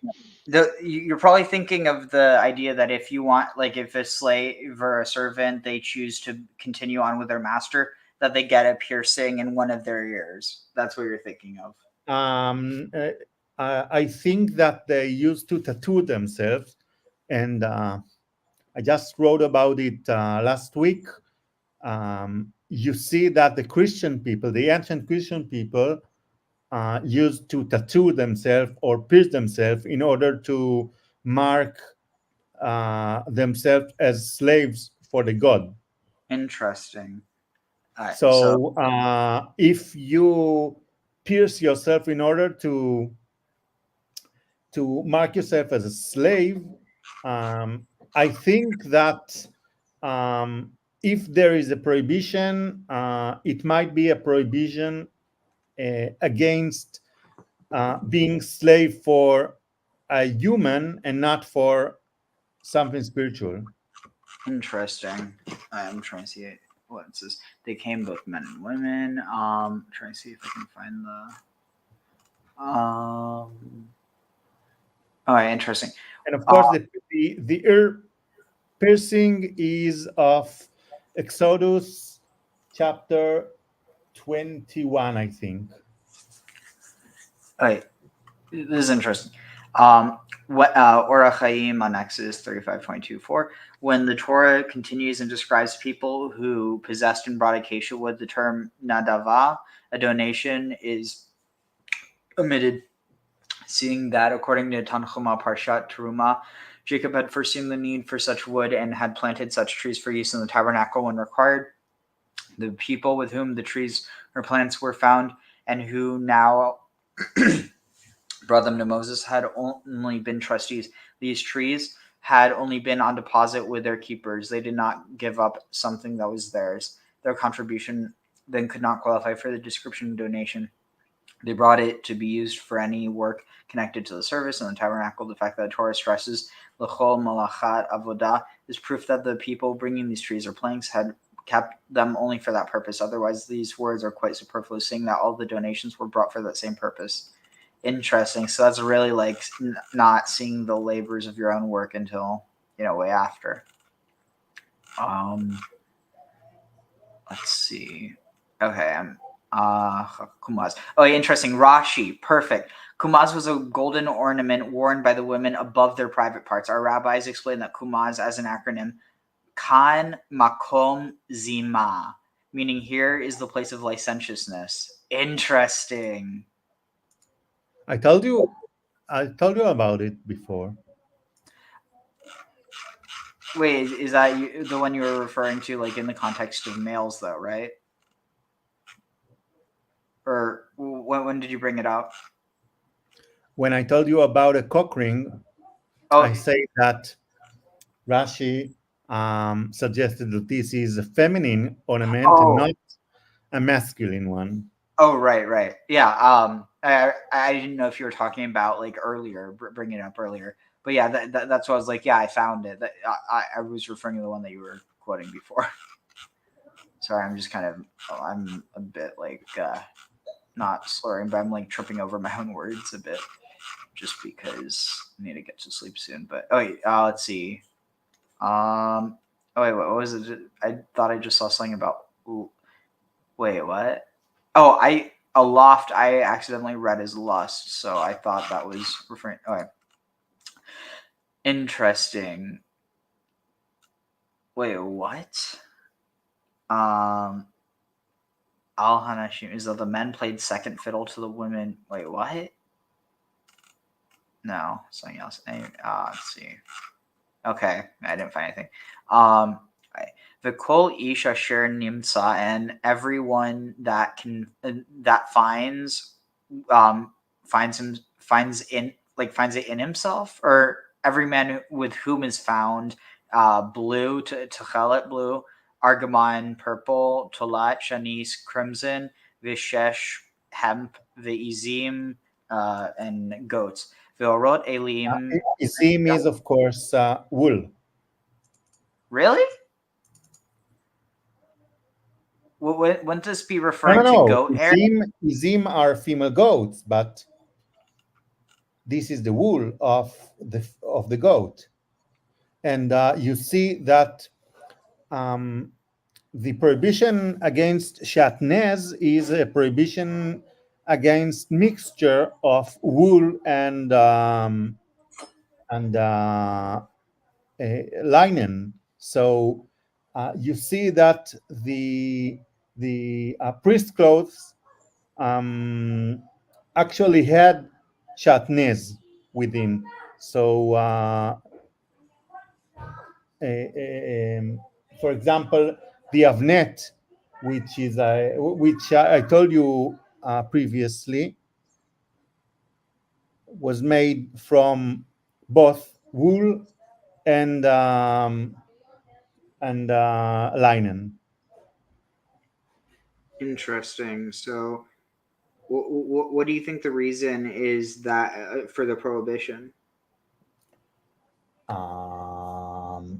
I don't know what is the prohibition. I guess that, like everything, God forbid what He allow inside the temple, because the temple is inside the axis mundi. So it's almost like the idea of the cherem. Yes. What is inside the cherem is allowed, and what is outside is forbidden. And you see that inside the temple, they worked on the Sabbath, and they did even more things that are forbidden outside. So this shatnez thing is not the only thing that was allowed as a part of the worship. Interesting. So, and some suggested that the kilaim, the shatnez, was forbidden because it just creates static electricity, but in my humble opinion, this is nonsense. So I mean, I've heard that before, but yeah, it seems kind of strange that, like, okay, so is it positive or negative? Because people who say that they claim that it's negative, but if it's negative, why would the priests be wanting it?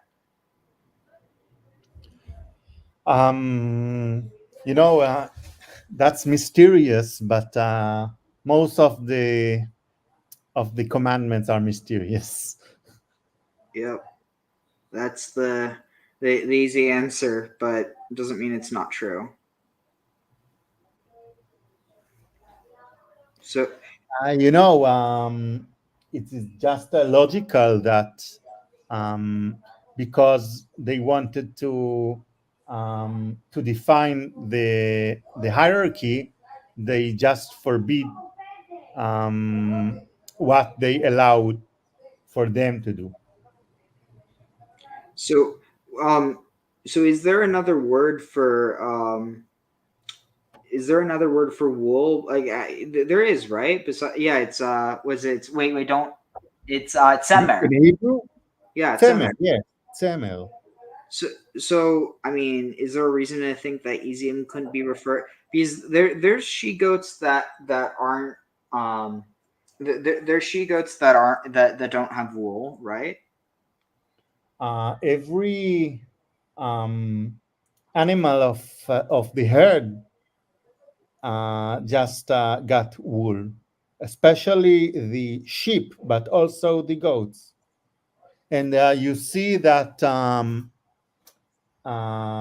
in the Torah they call not in the Torah, in Daniel they called the young goat tzfir because tzfir is you see near the number of 6 in the right column. Tzfir is just another name for a hairy animal. Is interesting. Sphere is just reminds you the tzipor, and the tzipor has I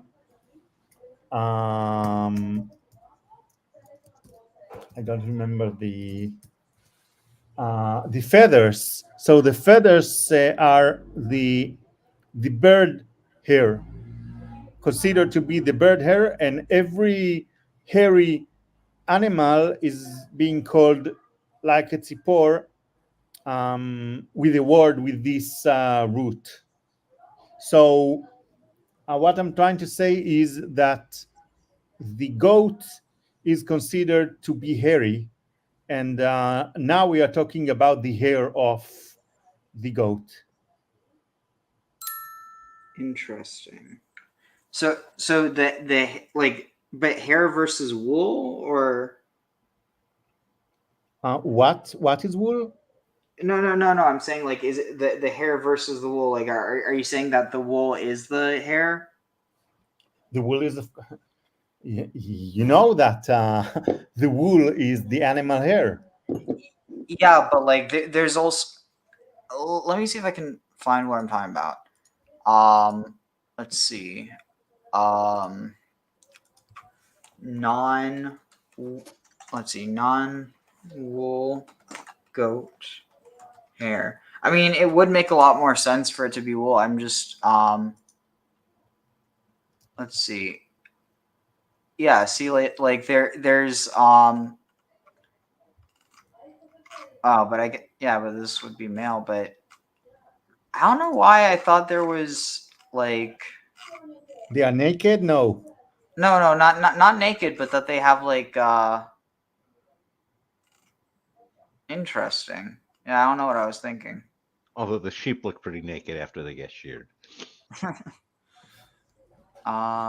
You see that the cow is some kind of naked because its hair is short. Of course, shorter than goats and sheep.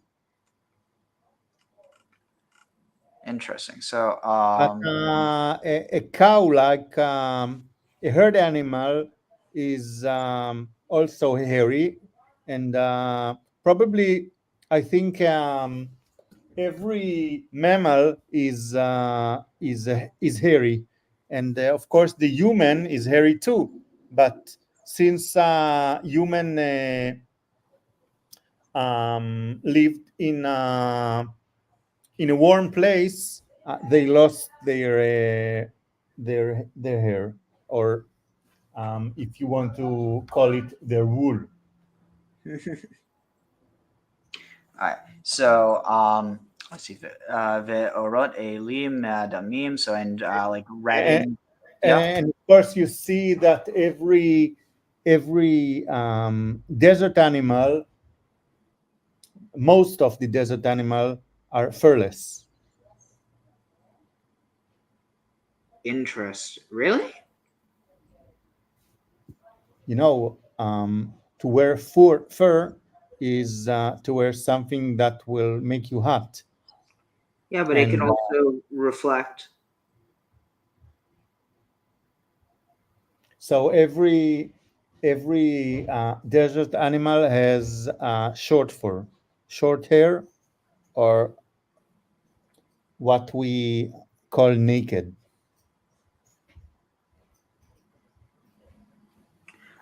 Interesting. Let's see. So ve'orot elim madamim. So in reddened or like tanned ram hides. Ve'orot tachashim hevio, and they'll bring orot dolphin skins or dugong. Maybe isn't one of the theories that could be something like what's the name narwhal?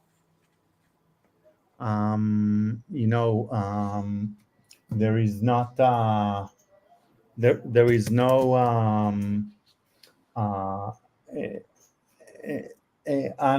ambiguous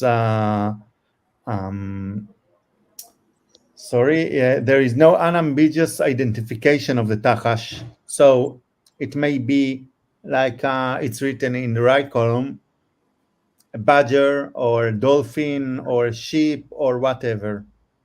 And in the Midrash, they just call it a unicorn. So yeah, so it seems like that idea was sort of a rare mammal. Well, so here's what's interesting though. So a son of Nahor is named Dachash, and Nahor has like a lot of this like river and sea etymology, like or not etymology, but like Nahor. It means like was it like snorting, but it could be like either of horses, but also of a river or like rapids.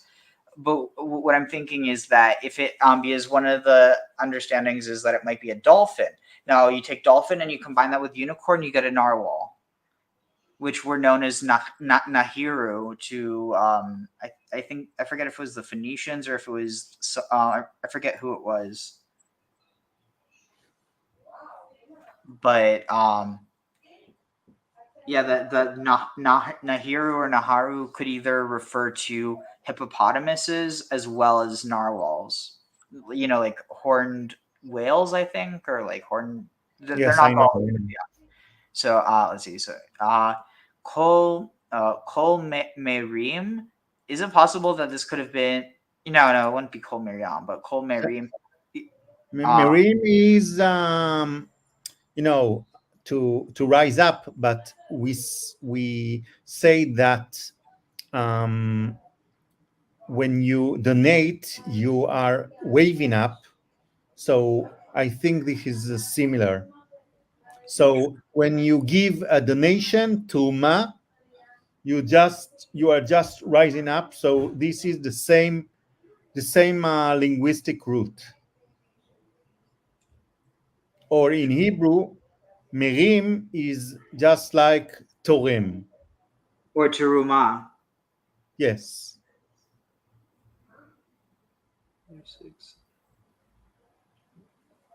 Interesting. So let's see. So all the all the Terumas that rise up, or wait, all those who set aside Just donate. All those who donate Teruma of Kesa of silver or of bronze or like copper, have you at Teruma, they'll bring the Teruma of Adonai and all that are found with it. I'd say all that, So, all that the acacia wood. You probably remember what we called in the Or Chaim, and the question is why the acacia trees were not donated, but they were found, and the answer is they were just ready. Ready to be brought to the tabernacle because just like the Midrash said, they were there since the day of Jacob. Yeah, and I remember because then later they were replanted in Magdala. This is in later days, but in the desert days, I don't remember where exactly it is written that they were, but I don't think that they were in the desert, but they had to go to the place where they were and take these trees. Yeah, I mean, it's also possible that like the desert, it's not desert, but just wilderness, right? Yes, you see that in the book of Kings, when Elijah went to the desert, he went to the wilderness. Interesting. All right, so let's continue because when I guess all right, see, and all those that okay, it's the all those who it's are found with acacia wood, lachol melechet, for all the service. For melechet havodah heavy for all the like all the service for all the work of the service, they'll bring it. The whole isha chokhmat lev, and every woman that is of wise heart beyadea, that is like that is like interesting, wise of heart. Beyadea, in her hands or with her hands, tavu, she they would spin vayavio, and then bring matve, bring like a was a hapex legament, that which is spun, bring their weavings, at hatchelet, bring their weavings of blue, of purple, and of crimson, and hemp. Interesting. So here it's indicating that they were using the shesh, whether it was fine I linen. just want to note something. Mhm. You see everywhere, not just here, that the people just that donated and worked and created the tools of the tabernacle are being considered wise men. So this is just to demonstrate the knowledge of the Torah as some gnosis, and the wisdom is like the Sophia. Interesting. So you see also in the temple, there were some families that worked and created tools for the temple.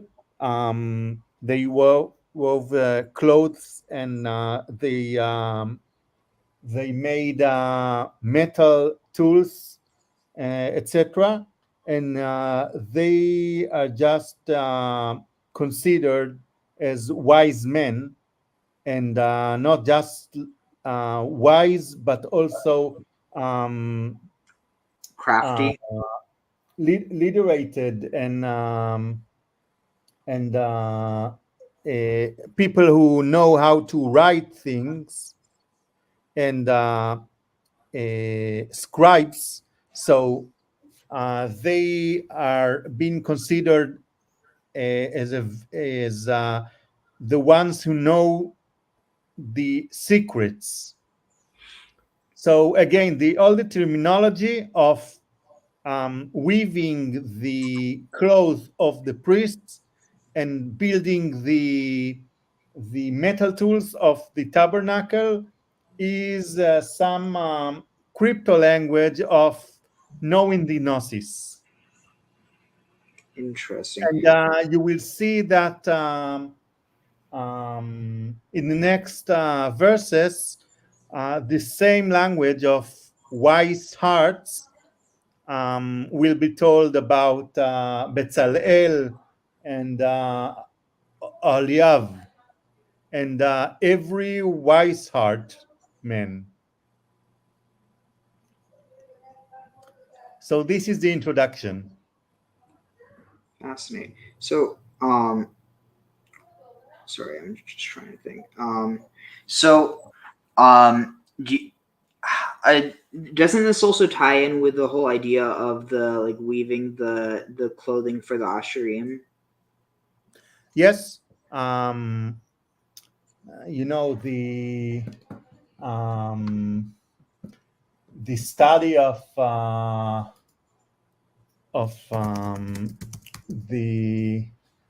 the criticism of the Bible is just telling that these women were actually weaving the clothes for the gods and not for the priests.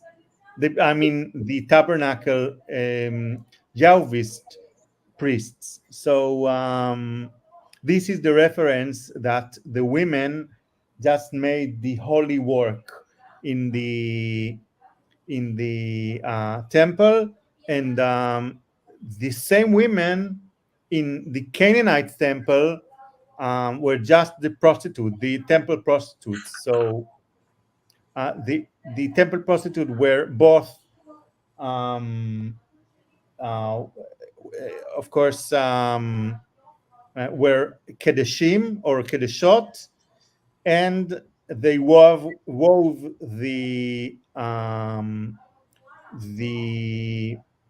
cloth of the gods, and with that substance they also prepared their own drugs. So this is why, at least Chris Bennett, according to John Quito, arguing that the shesh was in fact cannabis, because this plant is being used both for weaving clothes and for dragging the people in order to stimulate their sexual activity. Interesting. Oh wow! So do you think that also has something to do with the striped the sticks that Jacob used to breed the animals? What about it? The idea that like I don't know, like the magic with the sticks or whatever, you know, to cause. I know about it, but what is the question? Do you think that's connected to the idea of using the shesh to create sexual activity? I don't know. Well, it's an interesting theory to combine the two. But anyway, let's see. So, all right. So, actually, wait, was it this one that I wanted to see? Let's see, what's the commentary on this? Only 30, so it's not a whole lot. Rabbeinu Bachya, and every wise-hearted woman spun with her hands. This is the source for sages who hold that the term chokhmah, when applied to a woman, means only manual dexterity to be employed exclusively for the needs of her household and showing honor to her husband. It is why they forbade women to engage in the study of the Torah. Yoma 66. Our sages derived specific proof from their attitude from Deuteronomy 6:7. You shall teach them the words of Torah diligently to your sons and not to your daughters. The Talmud Kedushin goes as far as to say anyone teaching his daughter Torah is comparable to someone teaching her tefillot. Interesting, taflut, but then it's like it seems like it's connected to tefillot in a certain sense. We have already mentioned that in Yoma 86, the Talmud mentions that the wording in our verse where women are described as possessing chokhmah applies exclusively to their knack for using the spindle, the distaff. Interesting. I still think oh, her hand reached for the tent peg. Wait, so connecting this to Yael. Interesting.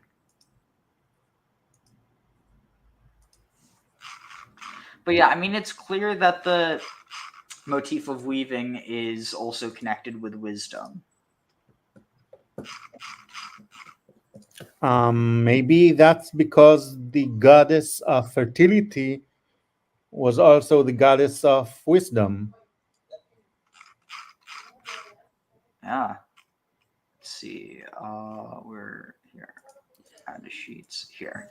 Okay, so the kol hanashim asher nasa, and all the. However, I just want to say that the spindle was a symbol of Asherah, or the god of fertility, the goddess of fertility.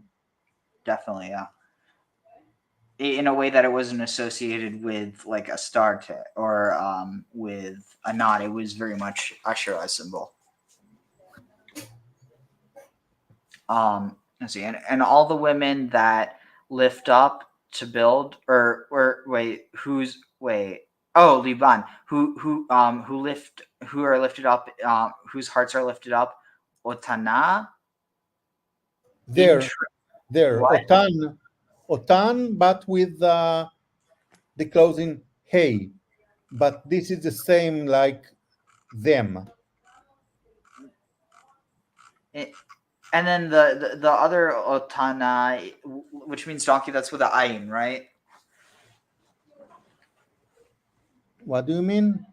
Isn't there a Otana that means she donkey? Of course, but this is not the meaning here. Yeah, but in that case, it's with an ayin, right? No, with the aleph, but without the hey. Aton, A-T-O-N. A-T-O-N. But here we have O-T-A-N, and the H was supposed to be quiet, but here is an example where the quiet H became to be like A. So this is O-T-A-N-A, which is exactly like O-T-A-N. So again, the meaning is just them. So the translation is all the women that the heart lifted them. Interesting. So their heart lifted them. In wisdom, they spun the wool. It says directly from their backs. Vehan shiim. Hanesiim have you. And the leaders or the princes. Have you? They brought the Ovnei Hashoham, the precious stones, the et Ovnei, and the setting stones, for the ephod and for the choshen, and the et ha bosem, and the herbs, or spices, vet hashamen lamaor, and the oil for anointing, and the shaman amishcha, and the oil, the oil for illumination, and the oil for anointing, and for like Toret hasamim, and for like burning incense. Wait, ved bosem, ved. Okay, yeah, I don't know. It's interesting. What I was saying before is I wonder if this idea of shaman lamar, if it could be not just necessarily referring to the oil of like the oil for lighting, but it could also be the oil of illumination or enlightenment. Enlightenment, yes. Interesting. So, like, the only thing is, I wonder if there's a recipe that would work. I mean, probably if you had a recipe that worked for both, you wouldn't want to waste the stuff for one on the other. But you never know. Let's see. So, kol ish veisha, every man and woman, asher nadav libam, that is generous in their heart, otam lehavia, they will bring lachol hamlacha, for all the work asher tziva, that tziva Adonai, that all the work that Adonai commanded, lasot beyad Moshe, to do by the hand of Moshe. Have you, Bnei Israel, the children of Israel, they'll bring nadava l'Adonai, their offerings or their donations to Adonai. Okay, sweet. Wow. So that's 20. I'm getting a lot faster. It's just I get so caught up in the weeds, which I mean, I like it, but at the same time, it's like already getting like. So let's see. So I wanted to. Okay, so that's I need to figure this out on my phone. So that would we've read. Okay, so I need to go back there. Okay, texts. Tanakh. Exodus, and we're at 35:29. Okay, so third, that goes until, when's third go until? 7 of next one. So, okay. ויאמר משה אל בני ישראל ראו קרא אדוני בשם בצלאל בן אורי בן חור למטה יהודה וימלא אותו רוח אלוהים בחוכמה בתבונה ובדעת ובכל מלאכה ולחושב מחשבות לעשות בזהב ובכסף ובנחושת ובחרושת אבן למעלות ובחורשת עץ לעשות בכל מלאכת מחשבת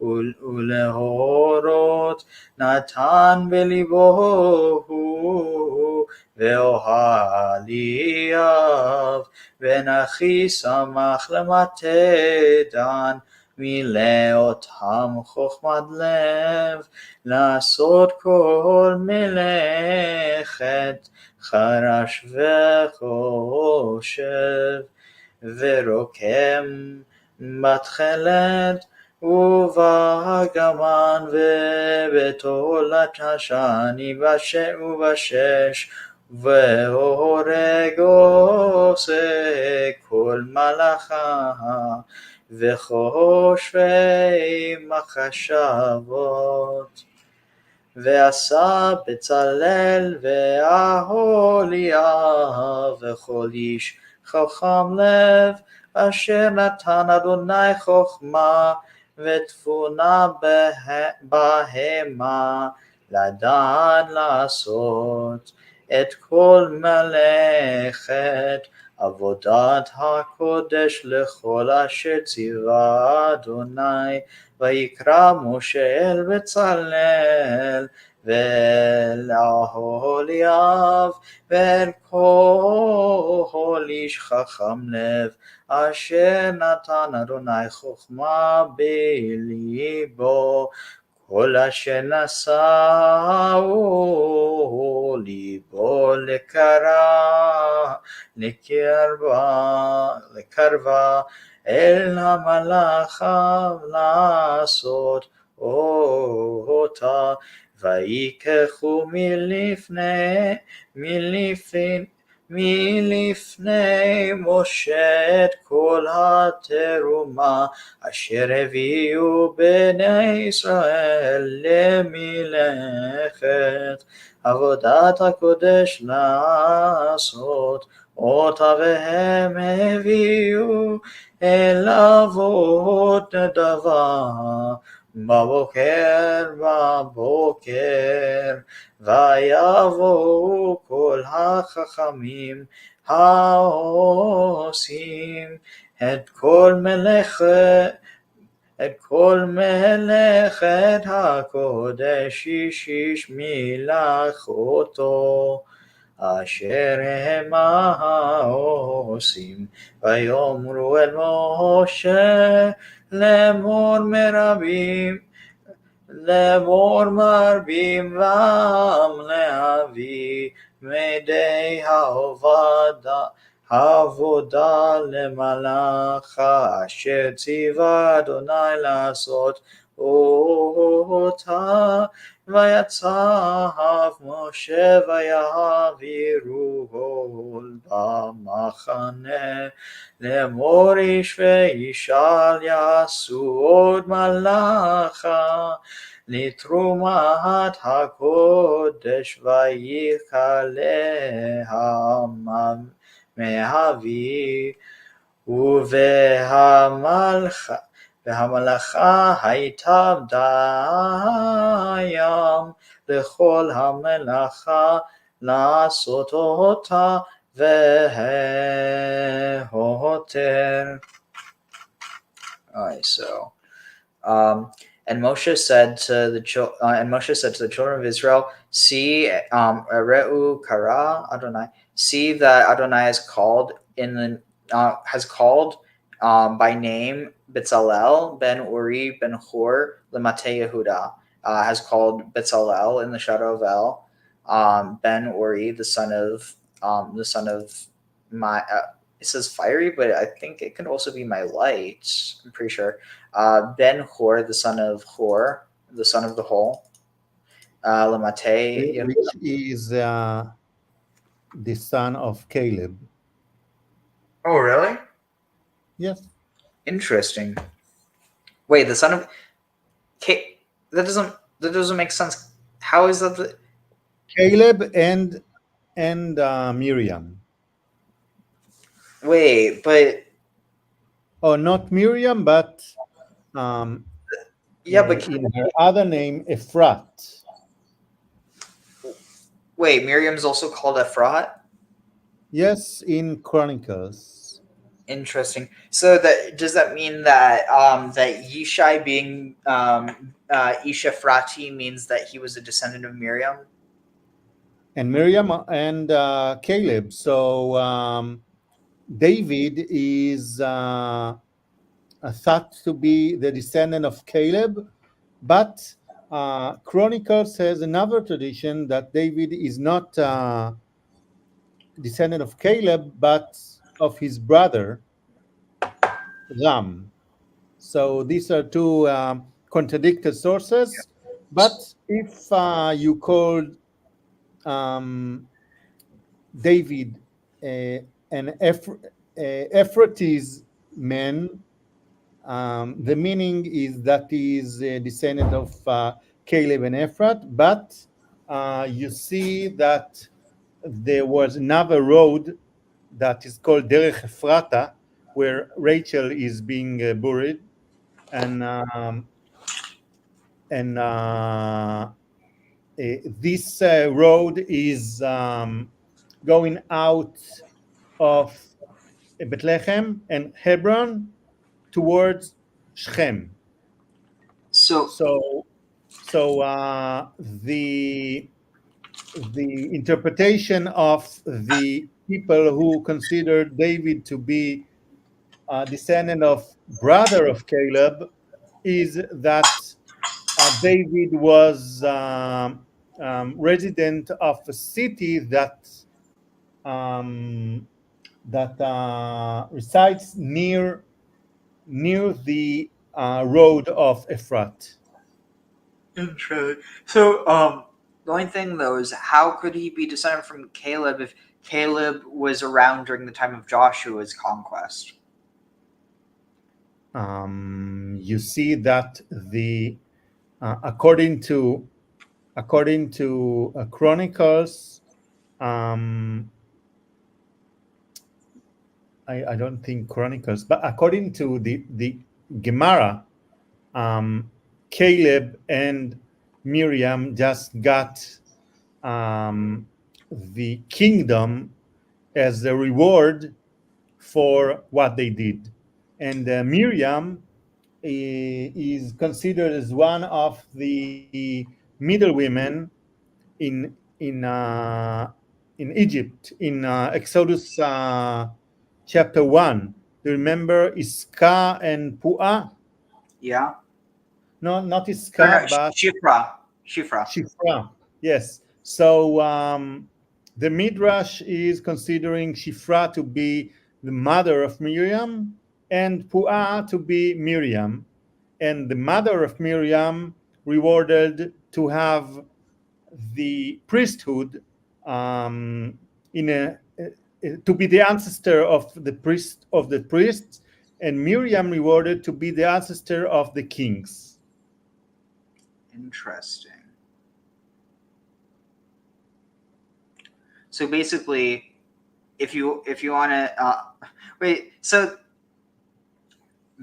it's interesting though, because that whole idea of the royal line coming from Miriam, where else do you see that echoed?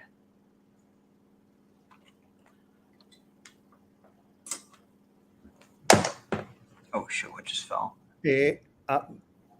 Another thing I can say that both Caleb and Joshua are the archetypes of the Messiah, and the tradition that David is a descendant of Caleb is trying to say that the reward of Caleb is that the Messiah will be from his ancestry, and there is a hidden rivalry between Joseph and Judah for the reward of who will be the Messiah. And here you see that since Hu is the name of Caleb, so the Judaic people just won this rivalry. Interesting. All right, let's keep going. So, from the tribe of Yehuda, wait. Yeah. Right. Another thing I want to say about it before you read this phrase of 31, this verse, when you are talking about the Spirit of God, the Hebrew word is ruach, which is wind or smoke. So think about what happens to one who is filled with smoke. He is, of course, high and stoned. Yeah, but isn't the word for like smoke or vapor ashan? You see that in other places, when people are standing near the cloud of God or the honor of God, they are just being filled with smoke. Yeah, interesting. Okay. Sorry, I'm just trying to get a bit more done. Okay. And he filled him with the ruach, with the spirit or the wind, the smoke of Elohim, bechokma and wisdom, betvuna and understanding, uvedat, which is interesting because here you have Chabad. Yes, and also the book of Proverbs, which talks a lot about the wisdom, is using these words as something that describe the wise men. So these are three kinds of wisdom or of gnosis. Interesting. And what Bezalel just had is these three kinds of three levels of wisdom. So that's what trying to present Bezalel as the most wise man ever,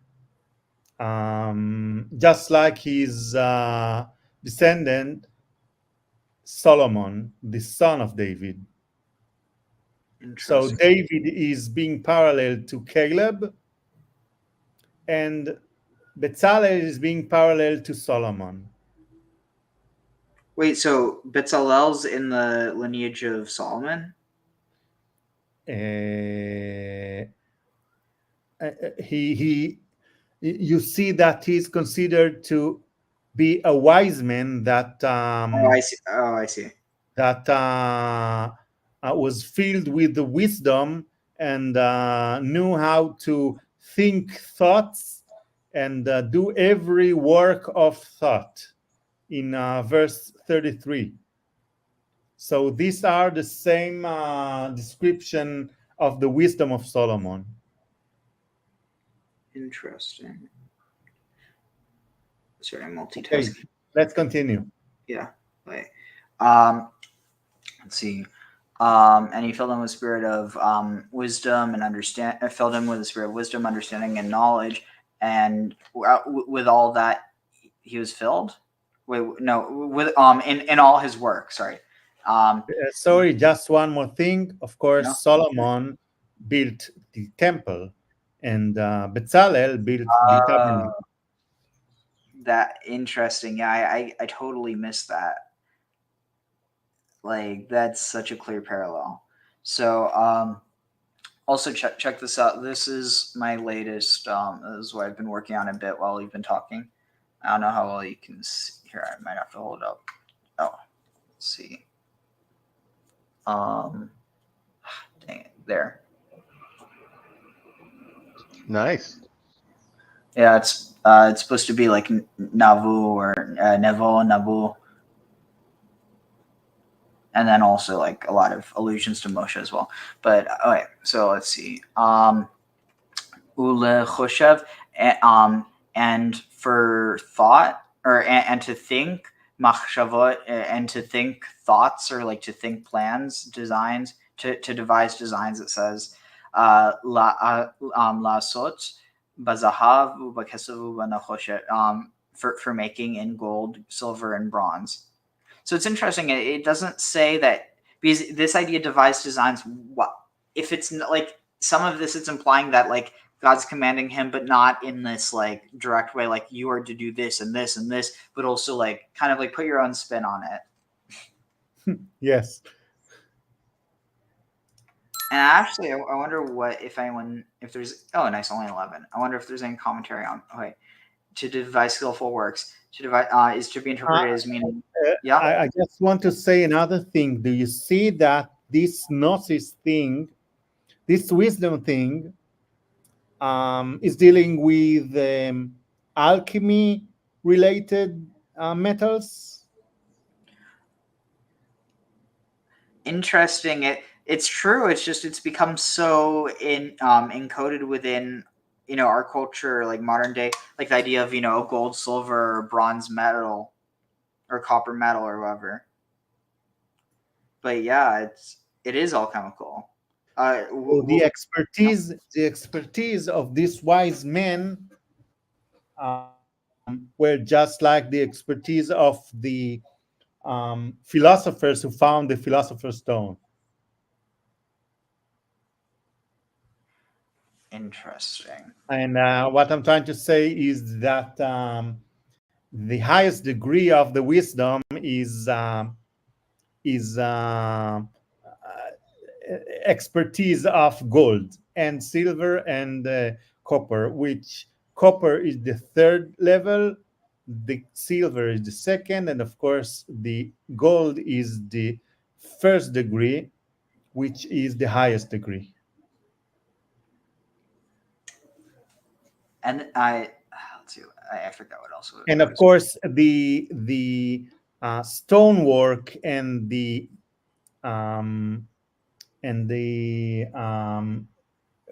woodwork are inferior than copper work.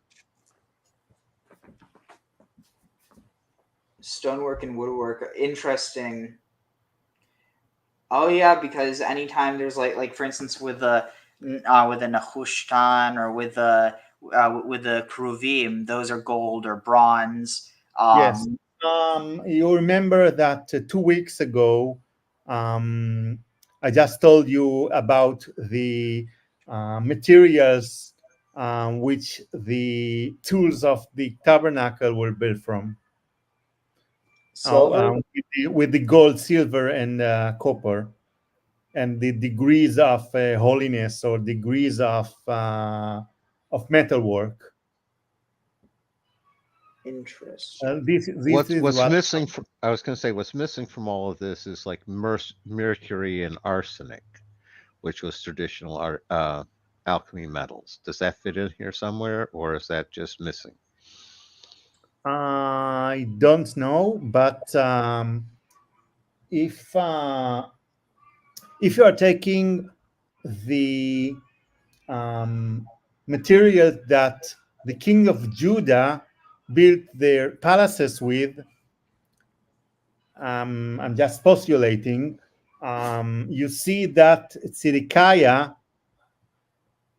of the later kingdom of Judah just put mercury, as you might think of the shashach thing.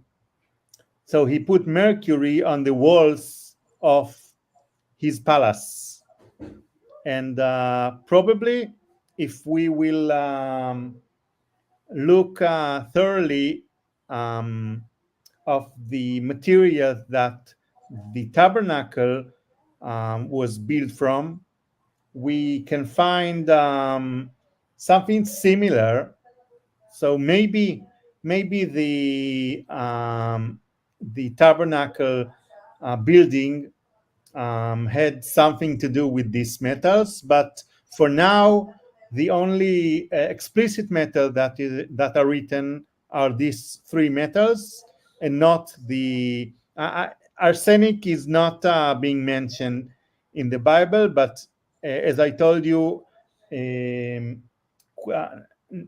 quicksilver is being mentioned, and this is what I'm talking about. That we may find some hints of this metal in the tabernacle, but this is a very fringe hypothesis. Thanks.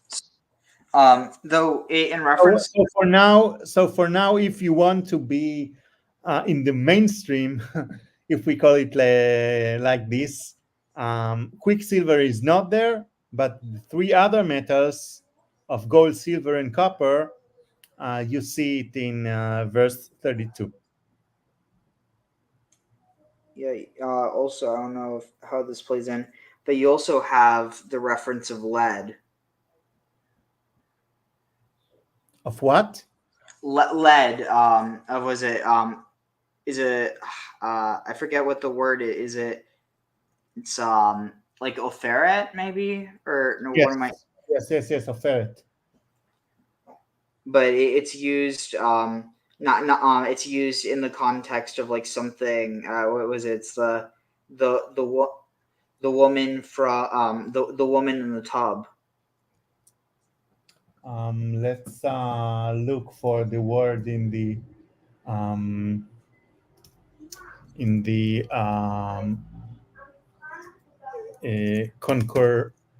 concordation. I'm just looking for the word, and I will find it in Book of Numbers, in chapter 31. Let's open it. I mean, what's it about? I just mentioned it offhand. So in Book of Number, I think they are talking about the war with Midian and the thing that they captured. And Eleazar, the priest, told the army that are going to the war, this is what the Torah is saying of what the Lord say to Moses, the gold and the okay, you are just reading it. The gold and the silver and the bronze and iron and tin and the lead. You won't put inside the water, but you will pure them inside of, I don't know what is meinida. But you need to clean your clothes and pure yourself. And just after you do that, you will go back to the camp. Interesting. So here, let's keep going. Let's see, where is it? Ube Evan, and in the carving of stone, lim malot for was it for setting or for filling, ube charoshet etz, or for wood cutting or wood carving, lasod bechol malachet hamachshavet, for to make in all the work of your all kinds of like artistic device, or like all types of work. Horot, and for and to teach. Natan bilibo, he will give in his heart, or put in his heart. It says he put in his heart, and Oholiav ben Achisamach from the tribe of Dan. Let's see, all right, down further. Milo otam chokhmat lev. He filled them with wisdom of heart to do all do all the work of carving and of thinking and of rokhem, like beating out. Is that what it is?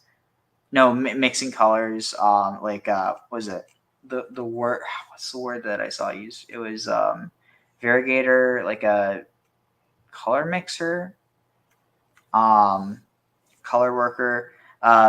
But in blue and in purple and in crimson and in hemp and ve'oreg ose, and was it weaving works?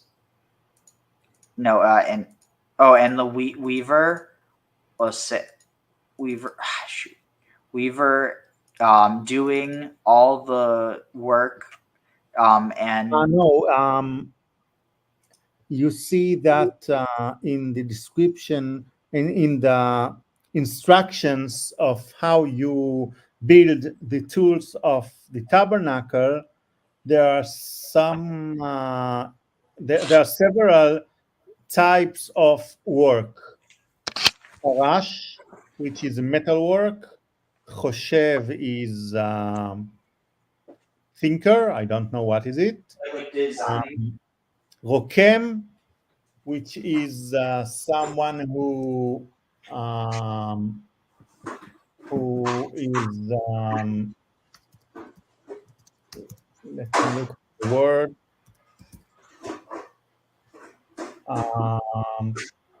Make textures or something like this, and oreg, which is weaving. So what he is trying to say, that the Maaser Rokem is the name of the work with the materials of tchelet, of the blue, and the scarlet, and the purple, and the linen, and the weaver is the other materials. Interesting. But again, the word oreg is something that is not detailed here in verse 35.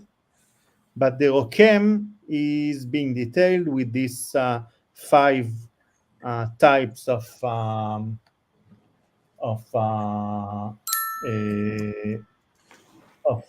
fabrics. Oh, cool. Let's see. So, let's see. So, there's in linen and weaver doing all work and making designs. And Bezalel made Bitzel and Oholiav and all the men of wise heart that were given the Adonai, or all the men that Adonai gave away. Wait, and every man wise of heart in whom Adonai gave wisdom. Gave them wisdom, understanding into them, and for knowledge to so they're all making this. This just less as the beginning. Less to make all the work, or all the service, all the temple service work, Hakodesh, of the temple or of the sanctuary, Lachol Asher Tziva Adonai, for all that they were commanded, or all that Adonai commanded of them. The work for the labor of the sanctuary, it's so repetitive almost. And Moshe called out to Bezalel and to Oholiav and to all the men of wise heart that Adonai had given wisdom in their heart, that Adonai had given wisdom to his heart. At all those whose heart was lifted up, in their midst, karva, but I think it could also be karva. Can't it also be like in their guts? Karva. I don't know what I'm thinking of. Let's see. Bring near, bring present. No, it doesn't really matter. In their hearts, to the malacha, to the work, or to the service, to make, to do it, lift up, to draw near to the work, to do it. It's kind of strange how it phrases it. Vayichu milfnei Moshe, and they took from before Moses all the truma that was brought, that the children of Israel had brought to the lemilechet avodat, for the service of the work of the, or for the work of the service of the sanctuary of the temple, or not temple, of the sanctuary, lasot otah, to do thus vehem, and they brought elav, to it, od nadava, more offerings, or more donations, babukar, and from morning to morning, or every morning. Vayavu kol ha-chachamim ha-osim, and so all the chachamim, all the wise men came, and they made all the milachat, all the property. Interesting, it could be property. All the property of the or all the work of the sanctuary. Each man, mimlachato, from his work, asher hema osim, that he was doing, or that they were doing. Vayomru el Moshe, and Moses said to them, or no, they said to Moses, sorry, lemor marbim, saying marbim, like more, ha'am marbim lavi, the nation are bringing more, midday, more than enough, ha'avodah, for the service, lemalacha, for the service of the, or for the service of the work, that Adonai is commanded, la sotota, that is commanded of them, or commanded to do. Vayitzav Moshe, and Moses commanded, Vayaviru Kol, and his and their voice crossed over into the camp. Lemor say to say, Ish ve'isha, man and woman, al ya'asu od. Men and women are not to a man and woman are not to do, or it says let man and woman let each man and woman not ya'asu od, not do more malacha, not do more service for truma, for the truma of the sanctuary. Vayakhel, and the nation ceased to bring it. Vehamlacha haita dayam, and the service, the service was dayam, was enough or sufficient. It says lachol hamalacha, for all the work, lasot ota, to make it, vehoter, and for there to be remainder. All right, let's see. So this next one goes to 20, I think, but I need to take a quick break. So let's see. Oh, this might be interesting. Hi, I'm David Taub, and welcome to the Parsha Rabbit Hole, where I find something weird in the weekly Torah portion and follow it all the way down until it gets even weirder. This week's rabbit hole explores the perception of color in ancient civilizations, and whether Queen Esther was green, and whether the color blue even exists. Reality, man, reality. But, as always, we have to get there. This week's episode is dedicated by the Blue Slide Balabustas in honor of their dear, brilliant friend Dina, whose birthday is on the 5th of Adar. This dedication is kind of a special one because the people who sponsored it made a rather audacious demand, specifically that the topic of this week's rabbit hole had to somehow connect to their dear, brilliant friend Dina.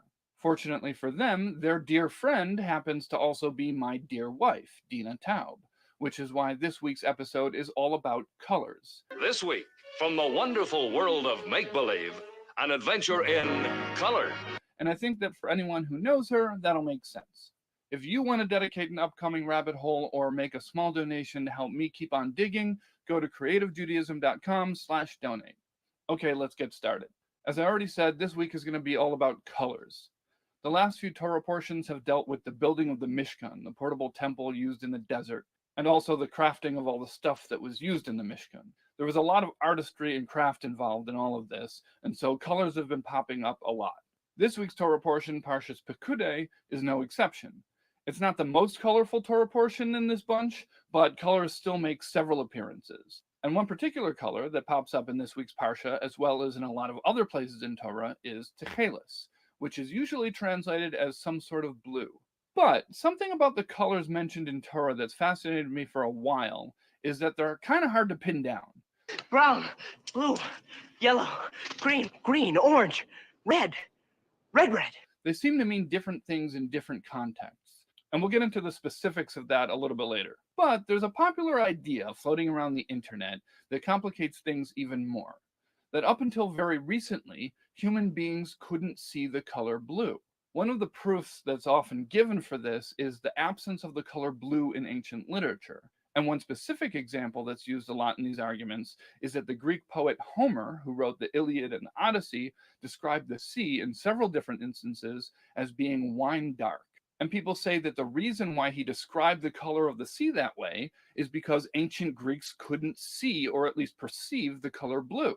But if this internet rumor is true, then what's the deal with Techelis? Were the ancient Hebrews the only people in the entire world who could see blue? You've seen the invisible gorilla, now see the giant 8-foot bluebird of happiness. So that's where this week's rabbit hole starts, with Techelis, whether the ancient Israelites could see it, and how different colors in Torah work in general. You ready? Let's dive down the rabbit hole. Okay, so first let's clear up the ancient civilizations couldn't see blue myth. And it is a myth, it's not true. The color blue shows up in cave paintings and other very early art. Blue pigment was rare and hard to come by for a long time, so it didn't show up a lot, but it did exist and it was valued.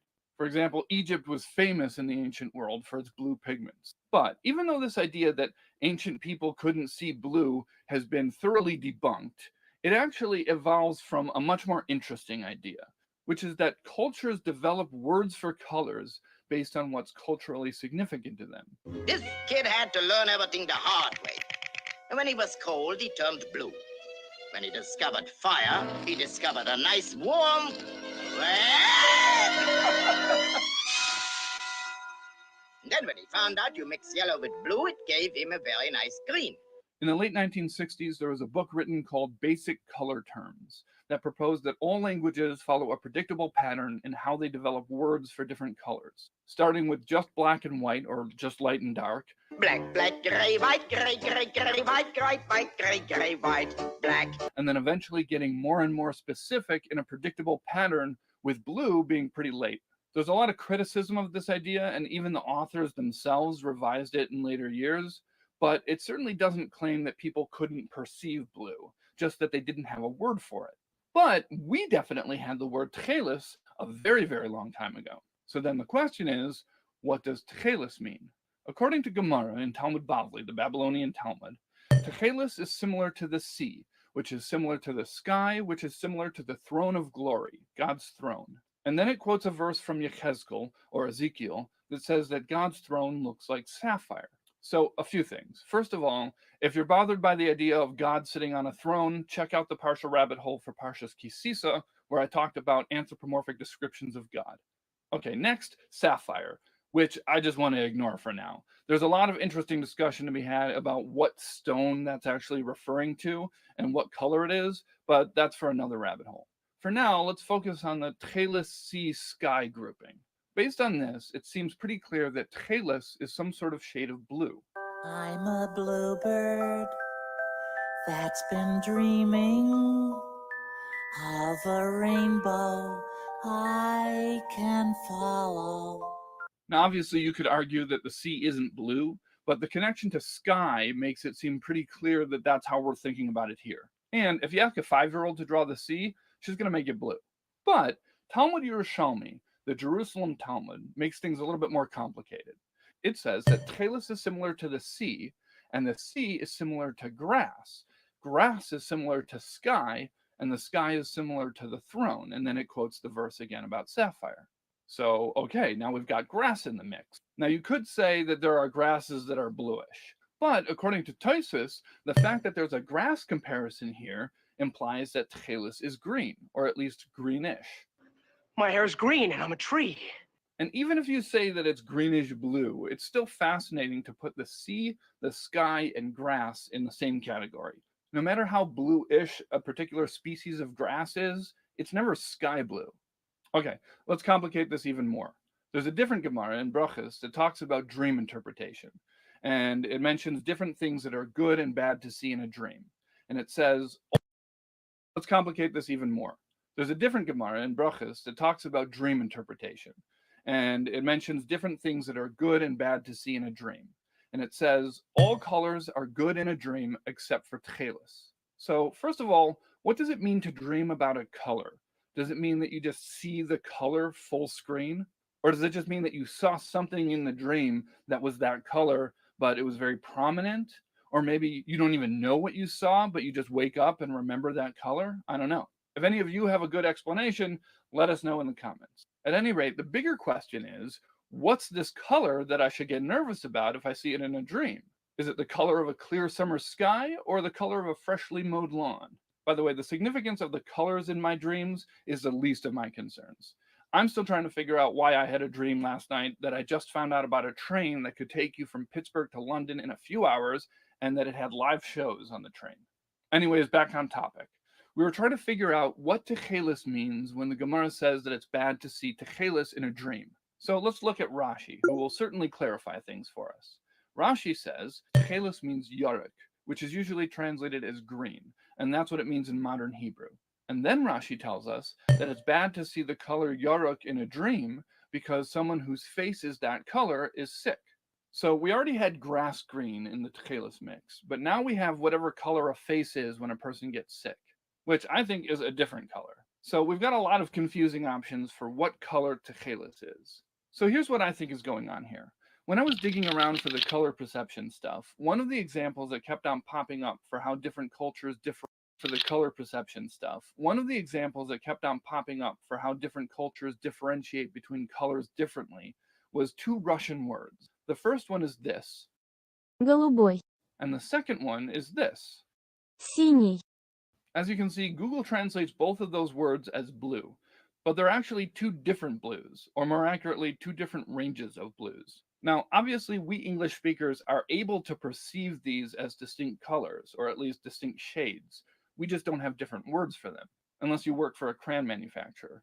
But most of us would just able to perceive these as distinct colors, or at least distinct shades. We just don't have different words for them, unless you work for a crayon manufacturer. But most of us would just use the word blue with an adjective, dark blue, light blue, sky blue, etc. And even then, we wouldn't necessarily group them the same way that Russian speakers do. For us, it would be up to our own personal perception rather than a distinction baked into our culture. The best example I saw of how all of this could actually make a practical difference is this map of the Moscow metro. For an English speaker, those two blue lines would be very confusing. If there are any Russian speakers out there watching this, please share your thoughts on this in the comments. Okay, so how does all this connect to Tchelis? What I think is going on here is that obviously the actual Tchelis pigment that was used for various mitzvahs was one specific color. But that color lies somewhere within a unique continuum of colors which are not normally grouped together in other cultures. But they are one category of colors in our culture. And then, of course, as with everything in Judaism, we get different opinions as to which of the colors within that range Tchelis is. The best example, in my opinion, of a range of colors that I think most of us wouldn't necessarily group together under one name, but are grouped together under one name in Torah, is Yaruk. I mentioned before that Yaruk is usually translated as green, and that that's what it means in modern Hebrew. But throughout Torah sources, it can mean a lot of different things. There's a pretty famous Gemara that says that according to the opinion of Rabbi Yeshua ben Karcha, Queen Esther from the Purim story was Yaruk, but a strand of kindness was drawn down upon her. And so from that, we get one of the most popular things for kindergarten teachers to teach about the Purim story, that Queen Esther was green. So the question that people ask is, wait a second, she was green? It's not easy being green. So according to Rashi, yeah, she was green. Rashi connects this to the rest of the discussion there, which is about Esther's other It also name, connects her to Venus. Myrtle. So Rashi says that she was Yaruk. Whoa! So that definitely seems like she was green. And Rashi says that that's why she needed this strand of kindness from Hashem, that even though she was green, she was perceived as beautiful by King Achashverosh. But, like I said, Yaruk is a pretty flexible word. I think the best example of that is from the Talmud Yerushalmi. It's talking about Yaruk in connection with tsaras, which is a disease that comes up in Torah. I'll probably do a whole tsaras rabbit hole later on, but that's not for now. Anyways, this is what it says there. What is Yerakrak Shabi Yerukim? Which I'll translate as the greenest of greens, even though we're about to find out that that's not a great translation.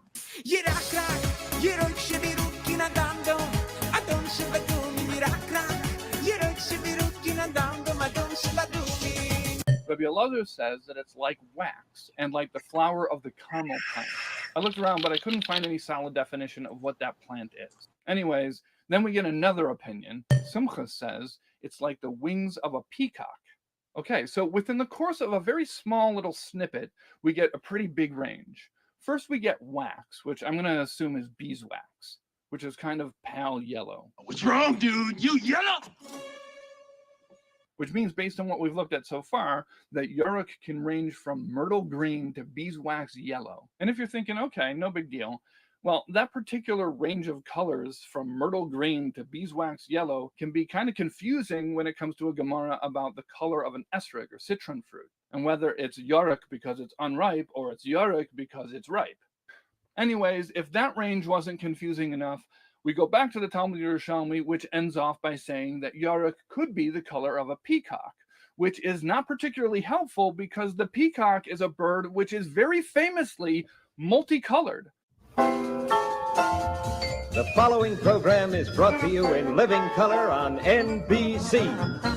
So I don't even know which color the color of a peacock is supposed to mean. Thanks a lot, Sumchus.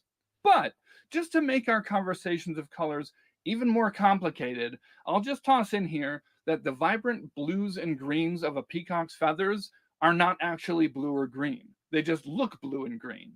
It's called structural coloration, where instead of the feathers having a blue pigment, the molecular structure of the feathers makes different wavelengths of light that bounce off of it, recombine back together into blue light, which is what you see, or something like that. Honestly, I don't completely understand it. Okay, let's get back to Queen Esther. It's actually being pretty green. similar to opal. I've seen a few different places on the internet that try to deal with the green Esther situation by using this wider spectrum of yarok. But when I was digging around, I found an explanation from the Ben Ish Chai that puts a different spin on it that I hadn't seen before.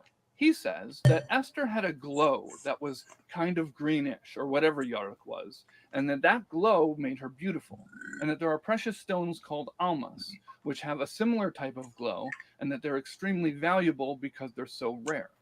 Okay, so there are a lot of cool things about this, but first, what does almas mean? I did a little digging and found out that it's the Arabic word for diamonds. الماس.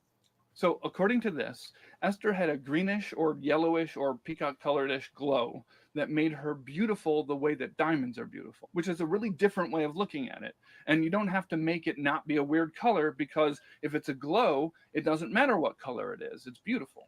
And then according to this, that strand of kindness that was bestowed upon Esther wasn't something else that was there to counteract the greenishness that made her not beautiful. The strand of kindness was the green glow. All right, now I'm going to switch gears a little bit and get back to the Mishkan. When I was digging around for color stuff related to the Parsha, I found an interesting piece from the Zohar based on a verse from a little earlier on in the story of the building of the Mishkan. In Parshas Truma, when Hashem is giving Moshe Rabbeinu, or Moses, the detailed instructions of how to build the Mishkan and all of its accessories, Hashem says, "See and make it like the pattern or template shown to you on the mountain." So even though based on everything else... I just got your message, so yeah, take care. It was good having you here today. Always good to see you, Avi. Thank you. Bye-bye. Take care. Yeah, it's really interesting. I really feel like this green glow thing has a lot to do with the idea of Venus, and the fact that they connect her the color to the green of the myrtle. The myrtle tree is also the tree of Venus, and also Ishtar. It's interesting because green is associated with Venus, so is myrtle, and so it seems like it's this idea of the goddess of love, especially with Esther, Ishtar, Astarte. It's the same name. In the rest of the story, it seems like the instructions were verbal. This verse seems to suggest that there was a visual representation that was shown to Moshe. There's a Gemara that says that he was shown the different objects in fire, which is very cool. But the Zohar gives a similar account, but with a little more color. It says that when Hashem commanded Moshe about the Mishkan, he had trouble comprehending it. So Hashem showed him everything. How? With a white fire, a black fire, a red fire, and a green fire. But even after all of that, Moshe Rabbeinu still had a hard time with it. So why did I share that with you? Because multicolored fires. Cool. Fire, fire, fire. Okay, so over the past few weeks, my wife has been talking to me about an idea that she came across while she was learning Ramban. And in case you weren't paying attention earlier, my wife's birthday is coming up this week. So she's been talking to me about how something that she learned from Ramban, Nachmanides, made her think about this idea of how the Jews had just come out of slavery. And then they get tasked with building this ornate structure that involves a lot of artistry. They had done labor before as slaves, but they didn't have any art curriculum or enrichment programs back in Egypt. So it's pretty wild to all of a sudden throw some of them into the role of being artisans. So while I was digging around for stuff about colors, I found an explanation from the Baal Shem Tov that connects this idea that my wife has been sharing with me with the multicolored fires that Hashem showed Moshe. This is what it says. It boggles the mind how that generation, without any skilled craftspeople, managed to build the Mishkan. Moshe Rabbeinu wasn't a craftsman, and he wasn't even shown the actual Mishkan and its accessories. Instead, Hashem showed Moshe the multicolored fires and then said, "Make a sanctuary for me." So the Baal Shem Tov says that after Moshe saw the fires, he asked Hashem, "Okay, well, where do I get all these fires to build a Mishkan?" And Hashem answered, "No, this is a tavnis, a template, but you're actually going to make it out of wool that's dyed in all of these colors." So basically, they weren't expected to be able to instantly become expert artisans just by following IKEA instructions. The way it worked is that they were given an abstract spiritual template that was like the driving force behind the entire project. And then the Baal Shem Tov says that this is why the whole Mishkan story is repeated in the Torah, because it teaches us an important lesson in the service of Hashem and how each person can make themselves a merkava, a vehicle for holiness. So how does the Mishkan story teach us that? Because it's telling the Bnei Yisrael, hey, you were able to take the spiritual concept of a sanctuary for God that was illustrated through a vision of multicolored fires and translate that into a Mishkan made of wood and stone and metal. If you can do that, then it should be even easier to take all of the spiritual stuff that you learn and translate that into a human being, yourself. So what I love about this is that it doesn't actually explain how that translation from abstract spirituality to physical action takes place.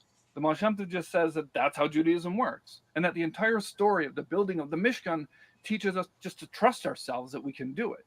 And I feel like that connects really nicely to the color stuff that we were talking about before. Just because we don't know the word for a particular color yet doesn't mean we can't still use it to make cool cave paintings. All right, that's it. That's the rabbit hole. As always, questions, stuff I missed, comments. Thank you for following me down the rabbit hole. I can't give you directions on how to get out of here, but if you want, I could show you a map made of fire.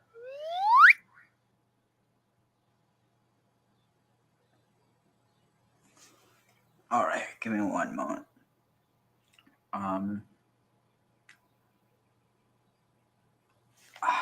Shoot. I'm just trying to see what. Let's see.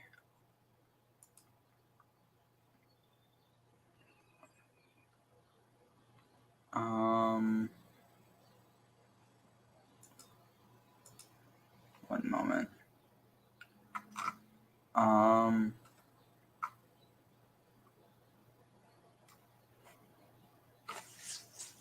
Okay, that's weird. One second.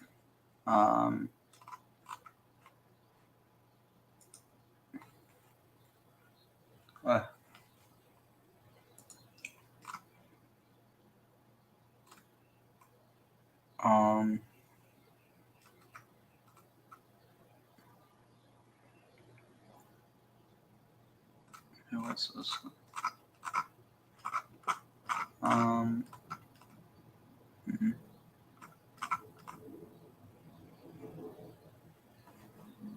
Alright. Anyway, where are we? All right, here.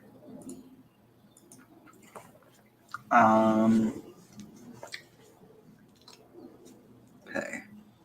Let's see.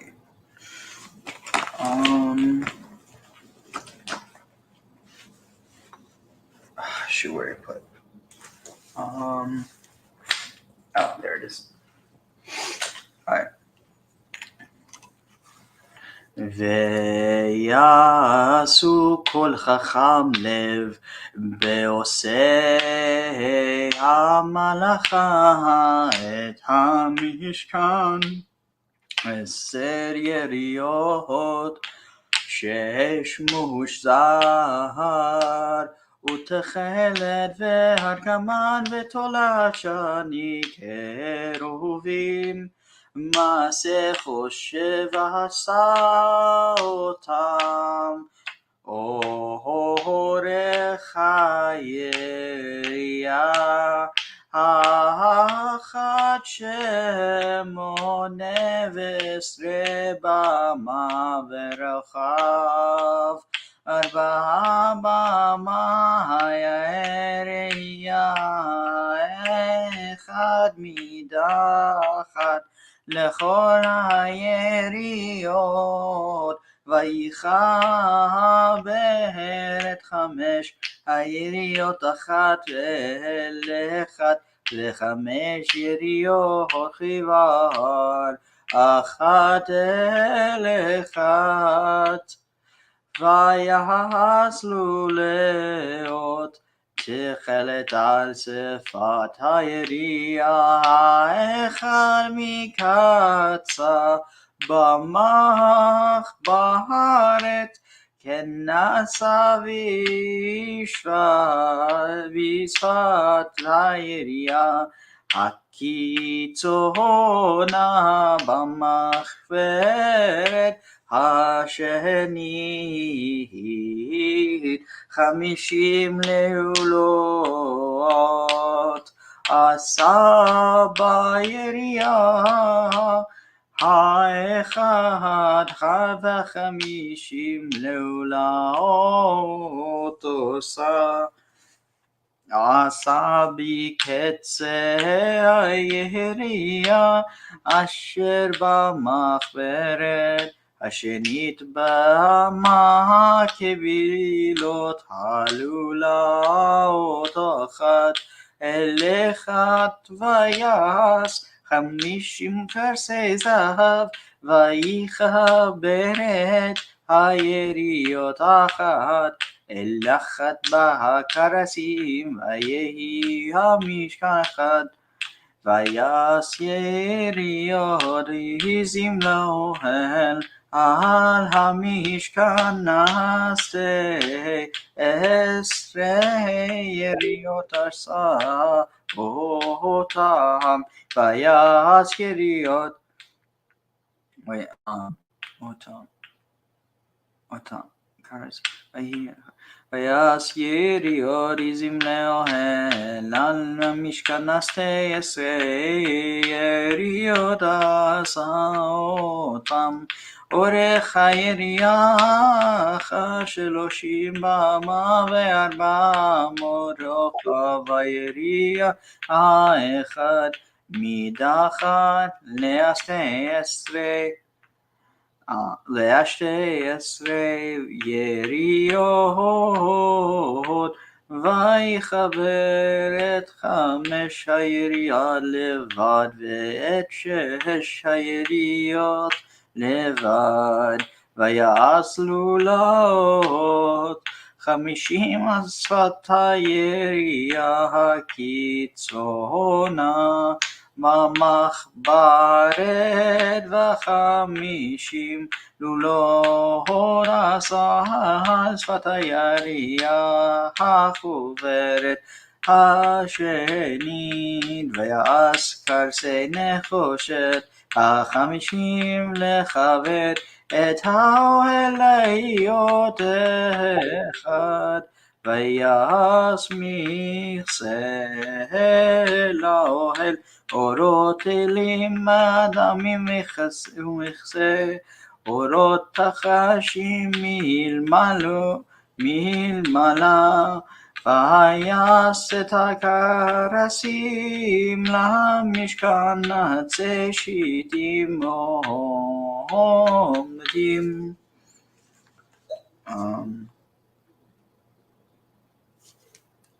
goes until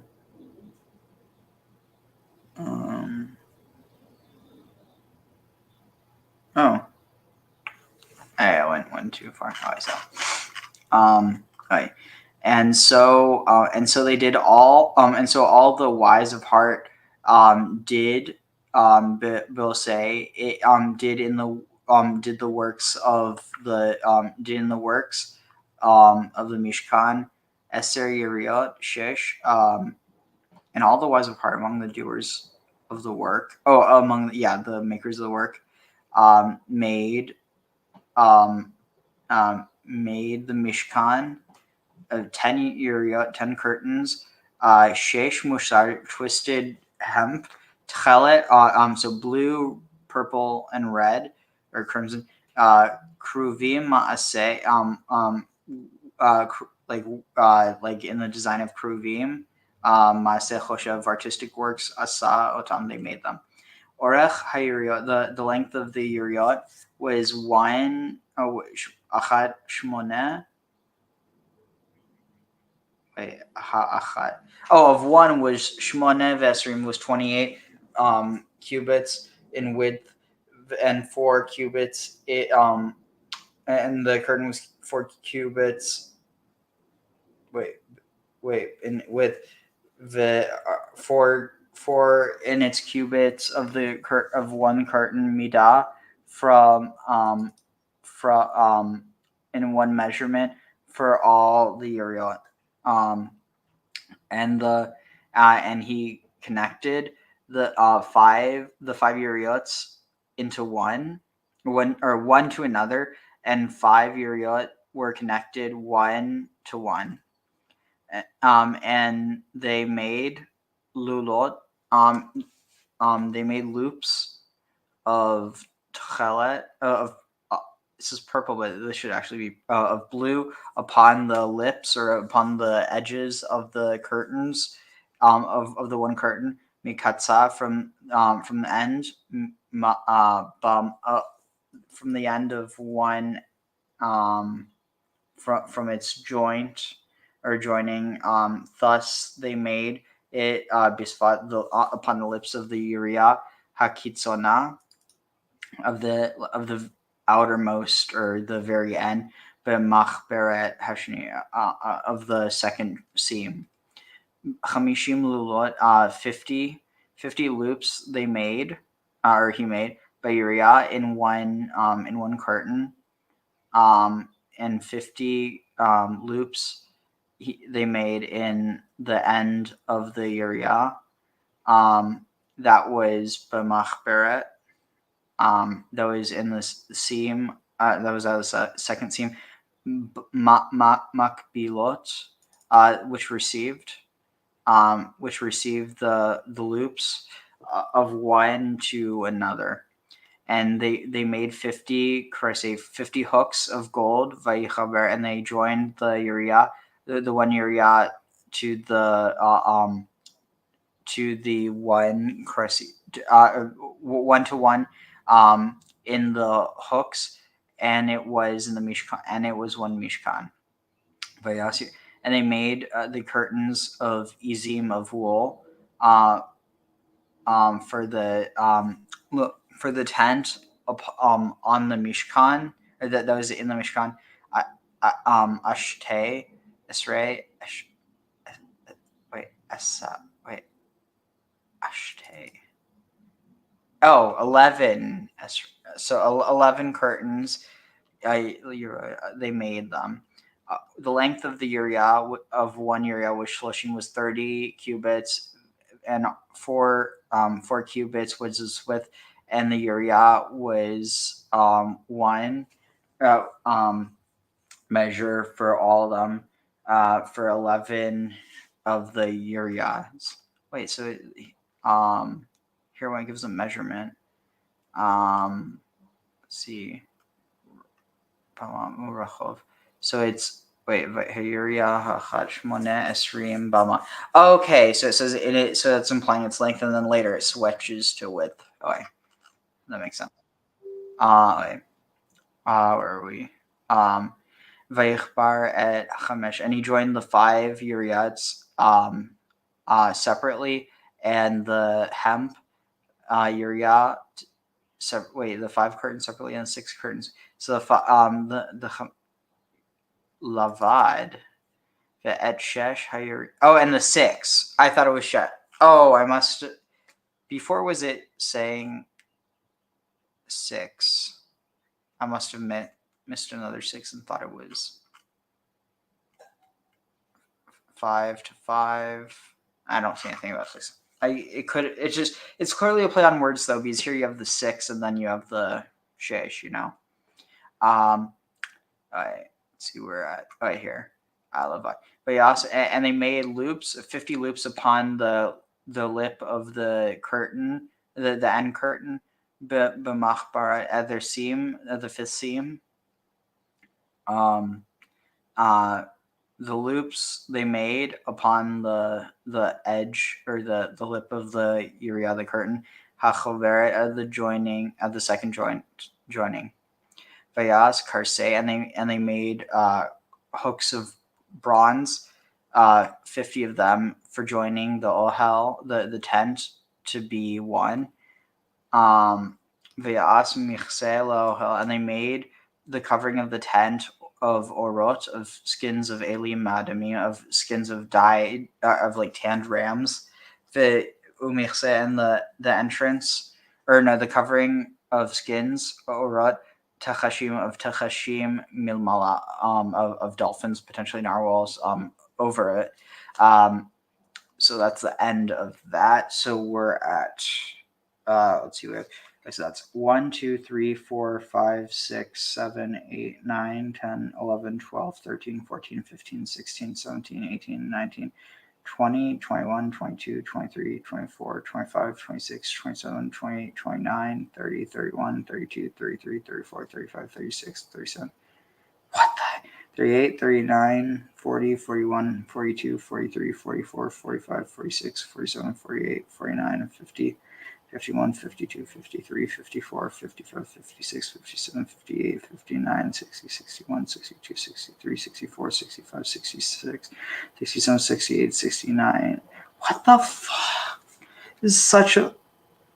Honestly, I'm considering just make... Wait, so that's 1, 2, 3, 4, 5, 6, 7, 8, 9, 10, 11, 12, 13, 14, 15, 16, 17, 18, 19... Dang, 2021. Dang it, that's a lot. I am going to start a lot earlier today, but I'm seriously debating whether I should. Dang it. Let's see, where is this? So 5th, so we're at 20. It goes until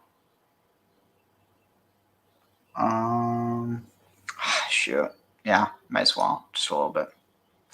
All right, so and they made the krashim. They made the boards for the mishkan of atzei shitim of acacia wood standing up. Eser amot orech. 10 amot is the length of the keresh of the beam.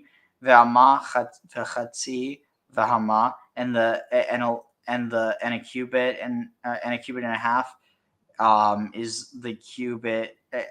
A cubit and a half. And a cubit and a half is the and the cubit and a half is the width of the keresh of the one keresh. Shtei yadot lakeresh. Hama rachov hakeresh echad. Shtei yadot lakeresh echad. There are 2 hands or 2 prongs for one keresh. Mushlavot. Like this is bound together as one. Achad el achad, 1 to 1. Ken asa lechol karase. Thus it is made for all krashe, for all the beams of the mishkan, hamishkan. Vaya'as et hakrashim lamishkan esrim krashim lifat neged temana, and they made the krashim, the boards for the mishkan, 10 krashim, 10 boards, lifat neged at one corner for a corner, neged temana, against the right, or for the south, against the south, facing the south side. One second.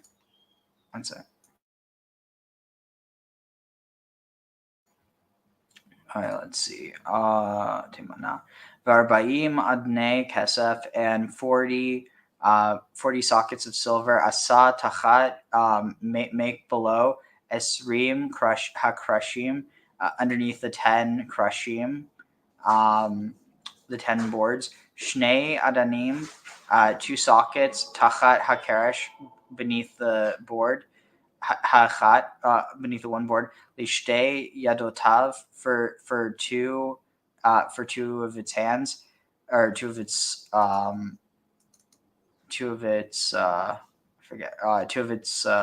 prongs. Ushnei adanim, and 2 sockets below the board, the carriage. Ushnei adanim tachat hakeres hachad lishtei yadotav. So the sockets beneath the board, beneath the one board for the 2 prongs. Ulet sela hamishkan hashenit lifat tzafon asa esrim krashim, and for the second side of the mishkan. Interesting, because here it says hamishkan hashenit. This is like the second mishkan, but I mean it's obviously referring to the second side. But for the second side of the north, you'll make esrim krashim, you'll make 20 beams. Commentary. Is there really no other commentary on that than that? That's strange. Okay. Varba'im adnehem kasef shnei adanim tachat hakeresh ha'echad u'shnei adanim tachat hakeresh ha'echad. And 40 of their sockets are silver. 2 of the sockets beneath the board, beneath one board, and 2 sockets beneath the one board, or like under one and then the other, or next beam. What's this? It says apparently the sockets are kesef. Where's this? Oh, it says it once there. Uleyarchte, and to uleyarchte hamishkan yama asa shisha krashim, and for the flank of the mishkan, of the tabernacle, yama to the west, asa shisha makes 6, krashim makes 6 boards. Ushne krashim asa lemikutzot hamishkan bayarchatim, and 2 boards you'll make, 2 krashim, 2 boards you'll make limkutzot for the corner buttress, place of corner structure, for the corner post of the mishkan bayarchatam, at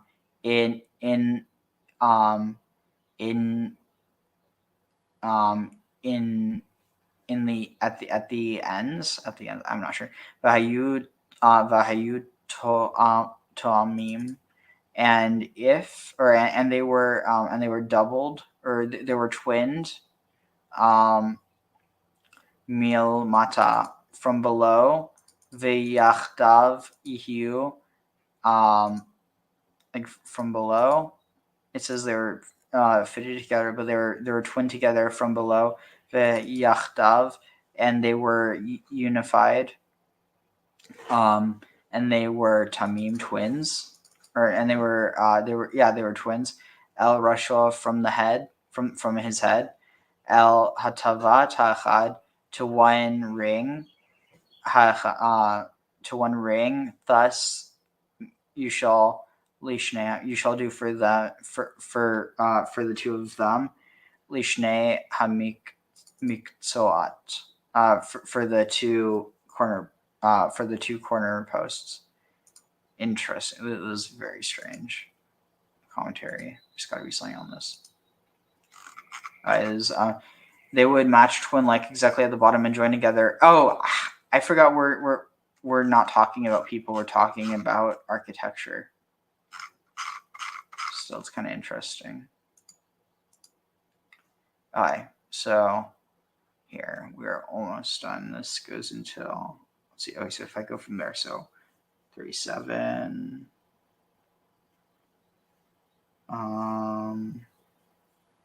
So that's 29 plus 29 plus. Okay, that's workable. So by just finishing this, getting this out of the way, it makes it a lot more bearable. All right. Vayu shmona krashim ve'adnehem kesef shisha asar adanim shnei adanim tachat hakeresh echad. And so it was shmona krashim, and so it was 8 boards and their sockets of silver, 16 sockets,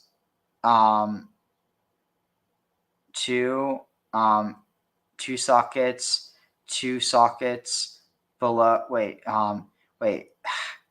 16 sockets.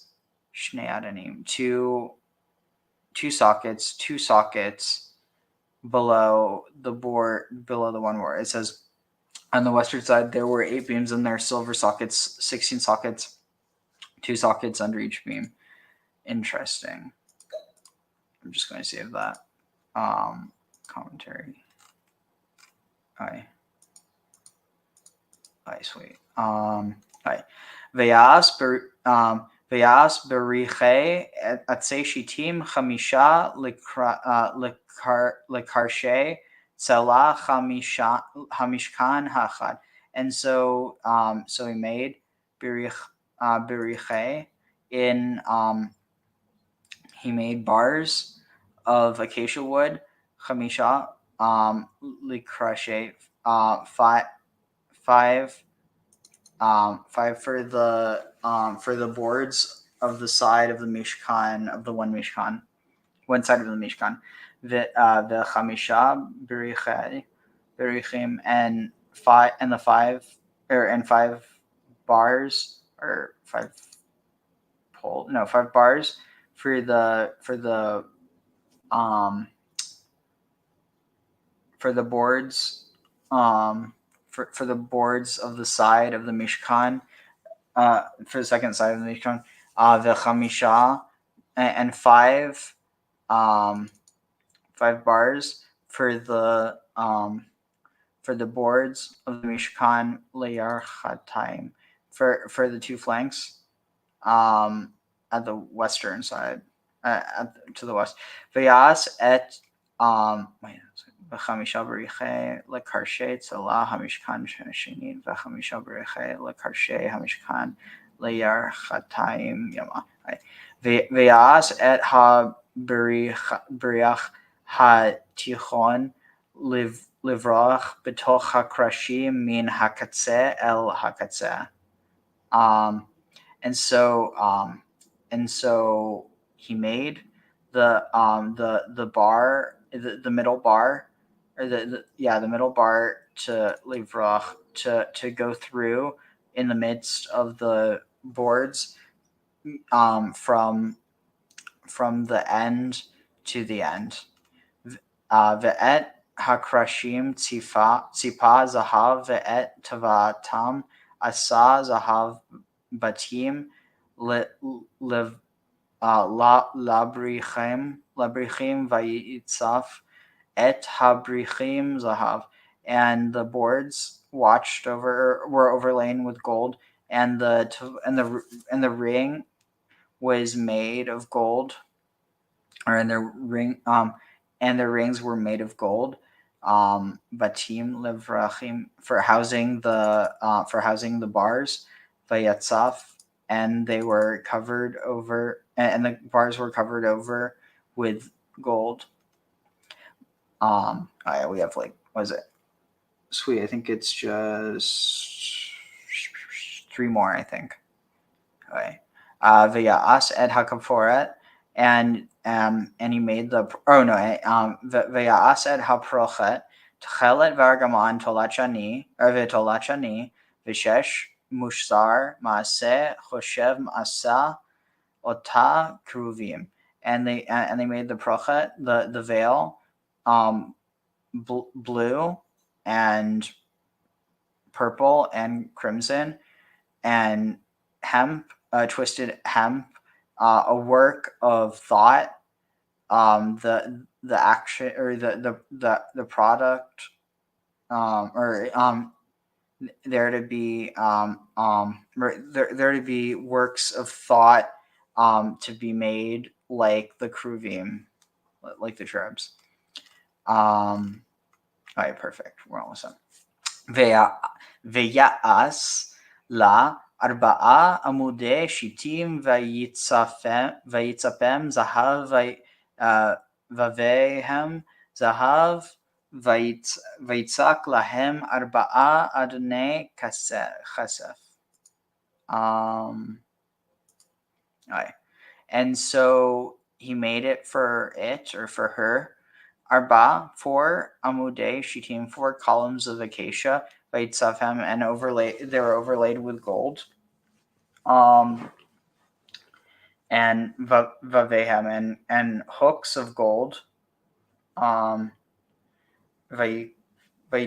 and they and he yatzaka.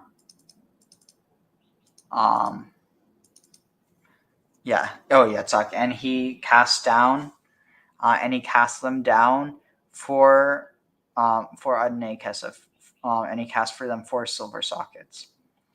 V'ya'as masach לפתח האוהל תכלת וארגמן ותולת שני ושש מוסר מעשה רוקם.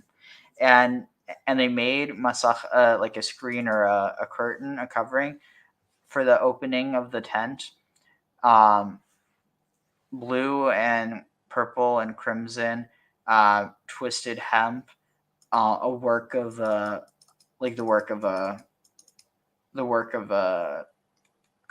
like a colorist, variegator, basically embroiderer. That's what it says, right? That's the best translation. Ve'et amudayev,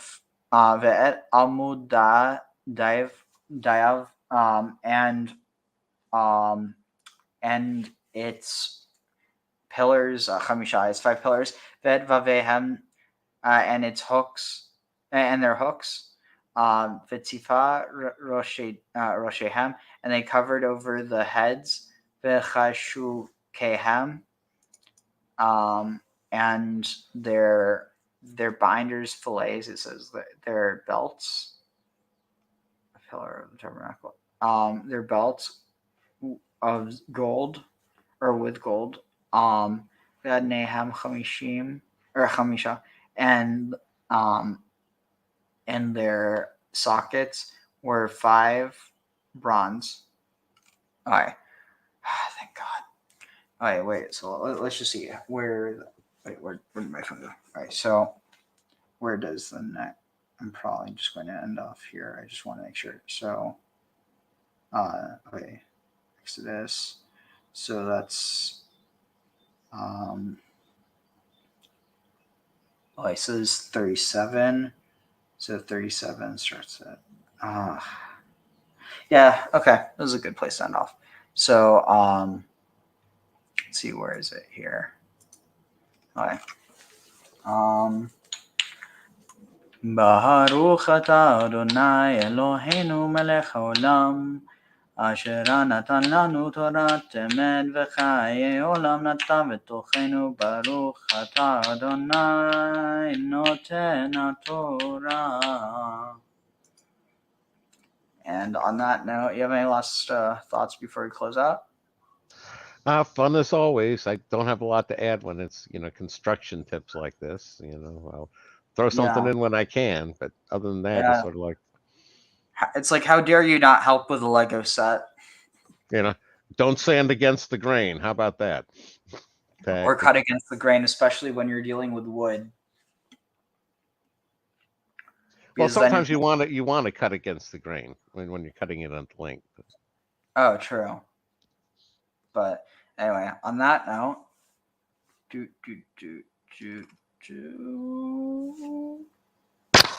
Want to tell the Rebbe the words of the new song that we're singing with Mashiach, right? So I'm just going to read him. Am Yisrael, have no fear. Mashiach will be here this year. We want Mashiach now. We don't want to wait. Okay?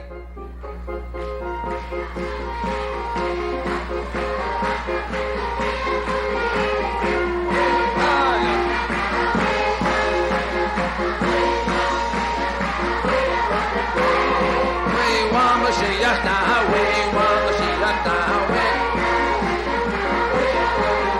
Oh yeah, Am Yisrael, have no fear. Mashiach will be this year. Am Yisrael, have no fear. Mashiach will be here this year.